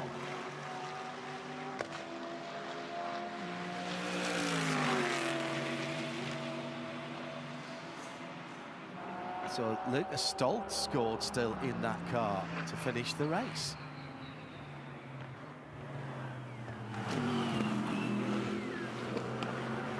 So we talked about Lucas Stoltz, Garth, being given the honour of qualifying, and it looks like he's going to do at least... We're going to need to check his 150 minutes on that. I don't think he's going to go to the end. He's still got one more stop to go. Lucas Stoltz? Yeah. Yes. No, they will stop again. Yeah, and I would imagine that's when Jill Bounon will climb aboard and the 75 Sun Energy One AMG Mercedes. On that driver point time, Jack Perkins has just pointed out that Tom Randall's stop was to driver time. Yeah, okay. Not fuel. Yeah, which we saw with the leading Porsche early on when Matt Campbell was in the car. He was getting close to that 150 minutes. Ok, rimangono... Sono rimaste le nuvole, però non piove più. Ci sono anche le conferme adesso su... Come si chiama? Sul meteo. For most three driver cars, that doesn't matter. But for these guys who effectively have got the AM driver out of the way, turn themselves into a two-driver it car. effectively becomes a two-driver car from whenever that AM driver's gone. Well, at the end of the day, we said earlier, the best strategy is to drive fast, and this has been the fastest car. Doesn't matter if it's wet or dry. They continue to find themselves at the front of the field. So, still feel like they've got one more strategy curveball they've got to get themselves around. Just with... Figa, come cazzo ha fatto a rifilare i 7 secondi in un giro? Quanto cazzo viaggia sta cazzo di Porsche? Just, you know, often we sit here and we wish rain to come. Yeah, it's clearing up over there. Yeah, the weather doesn't come from over there, John. Blue skies out our commentary box window, and that's all that matters. It's just about due south. It's not drying rapidly, though. No. They're still doing 220s, and if you're with us early in the day, we're talking about that crossover time being somewhere around the 2-minute 15, 2-minute 16 range when you get off the wet weather tyre and put a slick on. Busy behind, BMW versus Mercedes AMG. Raffaele Marciello fending off Brock Feeney for 7th and 8th position. These two cars still on the lead lap of the race. They'll need some help to get into contention to win it, but every position counts at this stage of the day at Mount Panorama.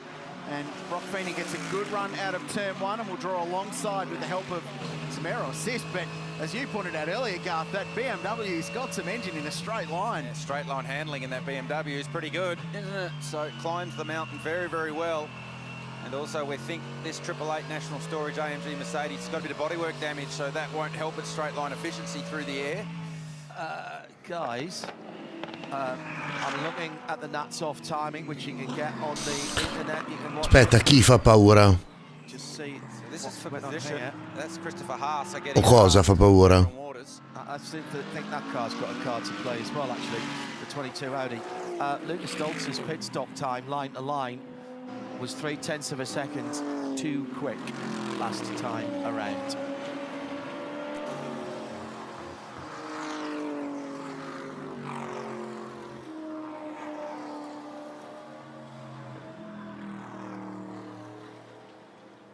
It's the scene at Mount Panorama overlooking Brock's skyline, and delighted to confirm that the official attendance, 47,333 people over the 3 days. It's the second largest. Ah, la Porsche, 3 days in Bathurst 12-hour history. Wow. So well done and thank you to everyone. Non lo so se è l'equipaggio o cosa, sta di fatto che sta cazzo di Porsche ha praticamente dominato. Questo sì, si può dire che ha dominato tutto il tempo della gara, perché è sempre stato davanti, cazzo. E adesso in un giro ha rifilato 7 secondi all'altra Porsche, che gomme fredde, tutto quello che vuoi, però figo. Outstanding. Speaking of Premier, let's go down and catch up in the 222 garage with a guy who's done a huge amount of work today. We've got the headset on young gun Thomas Randall. Hello, my friend. Good afternoon. How's your day been? Yeah, good afternoon, boys. A baptism of fire was probably the best way to explain it. I was pretty happy when Cam was out in the wet, and then Brendan and Mirko, our engineers, said, you're in next, and if it's raining, we'll deal with it. And I said, well, I've actually never driven a GT3 car in the wet before, so yeah, it was pretty tricky. Obviously, never driven this wet tyre, and just trying to get used to the ABS and just trying different settings, playing with the TC, the AAB, the brake bias, and the intensity of the rain just kept changing throughout the whole double 2.5 stints. I mean, we triple stinted the wet tyre then, and yeah, I guess it sort of worked for us. I mean, I think my fastest lap was my last lap, and pretty cool to be racing good on there at the end. I think we had a pretty nice battle, and to get the car, yeah, to be up, I think we were P2 when I pitted, I'm not quite sure, but yeah, it's been a bit of a struggle for our car this weekend. Our strengths aren't where we want them, and our weaknesses aren't where we want them, but the rain, I think, has sort of leveled the playing field a bit. I mean, the Porsches, I think, are probably not as strong over the top, but they're very strong in a straight line, and that's something you need here, and I think that's where the wet weather has helped us, utilising the car's strengths. I mean, yeah, just a phenomenal job from the whole team at Scotty Taylor Motorsport. Ash Seawood, who runs the car. It's been an amazing program with Cam Waters, Craig Lowndes. I've had a blast. We've had so many laughs, and I guess the weather station, the spider, the snakes and ladders all have come in handy. And what will you take away from this then? Whatever happens at this point, let's not talk about results because I don't want to jinx anything. Cam's in the car now. The car's sitting in 5th. There's some pit stops to happen ahead of you. What will you take away from this? Win, lose or draw? I think just the experience. I mean, I've never done a Bathurst 12 hour before. I've never properly raced a GT3 car before until today. The boys let me start and this morning in the dark, which was amazing. Dai Lello, cazzo. Oh, bravo Lello. Like I said, got to thank Scotty Taylor for letting me drive his car, and everyone putting the trust in me to drive it. E adesso andiamo a prendere anche quella cazzo di Audi. Yeah, I could do more GT racing in the future. Tom, I don't know if you've got a screen here, but your car's in the middle of a pretty good battle with Raffaello Marciello right now. Hey, tell us about that triple stint on the wet tyres, especially when the rain was coming through and it was raining quite heavily. You would have lost a lot of tread depth, so was the car difficult to manage in those conditions? I mean, I think, well, Brendan was saying that people were putting new tyres on and actually going slower. They couldn't activate the tyre. I'm not sure why. I mean, but it seemed like the used tyre was okay, and I think because it kept raining, it kept the tyres cool, and we had a couple of full course yellows in there as well, which kept them cool. I mean, I certainly wasn't cool. Unfortunately, the helmet there left us about an hour and a half into the race, and yeah, so it's been bloody hot in the car. But yeah, as you can see, Buongiorno Luchino. a fair bit of physical strength. Yeah, I only had COVID a couple of weeks ago. But, Già tornato da 20 minuti buoni, mezz'ora. It's been a blast. We started 13th, and yeah, we got up to 2nd there. Cam knows how to drive in the wet.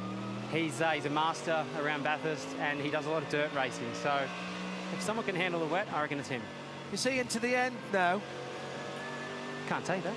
Oh, you can't. Come on, Thomas. It's just us. It's only us and everybody listening on RSL and around the world. That's all. Ho intravisto anche sull'Instagram l'erroraccio di Michel di Martin, che è andato lungo in curva 1.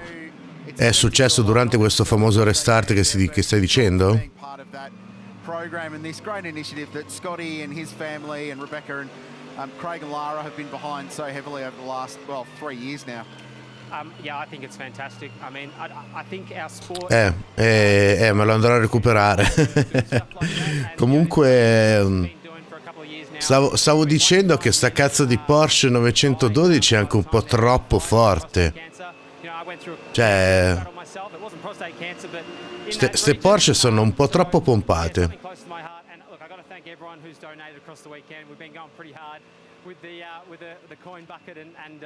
Comunque sì, concordo sul fatto che ci vorrebbe una bella cushion. Non adesso, ancora un quarto d'ora.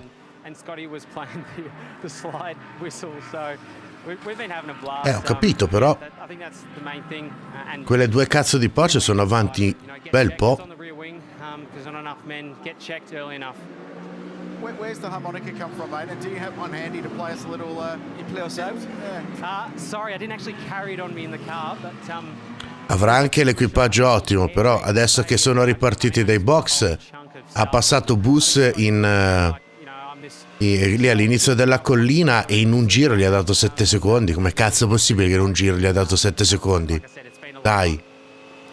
Thank you, Tom. Appreciate it. We're looking forward to seeing you next week in the Thrifty Bathurst 500 for Tickford Racing in the Castrol car. But Ma ho capito le gomme fredde, però cazzo 7 secondi sono tanti. the rest of the afternoon goes well. E continua a dargliene, cioè ogni giro perde 3 decimi. Future superstars of our sport, I think, and already some great results coming his way in the Repco Supercars Championship, and he'll be on the grid this year. They produced a very cool promotional video, Tickford Racing, launching their liveries for the year, and he's alarmingly good at the acting thing as well, Tom, multi-talented. He's done a little bit of commentary with me in the past, and he's frighteningly good at that too. He'll put us all out of a gig one day. Next week, 23, 25 of February, head to supercars.com to get your tickets. And if you're overseas, you can sign up for Superview as well to watch it online. That's next week. This is now. We've got an hour and 18 to go in this one, and Shay is busy in the lane. With one of the drivers who, if you had started off at the beginning of the day saying to Kelvin van der Linde, all right, we've got just over an hour to go, your car's in the top 5, you got a shot at this win, would you have taken that? Cazzo, 2.19 e 2. Uven 2.19 e 2 l'ultimo giro, 2.20 Us, 2.20 e 6 Stolz. Got into the top 3 again, but unfortunately, just missing that outright pace at the end now. It would be kind of poetic to have the two brothers, one get pole and one get the race win. Sheldon, obviously, his race coming to an end a lot earlier. 2.21 As, 2.20 Marcello. Porca troia, gira quasi un secondo più veloce degli altri. I think he's probably in the room somewhere in the hotel, just drowning his sorrows, to be honest. I'm really sorry for him and the team. Obviously, they didn't deserve that. I was right behind, following, obviously saw it happen, and it was so unnecessary so early in the race. But yeah, that's racing. It's happened to all of us at some point. We keep fighting. I think we've got a sniff at the podium. Really depends how the rain plays out. You know, so many factors to it. But just great to be back here in Bathurst. I think my brother would have said the same. It's every year an honor to come back, and despite him having a bit of bad luck, I'm sure he's really happy to come back. This has now become a race where there is no wiggle room in the regulations, so you just have to win it on the racetrack. That puts a smile on your face, I know, to go out and make the driver make the difference, doesn't it? Yeah, I think you can see it either way. Obviously, we've lost a couple of our strategic options, which we had in the past in Bathurst. We had the fuel saving and a couple of things we could do in the past. Nowadays, it's outright. Se è leggermente diverso, allora l'eventuale caution che potrebbe saltare fuori va a tutto vantaggio loro. Perché stanno giocando su una strategia differente dagli altri, quindi che guadagnano tempo perché possono spingere di più. Dove cazzo stai andando, Lellon? Porca puttana, Lellon, non fammi venire infarti. Now 16 to go, and the times are coming down, particularly at the front of the field. Under 2:20 now for Achan Guven in the leading Porsche, the 912 Grello car. We reckon about 16s is where you are. The one thing I would say is, although the times are coming down when you're staying on line, Garth, this is not like it was before, where there was enough heat in the day and enough heat in the track to... Io la vedo una strategia ottima, cioè, perché sono stati davanti tutto il tempo della gara, ogni volta che sono ripartiti anche erano davanti e riuscivano a stare davanti. Secondo me non è una questione di strategia, è proprio una macchina che spinge molto di più delle altre. Però magari mi sbaglio, magari è solo una questione di strategie, come dici tu, e che quindi, che ne so, hanno delle impostazioni che gli permette di spingere molto di più la macchina. Però i pit stop che hanno fatto sono gli stessi degli altri. Non lo so, vedremo. Anche perché presumo che ancora un pit stop salterà fuori, no? Prima dell'ultima gara. E quello che mi fa paura, eccoli. E quello che mi fa paura è che magari Marcello scende e lascia il posto a qualcun altro.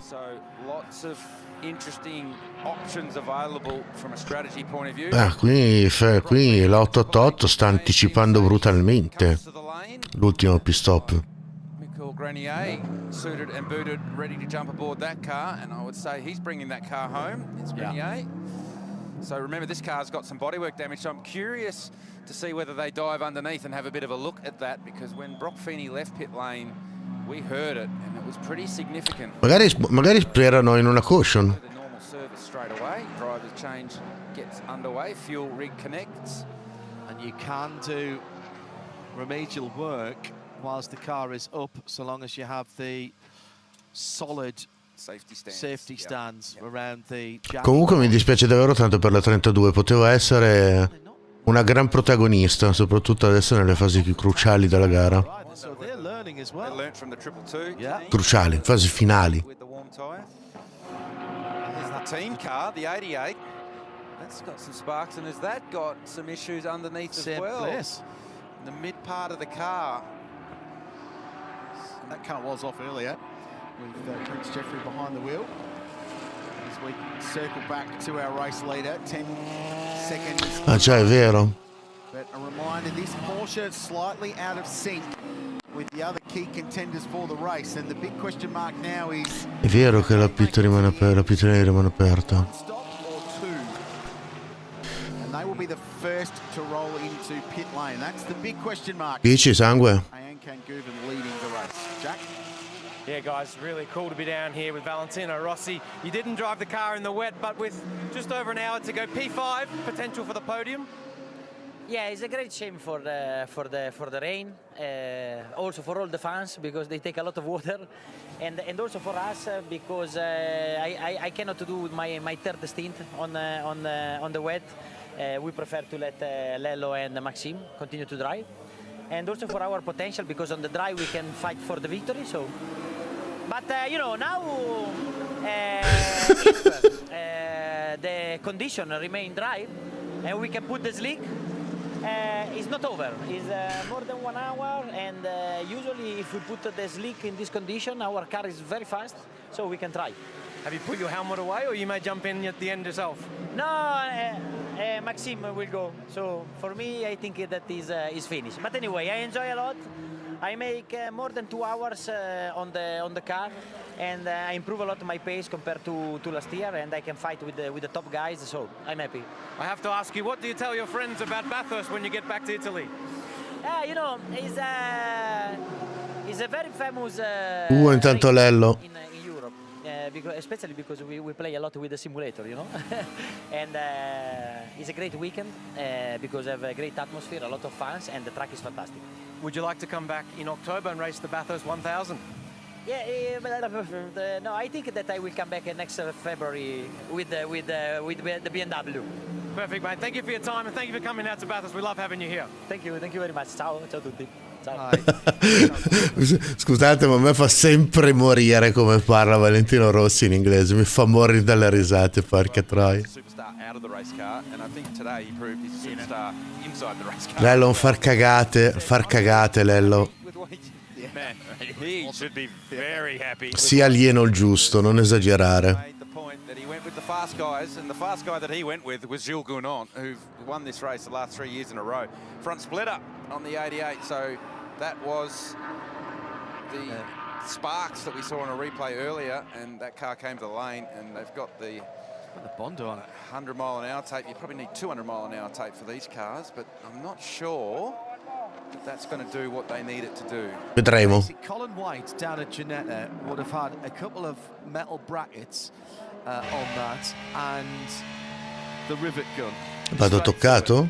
He would have had that sorted in about 25 seconds. I kid you not. Did a fencing wire and chewing gum. Yeah. Oh, yeah. Cable ties. Absolutely MacGyvered that to the hilt.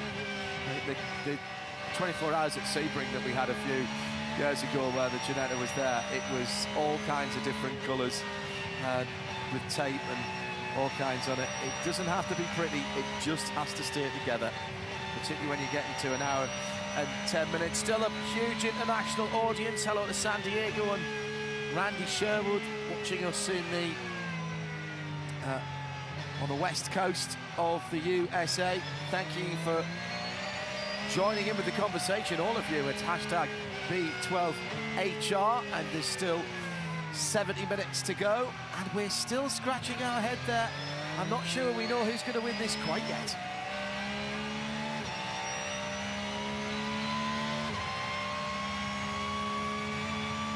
And Chen Guven making his way down Conrod Straight and starting to look for the wet edges of the racetrack. He's been Starting to tease out whether slick tyres might become an option towards the end of this one. And the crossover lap time, last time we went from wets to slicks, was just under a 2:16. And last time round, the fastest car on track was Lucas Stoltz with a 2:16.4. So we're starting to get back towards that territory that a slick tyre might be the tyre to be on. But you made the point earlier, John, that the dry line is a much narrower dry line this time round than last time when the track dried out. And you can see right there, Michael Grenier turning in and losing the rear on a cold, wet tyre. So should you go to a slick, you need to make sure you stay well within the tram tracks that is a dry line around the racetrack. And although we've lost some cars through reliability and contact, there's still enough traffic out there, even accounting for the fact that one or two might come back as walking wounded in the last hour to take the checkered flag. Whether or not they're officially classified, there's a whole other bit of calculation to do to make that. But people would like to come out and take the checkered flag. So you're going to have to go offline, and people are hunting for the wet now. You certainly have to. I mean, there's enough of a dry line for it to be overheating the wet tyre. So any chance that you can, you go looking for some standing water to cool the tyre. But given what we know about how long it takes to heat up the slick, even when it was warm, much warmer than it is now, having to go offline to pass someone and lose all the heat out of your slick that you've assiduously built up, it's going to be tough. What was also interesting, just tracking those lap times, it went from 2:20, 2:20, 2:20, 2:19, bang. Luca, se sei in ascolto, ma qualcuno ha già montato sulle slick o sono ancora tutti con le rain? The reason that happens, Rich, is the track, it almost opens up. You can see it go from dark grey to light grey when the dry line actually opens up, and it opens up rapidly once it starts to dry out. So you can actually see down through the S's and the dipper there, it was actually still quite wet because it's shaded from the trees through there. Lucas Stoltz up the inside into Forest Elbow. So although we're starting to see the lap times for the crossover, I'm not sure the conditions are there yet, but they're coming. They are certainly coming, and you do not want to bowl a wide right there. And Bastian Boo. Right on cue. So that is on cue as far as staying in the tram tracks. Porca troia se ti scappa lì. Porca troia se ti scappa lì, che danno che fai. Bravo. With the next round of pit stops. Fascinating strategy-wise how this is going to play out. 67 minutes to go as the AMG heads into pit lane, and that's going to be tight to get to the end from here. They might just have to make one extra stop. It'll all depend on how quickly this dries up, but it is drying up now here at the mountain for the Repco Bathurst 12 Hours 2024. Riassuntino? No, pubblicità. Pubblicità su Puff.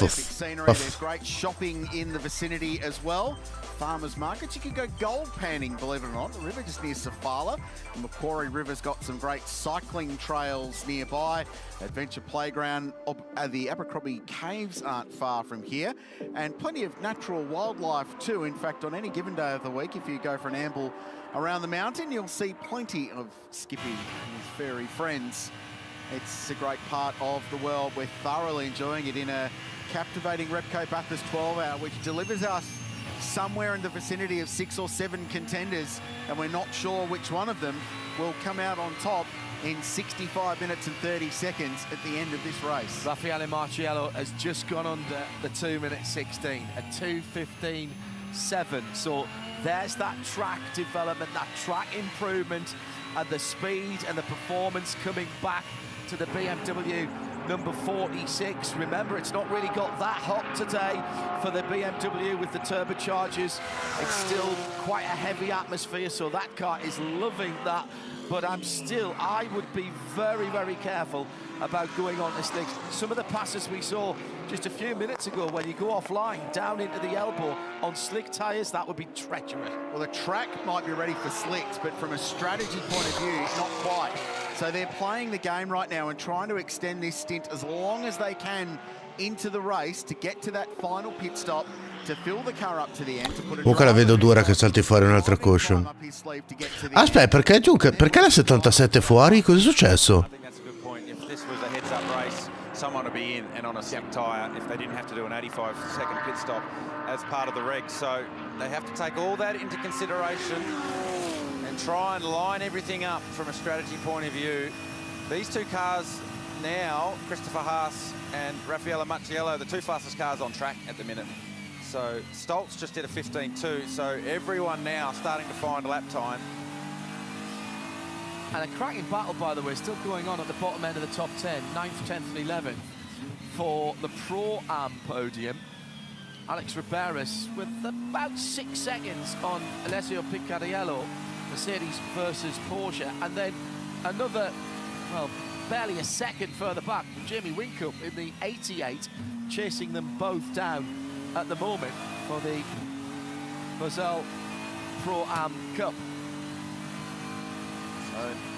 Both within a race. Christopher Haase and Raffaele Macchiello looking for as much wet track as they can find, but they're starting to run out of it. It's actually down Conrod and up Mountain Straight, down Pitt Straight, where you traditionally go to try and cool the tyre. They're running out of wet stuff to run in, so then you start hanging on a little bit wider here at the exit of the turn 2 for the run up to the cutting, and you start to put your car in some stranger positions simply to keep the tyre cool and run it through the wet. And you might say, well, why would you go off the dry line and into the wet line? But the wet tyre actually works better like that. We heard from Paul Tracy saying earlier that it was actually more grip in the greasy. It was trickier in the greasy conditions, and you're better off to run the car in the wet than you were in the greasier conditions. So you just step the car offline in a few strategic positions to keep the tyre cool. It looks like a road tyre because it's got grooves around on the circumference, so lateral grooves, and the ones that run across are called sipes. They're the seeps. Channel water, they channel the water away. You don't get, it's a common misconception, you don't get the grip from the grooves, you get the grip from the bit in between. That's what's touching the ground, and you're wearing that away. And the construction of the tyre and the compound of the black stuff, there's very little, if any, rubber in it now. It's synthetic materials in tyres.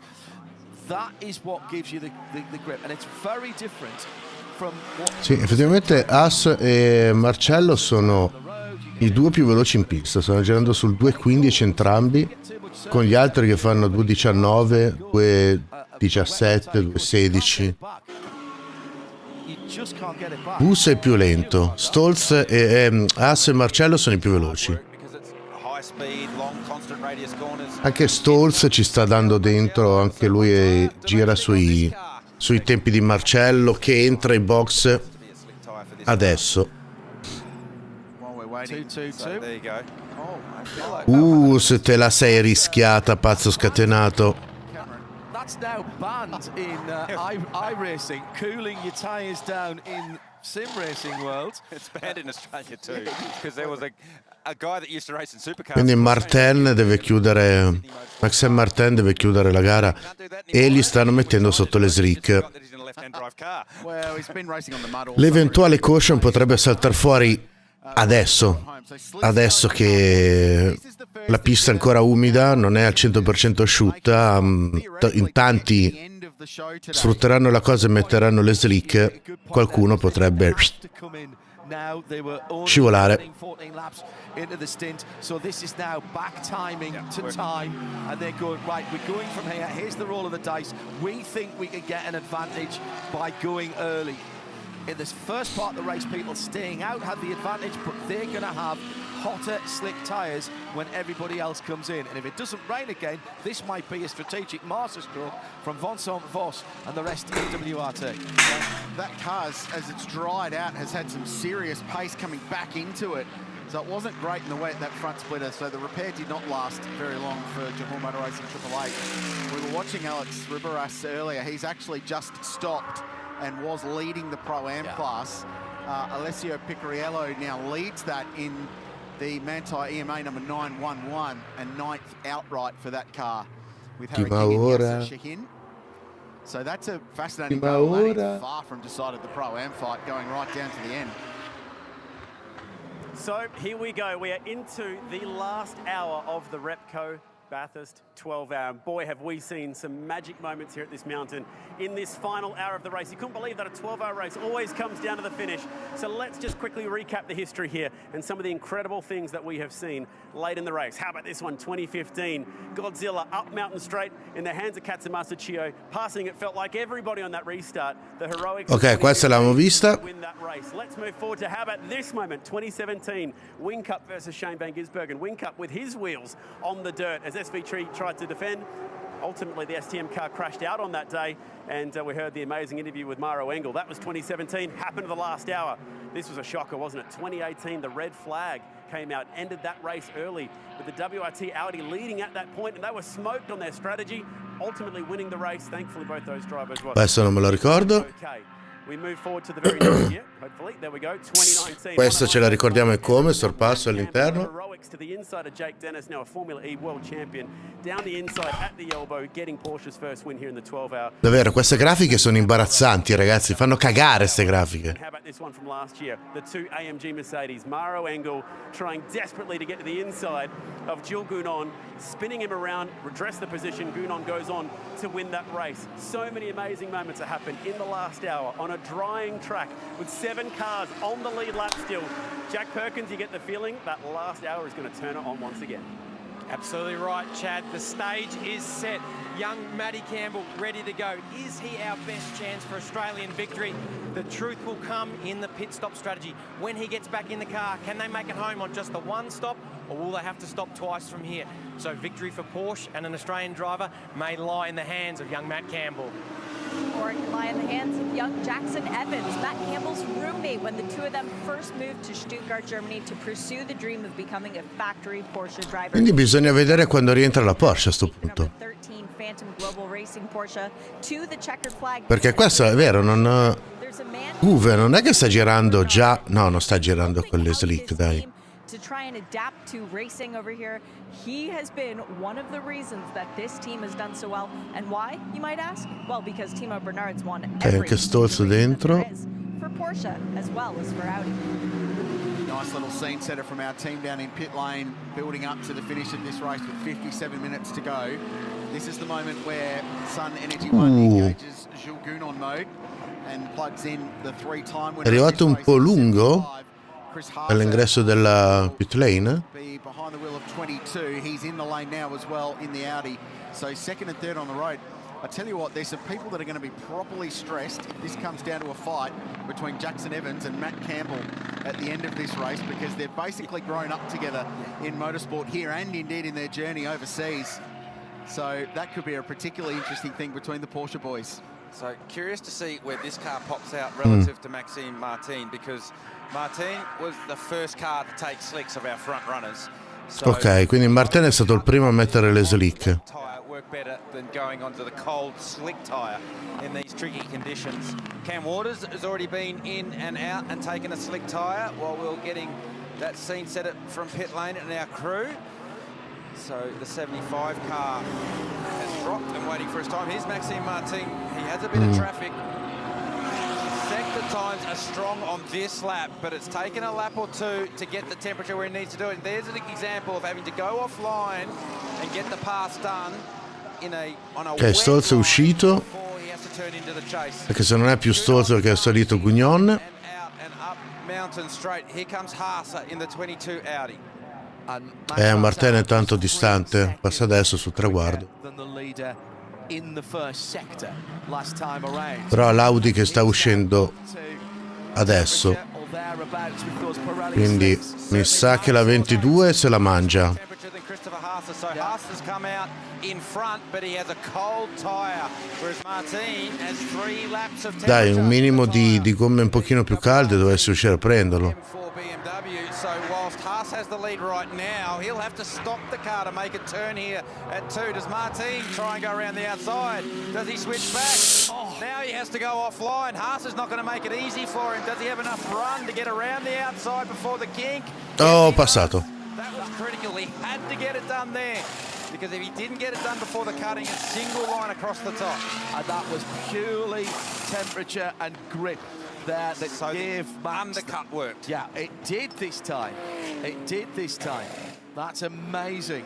And that, I mean, it's brave, but he had the confidence in the tyre. Quite clearly, that's a performance advantage then for that number 46 and for Maxime Martin. So anyone else pitting ahead of him, and we'll now have to see where they come out in relation. Have WRT Ciao Mirko, buongiorno. going early? You've got to ask the question, can he get to the end without stopping again? Because he was the first, Rich, to go down the lane and put the Pirelli slicks on.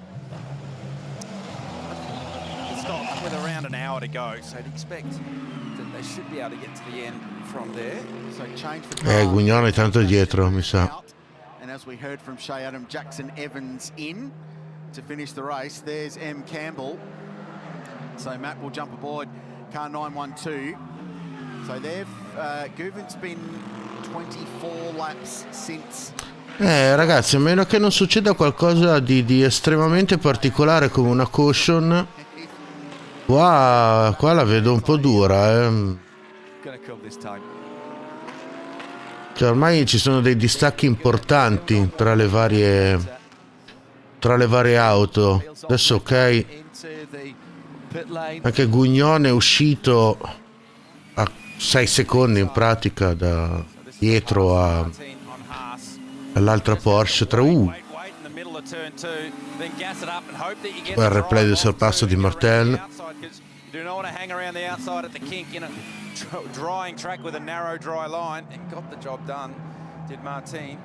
Fair to say he was having to work on his throttle application there. Evans c'è su adesso. C'è Gugnone che sta recuperando su Eva. Eccolo lì, 3 decimi. Andate su Gugnone ed Evans per favore. Nail the 85 seconds maximum or minimum time in pit lane for pit entry. L'ho fatto come pilota, non ho mica visto. Take an extra second if you need it, because they had a little bit of track position, but this could be the car race right here.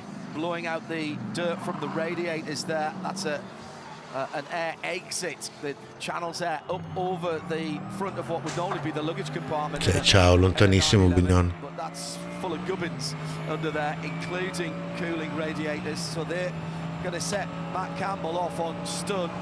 Gets a bit of wheel spin out of the box to put some heat in the rear Pirelli slicks. And this is going to be an important rejoin, Garth. So Gunon making his way into the chase as Matt Campbell makes his way to the exit. Quindi, no, cazzo, comunque Gugnone ha passato Evans. La Porsche 13 è stata passata dalla Mercedes 75.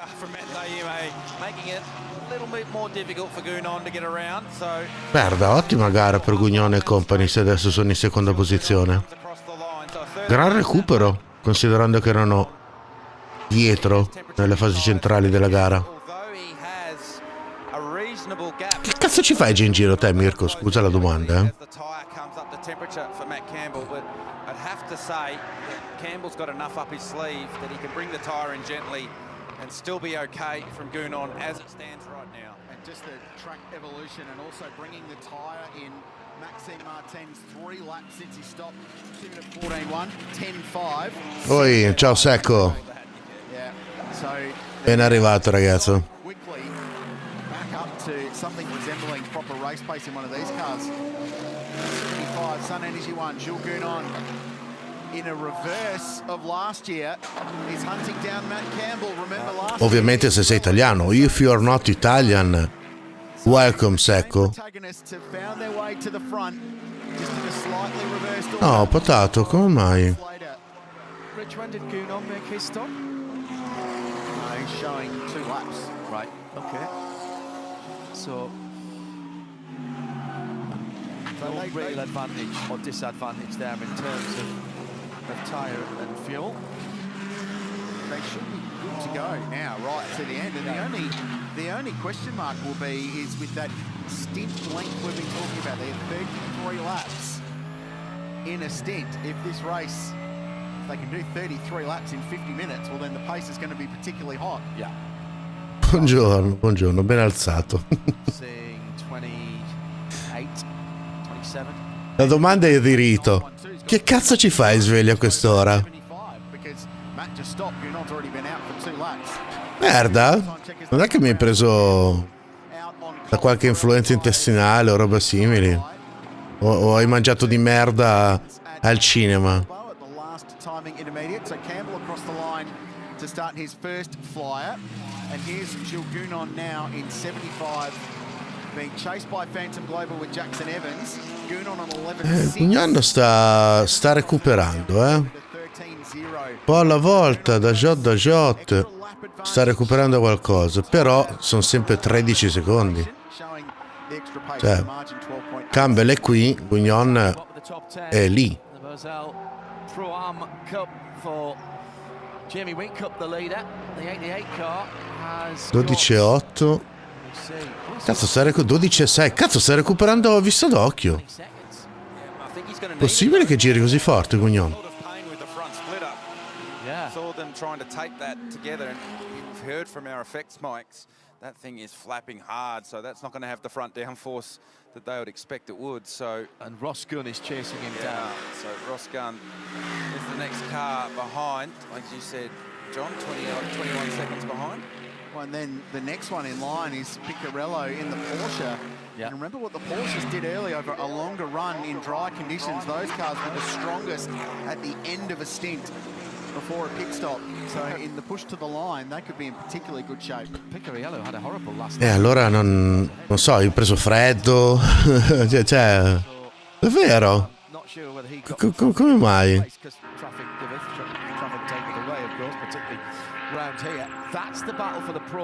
Oh, Nets, no problem. And if you wanna see the IMSA, the WEC, come here, because I restream that race for all the years. No NASCAR, no IndyCar for the TV policy, but WEC can I restream, IMSA can I restream. So if you wanna come back, I'm waiting, and if you want to come back with some friends, all of you are welcome. And is he going to try and flick turn it? He won't have enough lock. Oh, put your foot down. Vabbè, ma allora, ma lascia perdere, ma che cazzo stai facendo?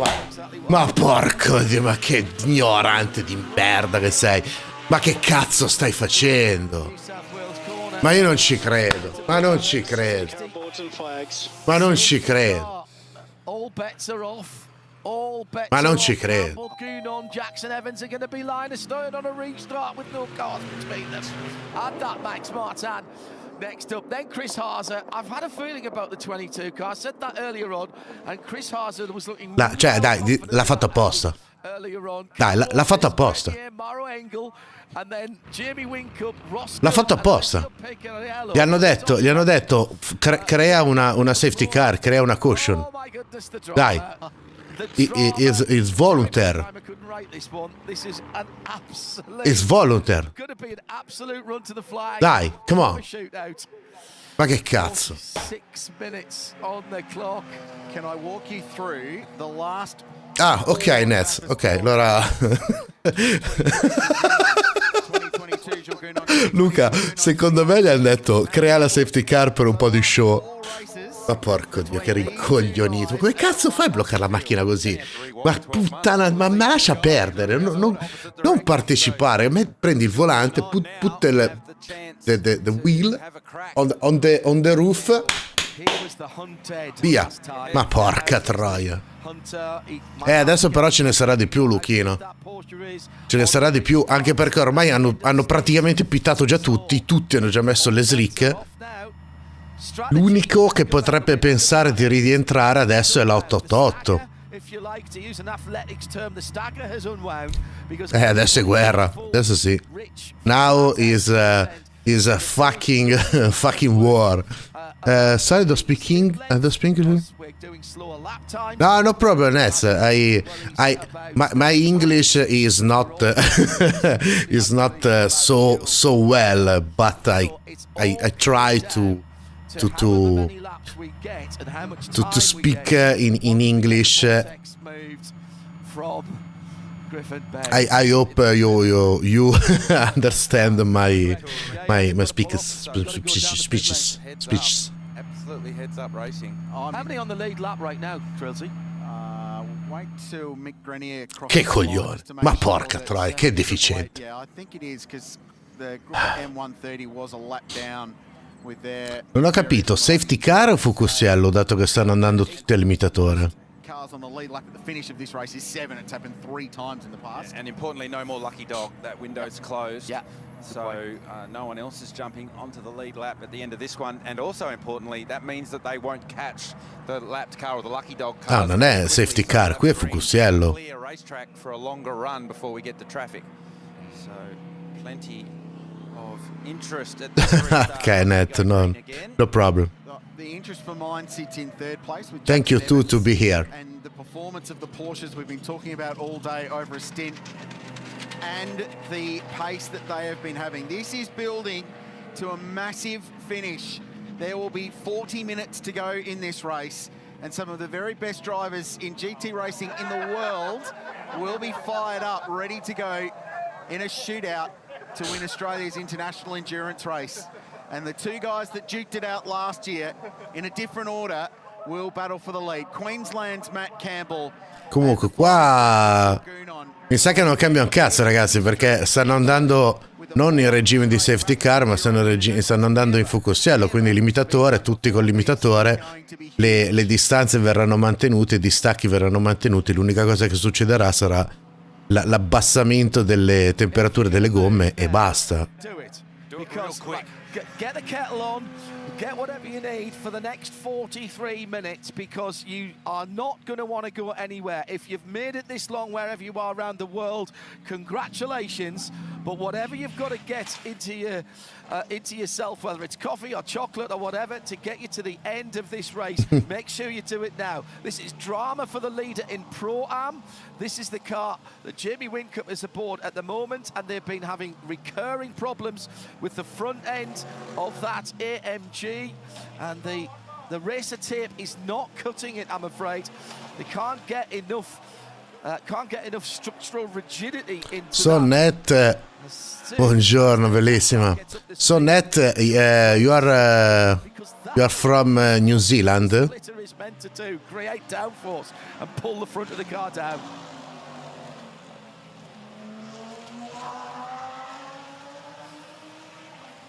Question now, gentlemen, on the restart.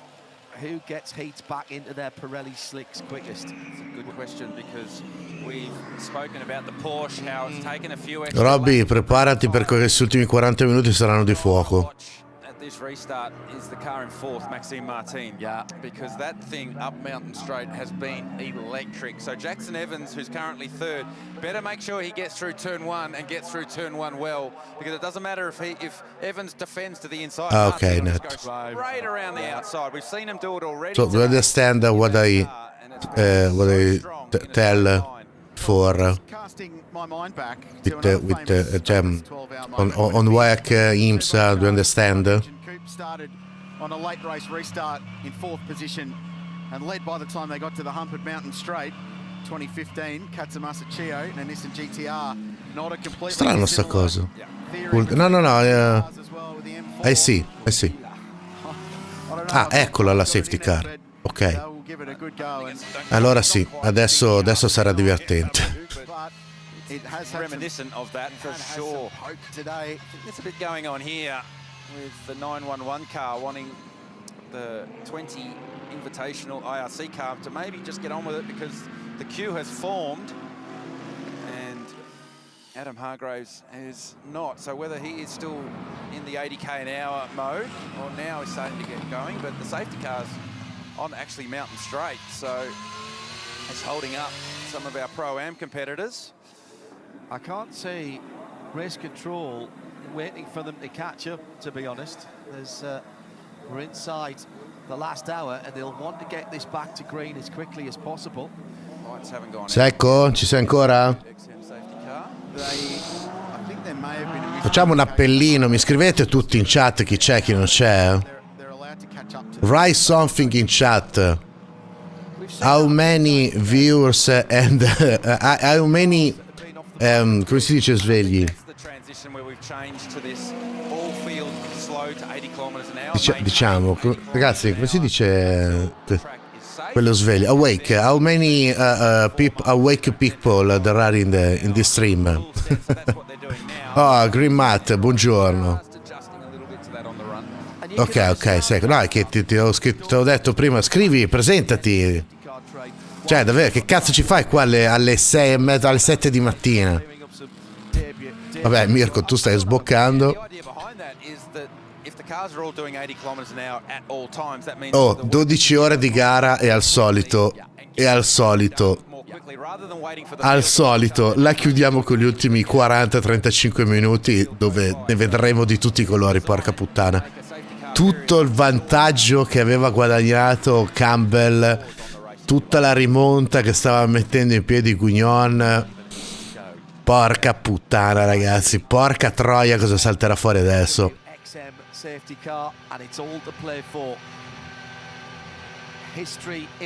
Comunque, Green Matt, buongiorno, ben arrivato anche te. Sei italiano? Are you not Italian, Green Matt? If you're not Italian, welcome, introduce yourself. Another day full of drama. A key contender eliminated Most early. of the day. A huge accident on the run up to the cutting for Charles Witt. It was day over for. Oh yeah, Matt. Che ne so, Green, come vedi è pieno di gente. Oddio, pieno. C'è gente strana. Sì, mi sono perso un bel po' di cose durante la pioggia.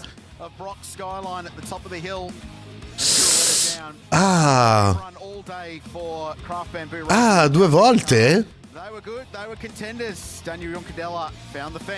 Due volte Juncadella? Si è girato?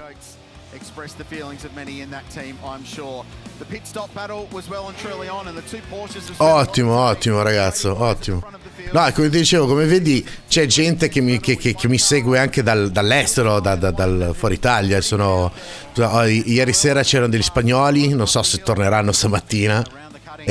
Sto ragazzo qui, Net, praticamente ha messo il follow inizio gare ed è qua adesso ed è dalla Nuova Zelanda, quindi quando ritrasmetto queste gare è più che normale vedere soprattutto gli stranieri che non possono vedere queste gare nei loro paesi. Sei un deficiente, questo è un coglione, questo qui è un coglione, you are so fucking dumb, vacca puttana. Comunque Green, ne approfitto, piacere, io sono il Tinka. Su questo canale trovi, allora io vado in live tutte le sere alle 21, porto diversi format durante la settimana, sono per lo più così di intrattenimento, non faccio gaming in pratica, ne faccio veramente poco. Ma se ti interessa il mondo del motorsport hai trovato il tuo canale perché qui si parla di motorsport, quello vero, non della Formula 1. Quindi diciamo che qui trattiamo il motorsport a 359 gradi, quindi tutto quello che non è Formula 1 viene giustamente trattato qui, nel senso che in Italia si parla anche fin troppo di Formula 1 e quindi io e Luca Pellegrini, che è un nostro amico giornalista sportivo, gli ho chiesto di accompagnarmi in questa avventura per fare divulgazione del motorsport al di là della Formula 1 e quindi ci siamo messi insieme al lunedì sera, ci troviamo in live da me e facciamo il punto della situazione del weekend motoristico finito e presentiamo il prossimo. Quindi se vuoi tornare per esempio domani sera, di sicuro parleremo della BATHURST, parleremo della Daytona 500, perché ricordo che stasera riparte anche il campionato della NASCAR e in più, come puoi vedere, quando ci sono delle gare che posso restreamare lo faccio più che volentieri, proprio perché voglio mettere il pubblico italiano nelle condizioni di poter seguire delle gare che normalmente non vengono minimamente considerate in Italia, quindi l'IMSA, il WEC, il GT World Challenge, il DTM, il Supercar Australian, il BTCC inglese, sono tutte categorie che vengono elogiate e trattate su questo canale, quindi se non torni sei veramente te che ti metti nelle condizioni di non voler fare qualcosa per il motorsport. Ciao Badger, bentornato ragazzo. Grazie Ciccio. Sì, giusto, secco, questo l'introduzione ovviamente è dovuta anche a te. Poi durante il resto della settimana faccio altro, cioè sono un tecnico allo streaming, quindi al martedì pomeriggio per esempio faccio 3 ore di assistenza tecnica allo streaming, al mercoledì c'è il format delle interviste, quindi porto ogni settimana un ospite diverso di ambienti differenti. Questo mercoledì avrò Olga Armento, che è praticamente la cyber psicologa di TikTok, è una psicologa prima di tutto, ma è una TikToker che porta contenuti legati al linguaggio del corpo. Al giovedì serata frivola e di stupidera varia, al venerdì serata musicale easy, ci troviamo qui, ascoltiamo buona musica, beviamo una birretta, ci facciamo delle chiacchiere. Però davvero, se a voi interessa il mondo del motorsport, seguitemi solo per il weekend e per il lunedì. Il resto della settimana siete liberi di fare quel cazzo che volete, non avete obblighi. Ciao ragazzi, io me la bevo. L'avevo tenuta qui, l'avevo messa fuori, l'avevo aperta e poi l'avevo richiusa perché non sapevo se l'avevi bevuta. Direi che gli ultimi 33 minuti di questa gara spettacolare vanno battezzati con una bella golata di Gnusa.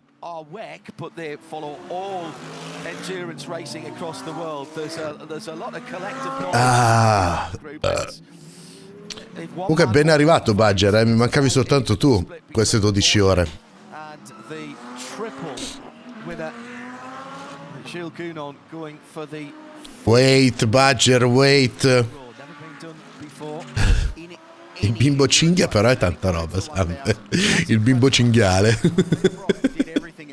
Never won 4 times in a row. Larry Perkins, Jim Richards, Jamie Whincup, Craig Lowndes. Dai che forse ci siamo. 3 in a row. Gilles Gounon has won 3 in a row. Nobody has done it 4 times in a row. It would be unique Mount Panorama Bathurst history.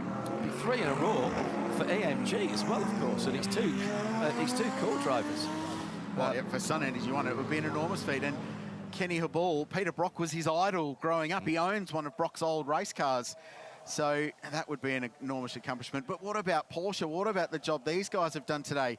They've had penalties through pit lane. They've had all sorts of drama.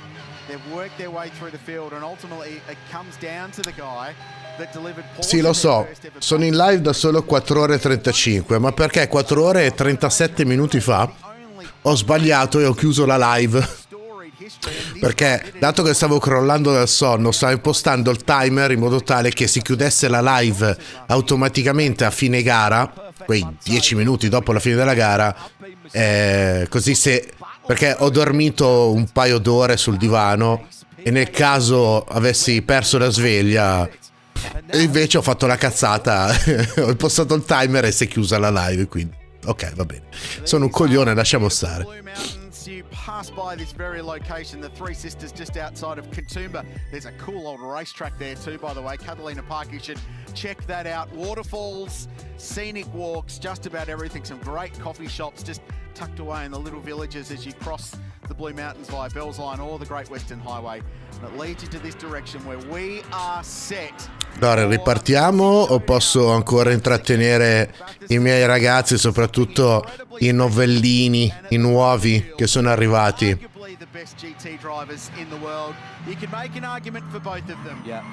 Come sono le luci della safety car? Ok, spento, è andato via, si riparte ragazzi. Allacciate le cinture, mettetevi davvero comodi e preparatevi perché saranno 30 minuti di fottutissimo fuoco. Let's go, let's go, let's go.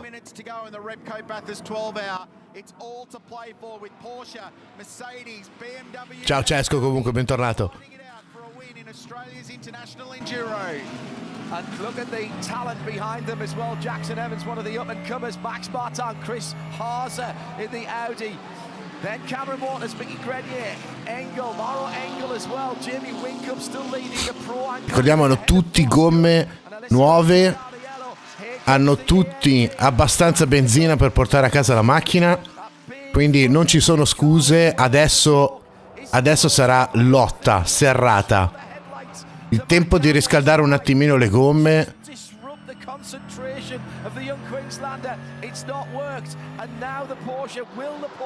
Bravo Cesco.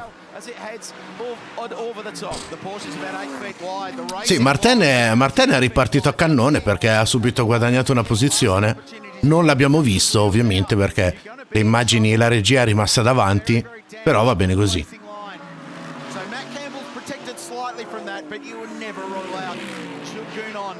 For making an attempt at this one. There's the Phantom Global Porsche sitting in third. Jackson Evans, housemate of Matt Campbell. They grew up together. They came out of the McElroy School of Porsche Racing up in Queensland. The young Kiwi has driven superbly today with that brand new team to Mount Panorama. And then BMW. Dai Cugnon, su.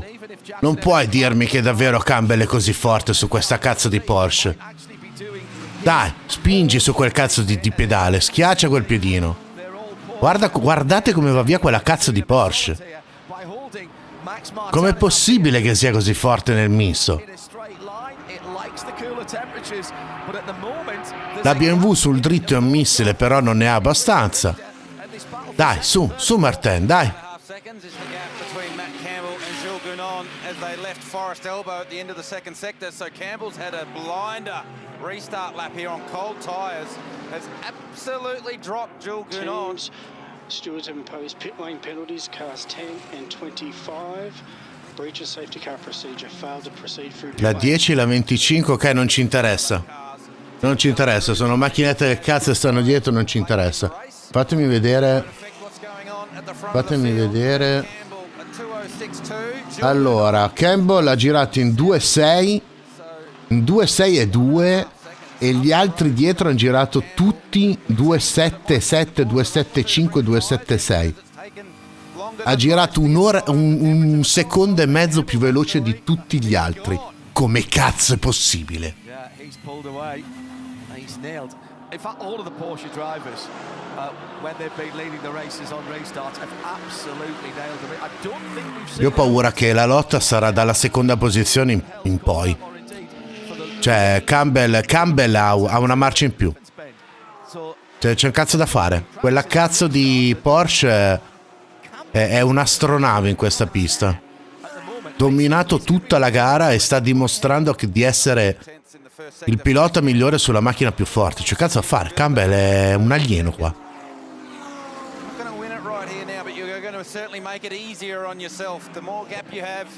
Should you come across lap traffic, the more cautious you can be if you need it. Going fast now buys you luxury later. At the back of this queue, Cam Waters just tacking on to the back of Chris Haase in that orange Audi. He's still in this. He's really good in the mixed conditions. They have played a blinder today.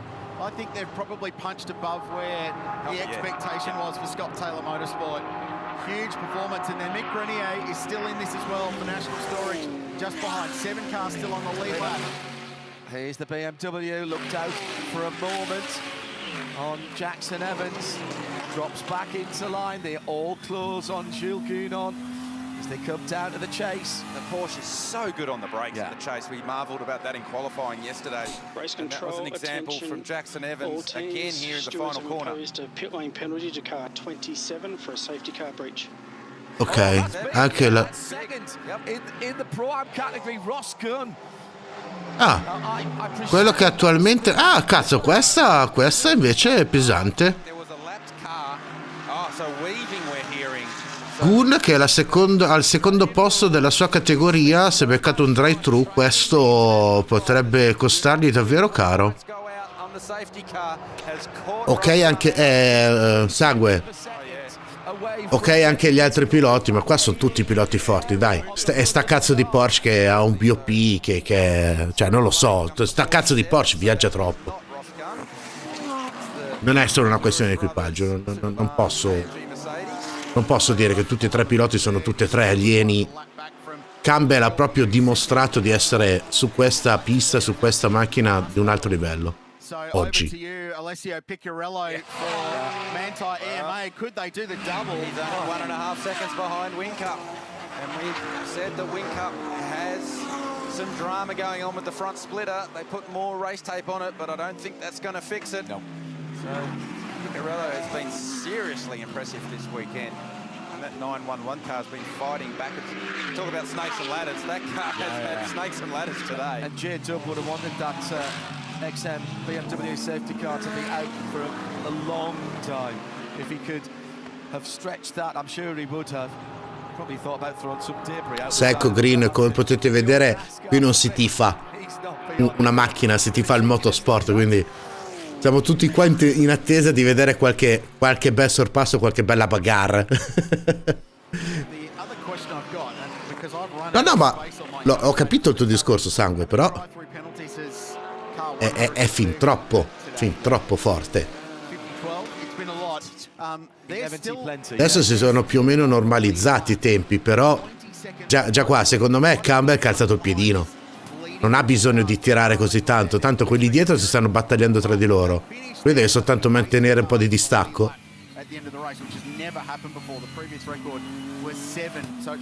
Giorno Chopper, buenos dias. Dormito?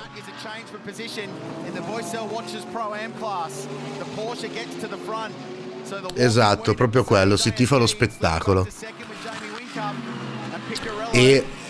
E la 46, ma non per Valentino Rossi, per Raffaele Marcello.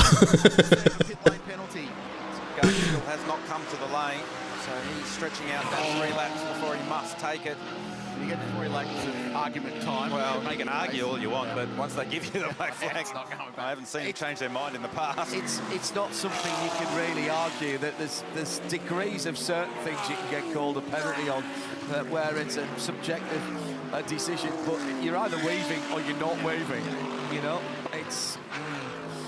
But what he's trying to do is give himself the best opportunity and pull away as much as he can whilst he's got a little bit of clear track ahead of him. Diciamo. Up the road a little bit, hoping that there might be another safety car to catch the train and get back on it, but this high-speed freight train snakes its way down the mountain to Forest Elbow. Gounon's found a bit of time in the last lap or so as the tyre sort of normalises for Gounon, so almost the opposite from what we expected, where the Porsche would take a lap or two to get up the temperature. It's been Gounon taking a lap or two. I don't know, Nat, I don't know. For me, Campbell and Porsche is another level. Today. Only today. The 13 Porsche, which Jackson Evans is behind, a 2:02.9 in the race. So there is pace in that Porsche. Gounon is so hard to get Campbell. 58. That cool, crisp morning air when it was properly flat out. 4.9 for the leader, 5.2 Gounon, 5.3 Evans, 5.4. Nice bit of numerology there for Martin. So much of the second, third and fourth. That Porsche again, Garth, in the final sector was 4 tenths quicker than Jules Gounon. So braking for the chase, braking for Murray's corner. He can't use that performance though whilst Gounon's ahead of him. So he's not been able to chase down Matt Campbell. I think there was a bit of traffic pollution on that last lap in the last sector for second, third, fourth and fifth. So we'll keep an eye on that one. The teams, the stewards have imposed a PLP to car 10 for crossing the pit entry blend line. Ok, l'auto 10 si è beccata un'altra penalità, ma non ce ne frega un cazzo. Net, cos Marcello driving the BMW. Now is Martin. Martin is a good pilot, but is not Marcello. We are all the way to the checkered flag at Mount Panorama. The margin 2.5 seconds. My opinion. I am not a guru. Two drivers that have dominated this race since 2019, that duked it out for the win last year, are going at it again. And they're already back into the 2 minute and 4 second lap times. Ma sì, cioè che cazzo gliene frega a lui di rischiare andando fortissimo. Ha preso quei 2 secondi di margine. Adesso ogni giro prende un decimo di margine in più e se ne sta lì bello tranquillo. Che cazzo di senso ha per lui rischiare? L'importante è portare a casa la gara, no? This is the place where you can come and know that you're going to have a shot. Campbell negotiating some traffic. There's a bit of a story in the invitational class as well, which has been really tough today, because at the moment just going out of the pit lane on an outlap. Cos'è, un insetto stecco? O è una mantide religiosa? Is leading the class. È una mantide religiosa, che bella! That was the car that was backed into the wall early in the weekend and had to borrow some panels from a car from another category that was racing here, and the rear clip as well. So that's a bit of a rags to riches story. We always get them here at the Repco Bathurst 12 Hours. There'll be plenty of column Chop. Che poi ancora adesso neanch'io ho capito come mai la 77 is out. I don't understand why Juncadel the 17-7 is out. No one is explain me why. Come to the end of the first sector on this next lap. What's the difference between the two? It's Matt Campbell 50.8 versus Gounon's 51.0. So Campbell has the speed in the car. That's the luxury of a gap when you come to the lap traffic. Ah, you can be okay. a little bit more cautious if you need to. Okay. Take a bit of the intensity out of the situation. Spare a thought for Laurens Vanthoor as well, the Belgian driver. This is his 7th attempt at winning this race. He was runner-up here in 2015. Okay. With Audi, doing all Thank you, Chopper. things at the end of that race, trying to grab a car that really didn't want to be there and wrangle it towards the podium, including a rather large. It's happened when he's sleeping. To get himself onto the podium. Ah, giusto, in the highlights, the fucking Mercedes. Okay. Allora I see the incident in the recap, the highlights recap.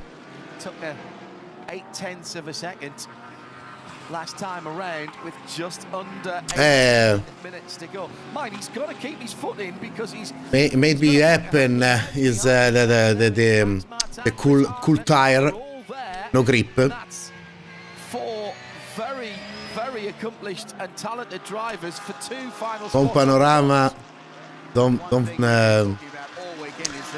si dice? No, non perdona.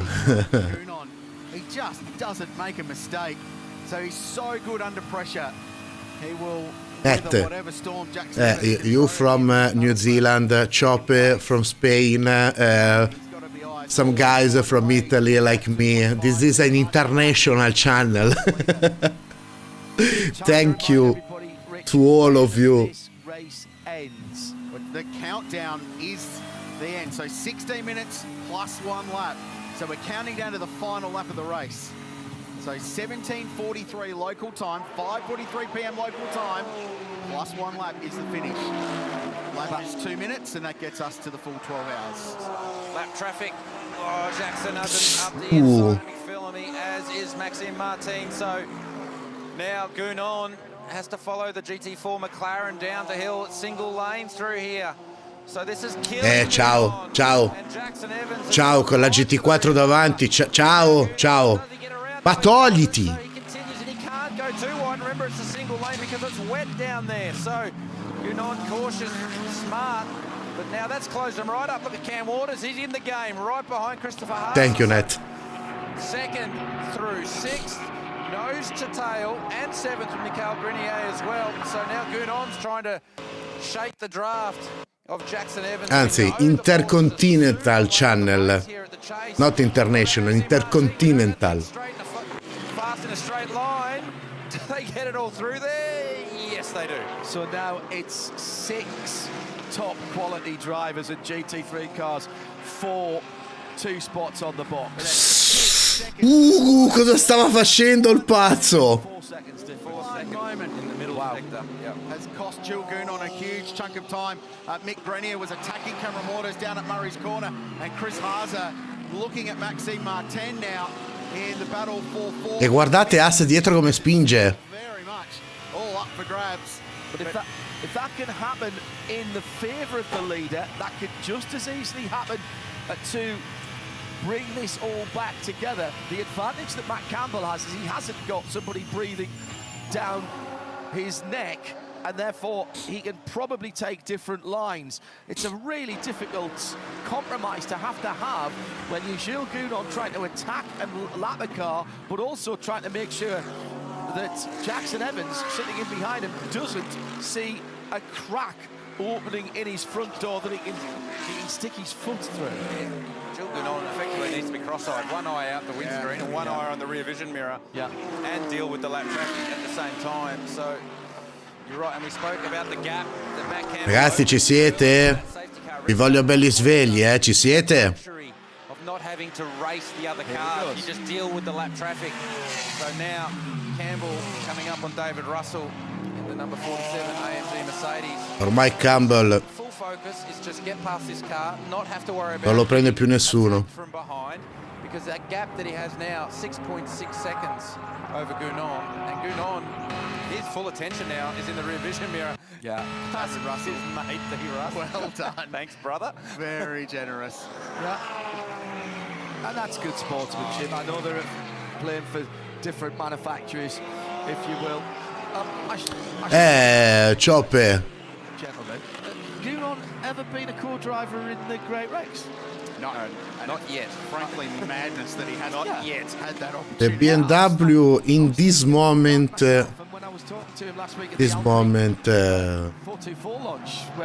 poteva essere, come si dice, could be a great He's rather good round here. Rather young guy that will go places. non c'ho le parole, sorry. Sorry, I'm so fucking tired. Porca puttana, quanto cazzo di vantaggio ha preso questo qui, Dio buono. Under 13 minutes to go.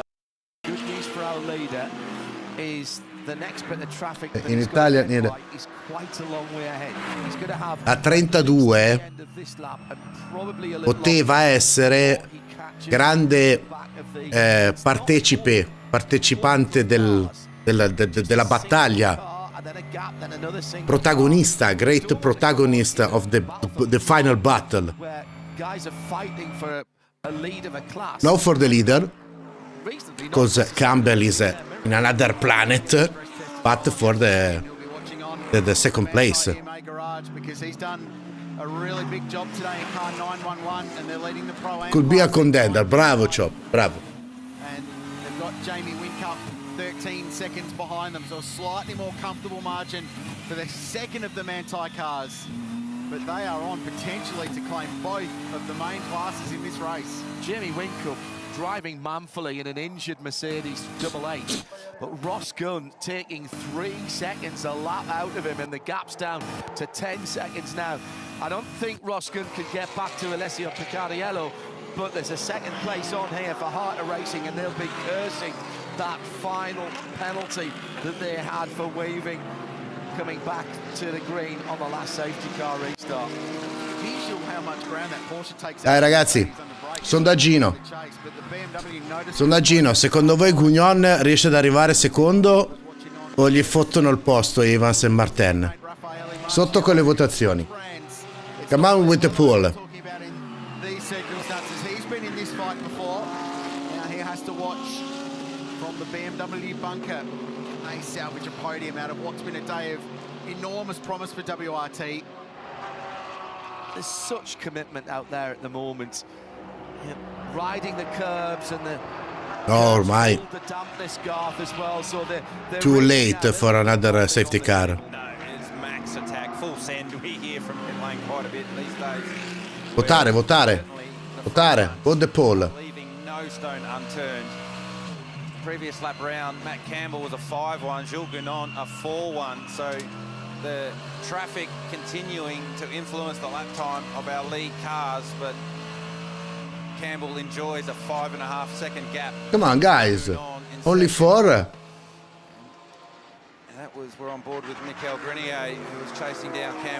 Dove siete, bastardelli? Votate il buon sondaggio. Ugnon, secondo, sì o no? Dai che sono curioso. Route that Sun Energy 1 have gone with, putting a bronze driver in that car, and so two of those combinations are going to be in the top 5 at this point anyway, with Chris Haase having done a huge job, and Kelvin van der Linde, who's Come non puoi? Sì che puoi. at Mount Panorama in all of his visits to this place. Sì che puoi. Viene fuori nuovo sondaggio in alto e c'è voto. Cars now relative to some of the new machinery around it, but with people like that behind the wheel, it's still very, very effective, and Liam Talbot did do an outstanding job in his stint earlier on today. Serviceable. Qui svotano. Serviceable. Yeah, Audi Sport Customer Racing boss Chris Franke at the mountain this weekend. Flew in today. One day only. Finally, yeah. I think there was some travel issues there, to be honest. But Chris likes to be. Vabbè, è ormai è chiuso, tranquillo, non ti preoccupare. Down here in Australia. 204.5, Matt Campbell. 204.4, Jules Gounon. 204.0, Jackson Evans. Hello. 204.1, Maxime Martin. 204.0, Christopher Haas.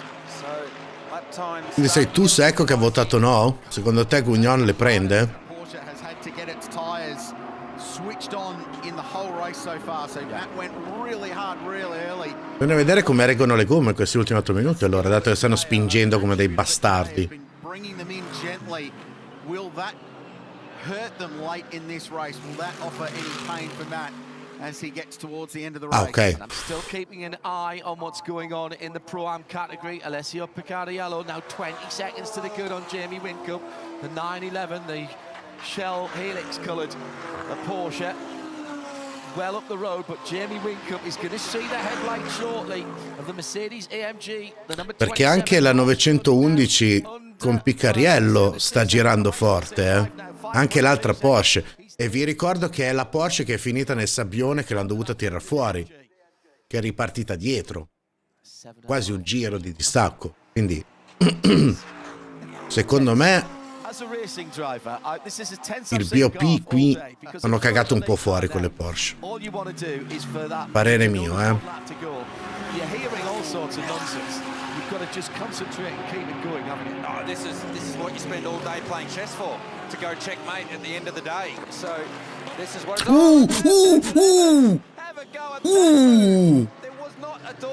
Martin approfitta all'interno, che però adesso è esterno, è davanti. Martin è davanti, vediamo come si comporta Evans in difesa. No. Il cast dove sei infilato?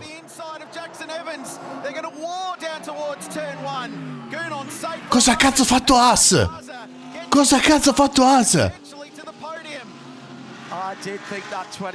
Porca puttana! Ha preso 2 posizioni 100 metri, però Evans ovviamente non ci sta.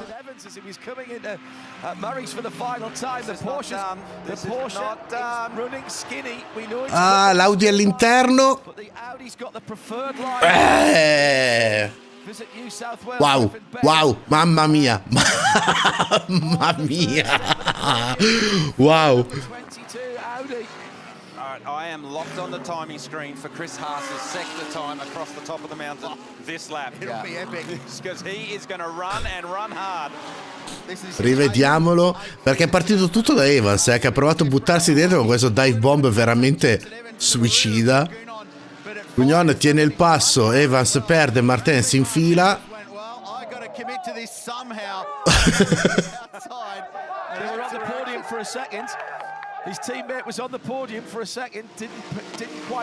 Il problema poi è qua, perché Evans ha fatto una bellissima difesa in interno, ha accompagnato Martin fuori, ma Haas è quello che ha fatto il capolavoro, ha approfittato della cosa per mettersi all'interno e passarli tutti e due. Haas ha fatto proprio falchetto. Wow.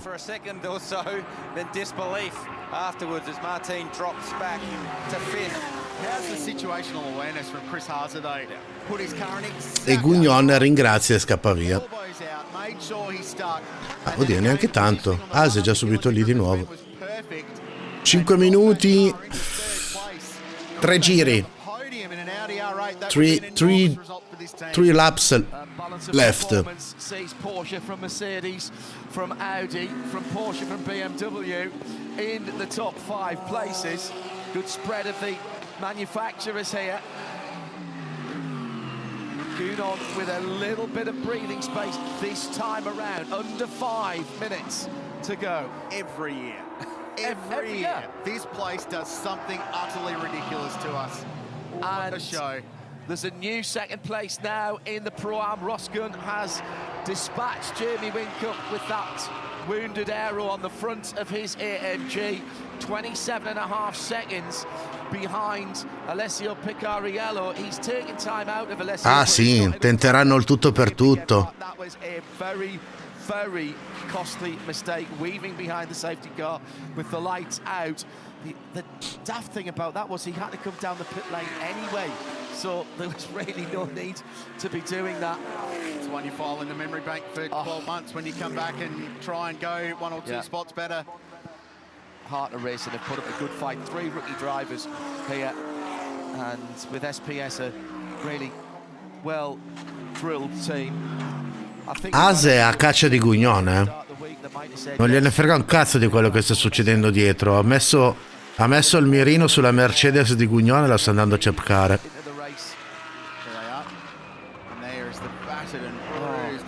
It's gone now. It's broken off, yeah. It's worn through. So Jamie Whincup's AMG Mercedes sounding more like a Massey Ferguson tractor. 11 front splitter flaps away. 11-1 last time round. The worst thing is he's the team principal now. He pays the bill to fix it for the next round. I don't think it happened when he was driving the car though. He's inherited that one. That matters. So second, Gunon. Third, Haase, who was 3/10 quicker across the top of the hill than the Mercedes AMG, playing to the Audi strengths, less than a second between them. Jackson Evans not out of this yet either. And Maxime Martin will do it. Guarda che lo prende, Guarda che lo prende. Occhio As, occhio ad As. 60 seconds of the winner. This year right now they're within 8 seconds of the lead at the end of the race.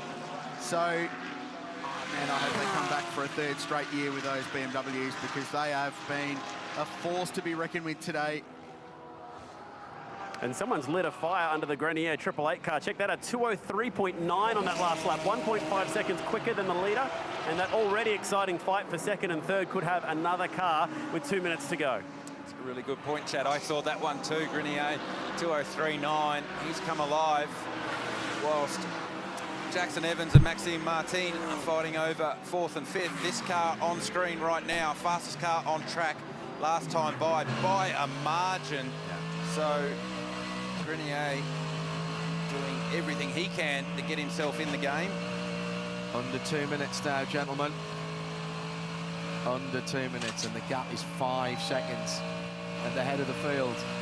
Jules Gunon within touching distance. This is tantalising. He's not, I don't think he's going to get back to it unless it would. 4.5 now, bit of traffic to go the wrong way. Traffic has played such a part here today. We saw it exceptionally clean running in the early part of the week down at Manthey EMA, and it's of course it's Grello. It has to be Grello. There is some lap traffic up the road, but only 2 cars that are separated. We'll see, Matt. So that's good news. His name's Matt Campbell. He can deal them. No, dai, Chope. It's the last lap. Come on. Resist. 4.2 seconds. Last lap. You know he will drive car 75 within an inch of its life if there is even a sniff at the end of this one. 5.3 for Matt Campbell, 3.7 for Jules Gunon, 3.8 for Christopher Haase, who's just done the personal best for that car in the last sector. Wow. So Matt Campbell's enjoying a handy buffer. He's lucky he's got it. I mean, I think he is making sure he's massaging the car to the end. Andate dietro su As. No mistakes to be had. Perché ha un secondo. La vedo dura, When you've got it, you never know when you might need a second here or 3/4 of a second down. We've seen Ultima salita. come down to meters in the past. Look at the clock. Tick, tick, tick. Bravo, Chopper. 3 seconds, 2 seconds, and 1. So it rolls down to 0, which means it should be this lap and 1 more. Oh, traffic at the worst possible rate. Ah, ma sì, traffico, cazzo gliene frega, dai, 4 secondi di vantaggio. It's cost him some time, but not a whole heap of time. Gunon, there's potential that Gunon will get it in this part of the track. The S is coming down the hill, which is much more a one-lane raceway than it is at Reed and McPhillamy Parks. So, 2.6 seconds. Chopper, share my channel to your friends for the next race. For the WEC, I wait you and your friend for the WEC. 2 weeks. Next week, I remember to you in Bathurst the first race of Australian Supercar. Great race. If you wanna see that race, it's a good choice. What about that story? Thank you, Nat.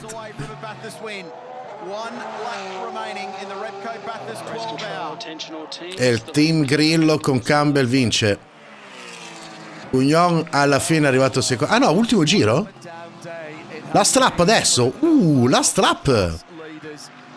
Ok. It's not been by any stretch of the imagination, gentlemen, a pristine Manthey performance.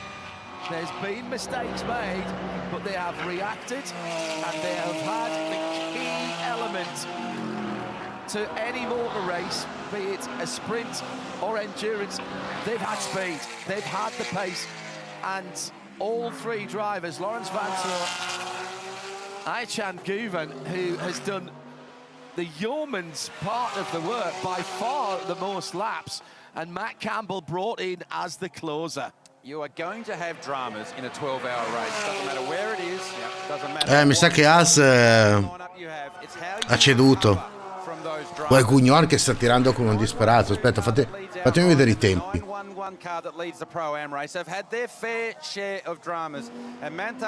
No, mi è morto il mouse. Adesso mi è morto il mouse. But they've got themselves in a position to use those fast race cars, and no one can deny that this is a very, very special result for Porsche. Yeah, today the fastest car will win the race if it can negotiate the final sector. Allora, last lap 1.24 Campbell, 1.23.5. No. Ragazzi, Haas ha girato in 1.22.8. Sta tirando no, scusa. No, 2 minuti 2.46, 2.40. No, sono tutti uguali. L'unico che ha rallentato è Campbell. Campbell is the only slower for the last laps. Gugnon e Haas so fucking faster. E Grillo vince.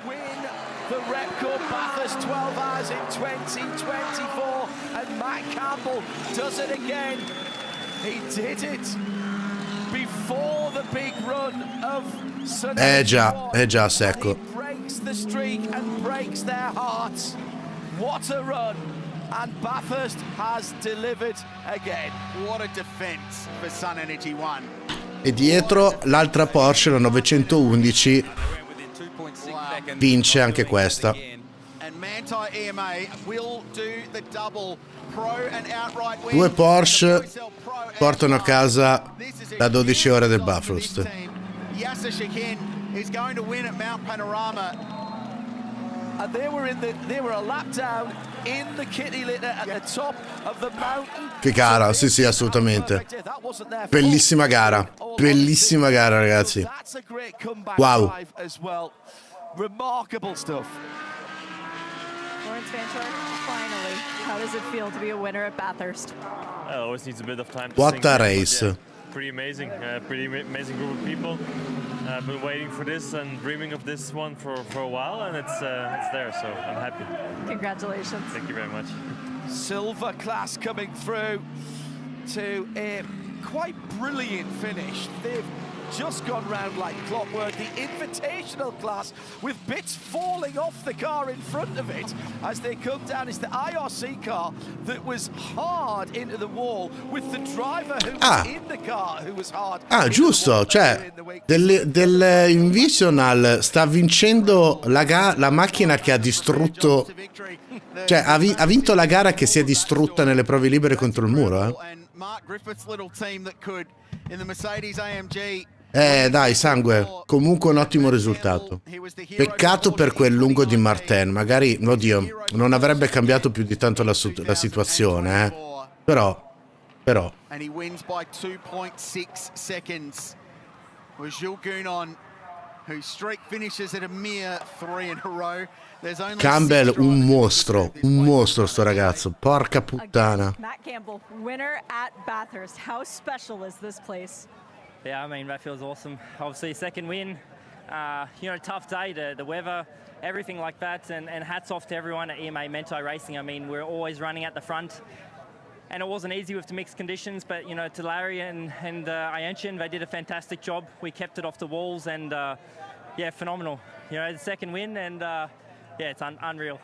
Nothing but qualifying laps for that last stint? Cioè, cazzo, seconda vittoria di fila per il team Grello e per Campbell qui. Anche l'anno scorso, è vero, cazzo. And really trying to manage the gap a little bit as well. So, team was sort of keeping me up to date and, we got there in the end. 2 big races this year, 2 big wins. Congrats, keep it going. Yeah, absolutely, thank you. Great start to the year. I think it was Shea who first spoke to Matt as well after winning the Rolex 24 at Daytona. That's his mum, Ange, TC, his aunt. They have been along every step of this journey. It's his girlfriend as well. What a really cool moment this is, waiting for his teammates to come and join the celebration. And Grello, one of the most famous brands in global GT racing, finally gets a Bathurst victory. Concordo. The 1,000-watt smile of Matt Campbell. What a couple of weeks. Cioè, non è neanche sudato, non ha faticato per portare a casa sta vittoria, cazzo. On the mountain in a real dogfight, let's be honest. Yes, they've had a good car, but as we've mentioned, it was by no means a perfect run. And they had to outfox and outsmart some strategy from the 75 Sun Energy One team. Teammates are all together down there. And that's the start of a big party right there this evening. Well, you ride the roller coaster with these guys, and for Laurens Vanthoor, who's tried his